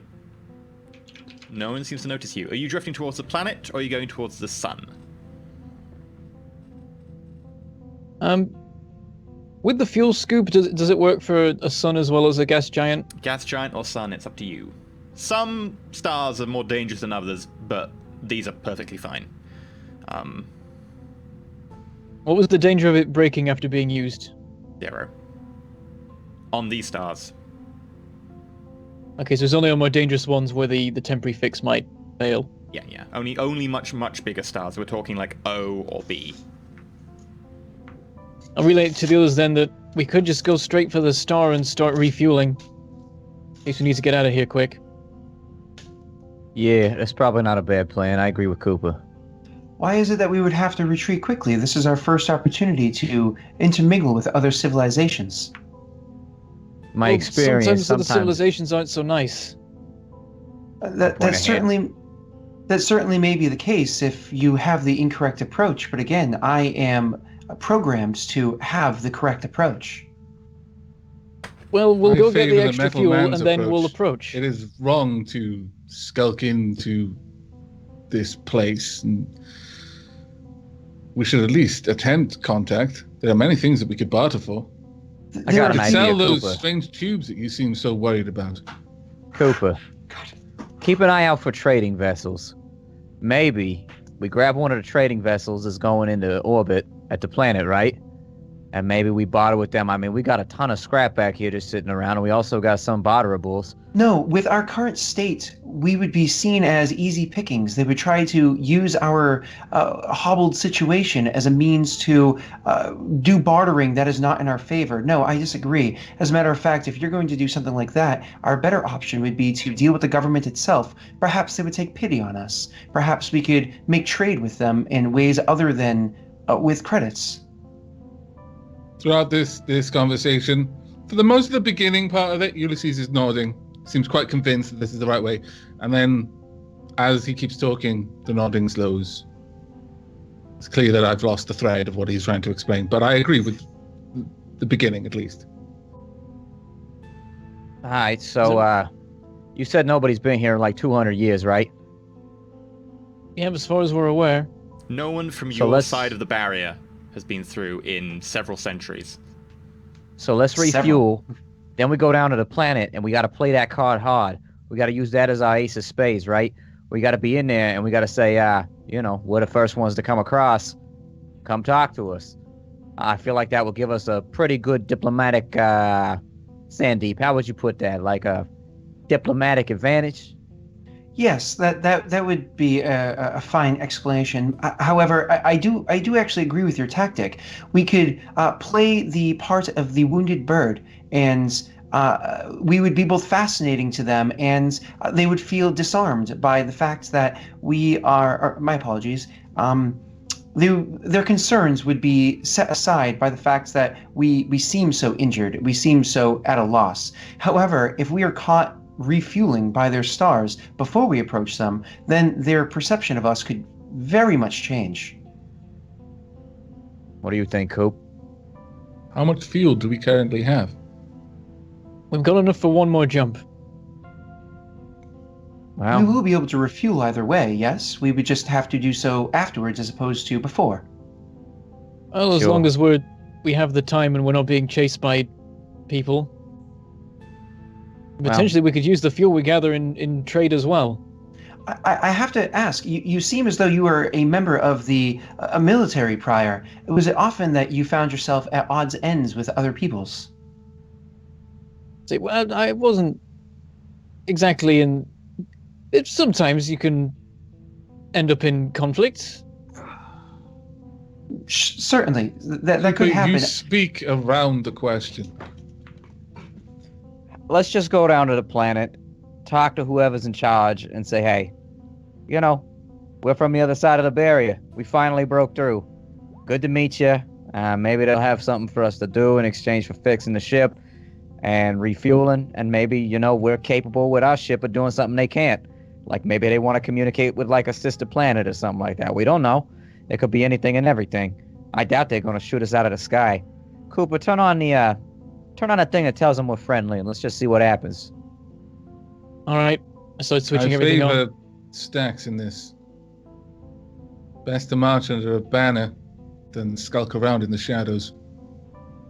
Yes, Aye. this is the wise approach. Ding, We could broadcast to Ding. Mayday. ding. You turn on the FFID. I'll switch on that thing. Okay. Are you heading to the planet? I assume so. Okay. You turn on the FFID.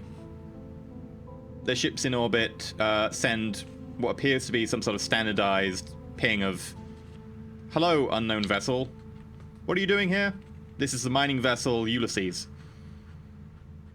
Mining vessel Ulysses, we are an exploration ship from across the boundary.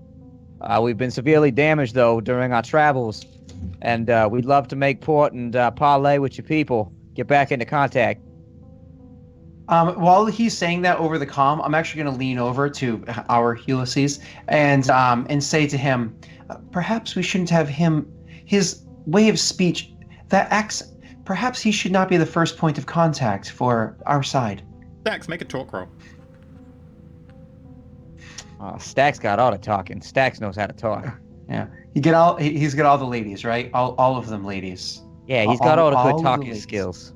Yeah. Ladies love Stax. Monroe got all the ladies. That's a 6. Saxo, he got some of the ladies. This is Occasionally mining there's- ship Ulysses, or we're not interested in talking or parlaying. If you have particular need to buy some more of us, then that's up to you, but we've got no spare parts to spare, really. Sure. Quick question before you leave us then. When it comes to mining gas off the stars here, is that illegal? We're not aware of any local ordinances. You wouldn't happen to have star charts or anything of the kind that would help us familiarize ourselves with the area, would you? Yeah, I got some star charts I could sell you, I guess, if you want them. In terms of the stars themselves, ain't no one gonna stop you. There's plenty to spare, especially with 3 of the fuckers in this system. Sure. We just weren't sure. We're not from, like I said, we're not from this side of the boundary, so we didn't want to make anybody angry. Sure you are. What do you want for them charts? I mean, we got salvage over here. That's about the best we got. You don't have any salvage left as found them wet, by the way. You're down to 0. Oh. Did we get some back, or was that used again in You repairs? got 2,000, then you used again. 1,000 each Yep. for, yeah. Okay. Do worry, you have the contact information for the port of call here on the planet? I don't think we're going to be able to afford those star charts for right now. But if you could pass us off to the relevant authorities so we can go through the proper channels You and jump meet up here with the people blind? that'll... You don't have star charts? Yeah, we jump here real blind. Like I said, Jesus. that boundary, You're that's a real thick insane. fog. Yeah, well, sometimes you got to risk it all to get it all, you know what I mean? Fair enough. That ship's not looking good for you. Yeah, Dealer Station should be able to manage you, I guess, if you can land safely. Alright. Send you the, frequency for them. They've not got particularly much in the way of refit, Doc, but maybe they can help you out somewhat with supplies. As this conversation's unfolding, I turn to Sandeep. He seems to have their ear. Perhaps they are similarly inclined. It does seem to be that way. This is very fortunate. Ulysses, we've received the transmission Yes. of the frequency Ulysses. for the dock. Thank you for your assistance. This is going to be DSRV-1 signing off. Hopefully we'll see you around. Fly safe. Have a good one, DSRV-1. You probably should get a better name for that ship of yours. Ulysses Yeah, we're out. working on it. Ulysses, you keep Alright. hearing your name. I've been following the conversation. Okay. Oh, my wires are tangled. It's never a good thing when you get your I wires avert my tangled gaze up. while he untangles his wires. The other ship in orbit seems to be a fuel tanker. So Cooper, you heard him. We're allowed to fuel up by the star, so if you want to take us over there and refuel before we go into port, it doesn't sound like there's any local laws or anything against it. Yeah, let's get that out of the way. And I change course for the star. Well, the nearest one. This actually So, no, the safest looking one. The one that's less likely to solar flares in the face. Yeah, I was gonna say the dimmest of the 3 stars, one that has the less grav pull. Yeah, even the oranges will have do for that. Yeah. Okay, so you don't go to the planet, you go to the star. Correct? Yep. We do. It takes you 2 days to get to the star. The jump took 6 days, didn't it? Yep. So you're on 8 days since mission start. And it takes 4 days to fuel up from the star. Oh, that's beautiful. That sounds great. I can heal. Yeah. Bloop, bloop, bloop, bloop. I like the imagine. He's got a little light bar on his side, and just ding, ding, ding, ding, ding, as he's filling up on health. That's It's like fantastic. an iPhone battery, yeah. He's plugged into the wall socket and you keep This- tripping over his cable. Right here. And I He's just- there, doing work and you trip over his cable and he goes, Yeah. ah! And, Pulled back every and time. this connects. Oh, it came off again. Oh, bother. Supplies are dropping really fast. So you're on Where's 12 Stax days when- used now. Do you want to head to the planet? Yeah, how much fuel do we have? Like, how many jumps? You well, we get know an if- extra one, so you're now at 2. We've got two jumps we can do. I Head back to the planet. use some of the time to stow my gear in a proper place in the ship for now. You find, I think there are 6 rooms on the ship for sleeping. One of them is slightly bigger. Appears to be captain quarters. Hey, Cooper, how would you feel about selling some of this fuel? Like, if we got access to a star, we could sell a jump's worth of fuel down on the planet just to get us some seed money so that if we need to grease palms or whatever to make things happen. Seems to me it might be a decent idea to get some funds. We appear to be running a little bit low right now. You know what fuel costs? Is it We'll pay decently expensive? for it. Sound good to me. And with that, I just wait to go into whenever Okay. he takes us to the planet. So it takes you 2 days to get to the planet. So Yay. 14 days into the mission, and you get to the planet called Yolanda 3. Yay, Yolanda! D&D represent. So you can make Wait, your notes, by the way. Nomi's here? Sorry. You can make your notes that S2 is the Yolanda system, and Yolanda 3 is a habitable planet. If barely, considering as you scan the atmosphere, you notice it's barely a trace. With that, we're going to end our session for tonight, sadly. I'm really enjoying this session. Ha ha ha. Yeah, it was fun. This is my laughter. From my perspective, it looks like you're doing something entirely different. I'm an android. And I have. Are you have an those. anatomically correct android? I was at one point in time, but now I'm just the head. Oh man, you've been demanned. I've been demanded. Oh. I'm a eunuch. Wait, I'm an why did you android assume that he eunuch. was a man android? I actually, you know what's He's got a funny? beard. Mandroid. He might have been a yeah. woman android. No, I was a mandroid. I was a mandroid. Uh, Because I'm sorry, I'm for international relations or interspecies relations. I need to be Hey. appropriately equipped for diplomacy. Mechadong. Just You just make saying. Carolinas' I'm just day. Somewhere imagining in the he's got ether, like a mini Carolinas is jackhammer happy. attached. Cooper, Cooper, I how don't much come to how harm much you. does it cost in maintenance, in rations and life support to actually do 4 days worth of stellar mining, not including the travel to and from? The 4 days. The 4 days alone was 12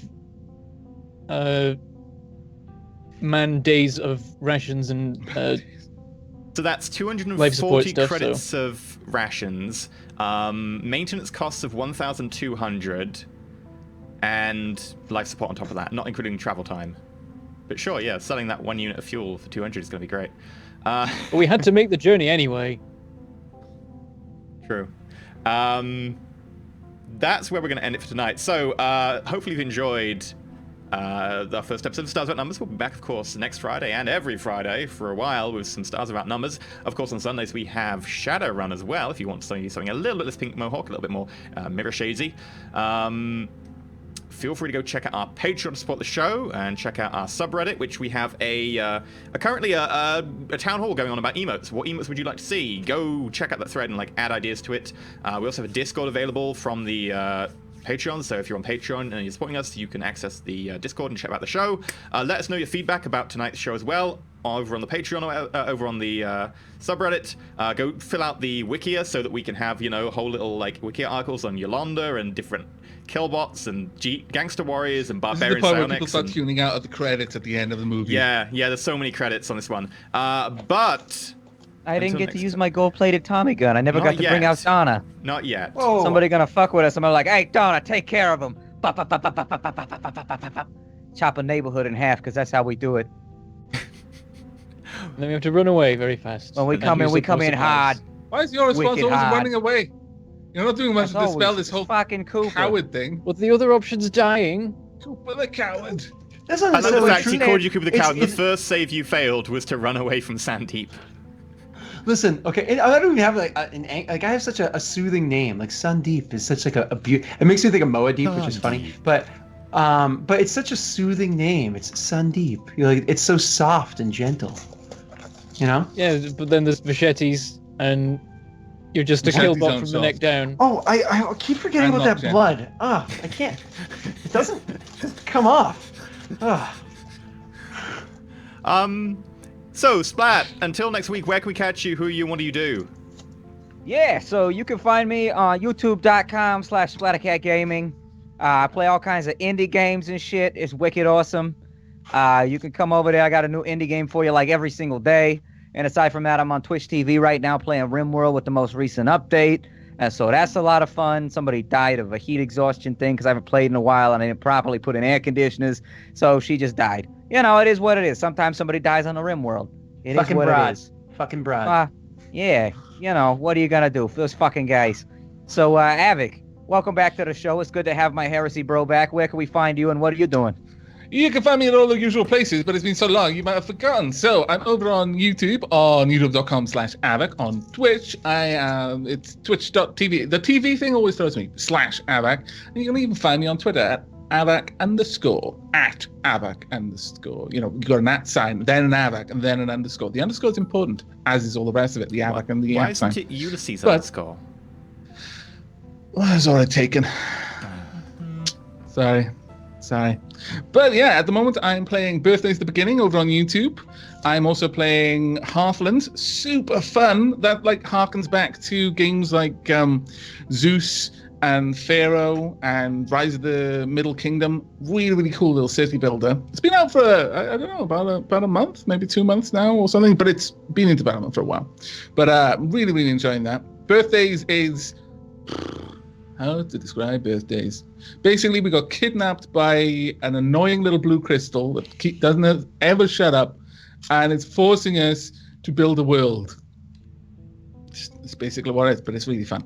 And also playing RimWorld, about to wrap up my Alpha 16 playthrough on there. So really hopeful that I get that done before Alpha 17 is released properly, because that's what I'm going to be playing next.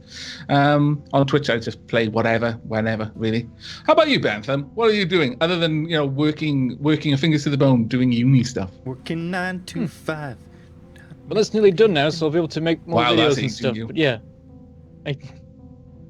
So yeah, I'm over on YouTube. I'm Mangleport Gaming, to be confusing. And over there I play lots of Factorio stuff usually, though there's not been much recently. But I did cover the new update that's come out with all the nuclear stuff and cool things like that. And eventually there'll be videos out about it. Look at this guy over Nuclear. here thinking he's all university educated and shit. What, you can't say nuclear like the rest of the Slavs? Come on. Well, you No, better wait, than you me? said, You damn think it. you're Come fucking better on. than me? Hey, guy, Yeah, you better than me? Come on. Stop being mean to poor Bentham. No blooming sense of common decency when it comes to saying words how they're actually supposed to be said, damn it. Yeah, also I've been playing Kingdoms and Castles, and until recently I was also doing Talisman, which was with Avak and Metazoline. I'm still struggling to get the name right, and Lady Sheilab. That was really fun. Which just the recently ending on that finished. was super good. Even though we hadn't, you know, it was not scripted at all, but it was the perfect game, because right up to the end, it was like, we don't know who's going to win. We genuinely, it was a real rush in the last And that's episode. the It was problem with fantastic. Talisman, is like sometimes with Talisman somebody pulls ahead really early and you're Yeah. like, they're definitely going to get the crown first and there's no point in us finishing this game. And so it's nice when Talisman is close like that. It I swung was back so and forth so incompetent, many though. times. Like, I already made a bunch of mistakes that I knew about, and then watching them back, I spotted so many more mistakes where I kept dropping 2 items instead of 1 You've because I'm just an idiot. described being a kept clicking on YouTuber, them. though. Yeah. This is a good point, yeah. It's the brain It's drain the from usual thing. commentary, dude. I do dumb shit every single day. It's just, you can't do commentary and play a game good. It just I do can't dumb be shit done. every single day, and then some days I also record for YouTube. And what's annoying is like once you get off, you play really well. Like when I play PlayerUnknown on Twitch all the time. When I play I live, do lots I of play things better shitty. once I've gotten off. Yeah, I was about to say that's That's interesting. It's good for clearing your head. It is. Yeah, It is. it's You got to that clear kind your of head out. momentary nirvana. Everything is in the right place in the universe, and then you Yes. just crack on. You're brilliant at everything you do. Sometimes Before I when the started dog's barking, you YouTubing- got to put it down. So, It is what it is. Bentham? Yeah, before I started YouTubing, I was so like, I don't understand how these people can't concentrate on playing the game and talking at the same time. It's ridiculous. And then I started YouTubing. I was like, oh, I get it now. People can't do 2 things at once. That's not how brains work. It It's all really makes hard. sense. Because I was in And now exactly everyone- the same position. I did And exactly now the same. everyone I was like, complains at me. It's like, well, you, how are you not paying attention to the game? He's like, well, you try it, damn it. The cycle will never end, though. Okay, I Just will. put It's not hard something. being a YouTuber. Anyone could be a YouTuber, mate. You fucking what, mate? I've that's it got for me. like Well, 2 I don't know about videos you on my guys, but channel, none and of one of them's my dog. viewers talk like that. Got 17 You having a views. fucking bubble, Big mate? time, mate. For their You finest having a bone fucking china. bubble? Savages. Anyway, Well, that's I it throw for you me. down the What map. Filthy about, heathens. what about our friendly Killbot Delric? Killbot. I am not a killbot. I am here to help Look in like one. cyborg relation now. So let's see. Where can you find me? I am twitch.tv/Lost Initiative show on Tuesdays and Thursday nights at 9 p.m. Eastern time. I am Fridays here, obviously, but then at 9 p.m. Eastern time, which is 2 hours about after our show ends here, I go live on twitch.tv/DaleRickMaster, where you can find me DMing a 5e Everon campaign. It is loads of fun. On top of that, I actually just got my unique URL, so I'm new to YouTube, but it's youtube.com/Delric, so you can find me over there, and then always you can find me on Twitch at Delric, where you know. right now. Oh, well, thank you very much, Havoc. Yeah, sidebar. You guys should definitely check out Lost Initiative. I was over there for a show or two, and super nice people, super gracious. It's a fun Don't D&D hold that campaign. against them, though. Seriously. Okay, normally Yeah. it's pretty good. Wait, I think I missed the beginning part of what you just said there. So sorry. Don't hold that against them. No, Normally it's very good. fine. Like, it's just, sometimes, the quality goes down when you invite Splat, so. Oh, well, I mean, It is true. you know. I do invite like shit river action. It is true. Listen, It's I true. invited Although there Splat may to not my be a Lost correlation Initiative between game. this data, when you invite Splat, the dick jokes tend to go up. Yeah. That's okay. We don't mind. I'm from Boston. We don't mind dick jokes. I had that problem with. I was gonna say I invited Splat to Lost Initiative to play a paladin of a goodly god with one purpose, so he could kill Mathis's character. And you know what he did? He made excuses for him and made him seem like not a bad guy. And I was like, I don't know, Splat. I don't know. You had a job here, buddy. You had a Did job. he do One that voice job. of the paladin, though? Did he do the voice of the paladin? Actually, he did I a voice. did. Yeah, it was good. Nice. I was Lord kind of Kensington, I was hoping it was Stax. noble paladin of Helm. I wish it for was the Stax's Watcher. voice. Can you imagine Stax as a paladin? Hey, fucking, what's up with you guys over here? You doing an evil ritual? You think you can do an evil ritual on good land? What the fuck is this shit? You think you're wicked sneaky? No, you're not sneaky. I'm over here and I've come from Helm side of the bridge to smack your head in. Get your ass in line. I think that'd be I an think you amazing missed paladin. a trick there. Actually, I think Yeah. Stax would have been a much Yeah, better. yeah. Actually, he would be. He's got that extremely violent but somehow still very religious part of him going on. That that like Irish or Italian mobster where it's like, yeah, we murder people for a living, but of course you fucking respect the Lord. What the fuck is the matter with you? You only You kill know? the bad guys, you know? Don't be Yeah. mad at me because I come down here with a badge. I gotta come all the way up from Southie for your stupid ass because you made me come over here because you're committing all kinds of crimes. You think I wanted to come up here? You think the fucking clam chowder's better up here? No. So get your ass in line. I don't want to drive all the way across Boston. Oh, second day in a row we're talking about clam chowder. Oh, it's funny. Awesome.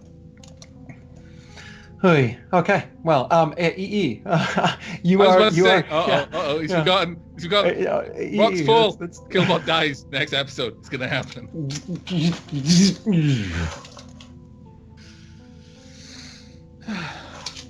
So Enter Elysium. Where can we find you? You can catch me over at youtube.com/Elysium. We had some issues recently with MCNs and stuff, etc. There'll be a fun video about that next week. I've been digging into that in the spare time I had this week, which was 0, so effectively I chose not to sleep. Videos were a little bit funny recently, preparing for this show and making all the stuff happen, but it's all done now, so hopefully videos will be back to normal soon. We normally have 2 videos a day, one of which is normally Subnautica, and the other one of which is Galactic Civilization 3 Crusade. I also stream on Tuesdays and Thursdays. This week, Tuesday and Thursday stream, the TNT streams are going to be Stellaris 1.6.2, I believe the patch is on now, and we're going to be playing as Cyber Raptors. Because, they're clever girls, so they're going to take over the universe, and they're going to make themselves cyborgs, and, they're going to take over the galaxy like that. It's going to be awesome.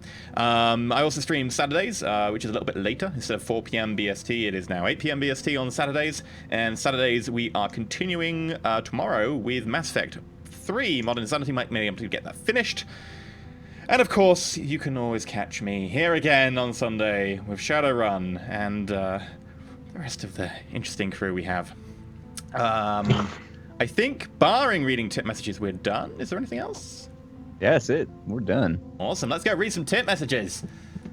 Tip to tip, tip, tip to tip, tip. Tip to tip sounds a bit R-rated.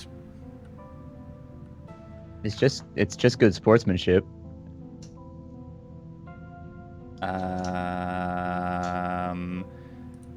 There we go. Right. We had 3 today. Opening with Falkberg tipping $5. Welcome back, Avak, and thanks to everyone for an awesome show coming up. So I'm assuming that Falkberg was precognitive because Falkberg knew it was going to be an awesome show. So there we go, another Psionic.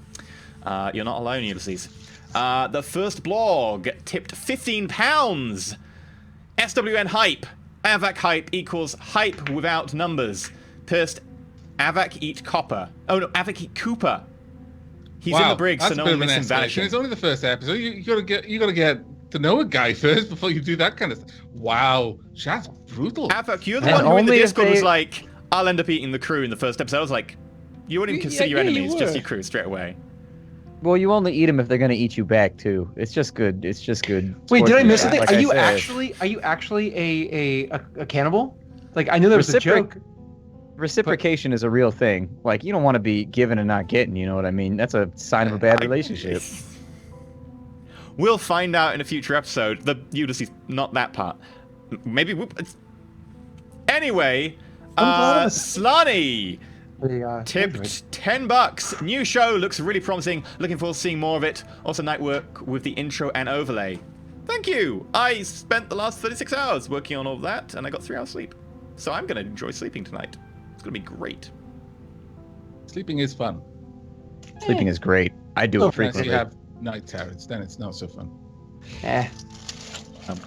But thank you very much for the tips. Thank you very much for all the support. If you've enjoyed the show, please go over to Patreon and support us if you can, because that's what allows us to do a second show a week. It allows us to do our amazing cosplay, looking over at Splat, but also Daelric here. That's... I don't know about amazing, but hey, this is actually an item my character has. This isn't just like a random thing on my head. Did you get? I don't know if you got that, EE. Oh yeah, it is, isn't it? Yeah, look at that. It's actually a character's item. So just saying. That works. Bringing it in. So you can get like access to after shows and stuff. We're gonna go record a really quick after show as well, which you can get at certain tiers. There's all kind of things, and of course you can go check out the YouTube if you want to find the VOD in a couple of days' time over there. We've been Roll4It. And thank you for watching Stars About Numbers. Pimp the show if you liked it. Until next time, roll safe.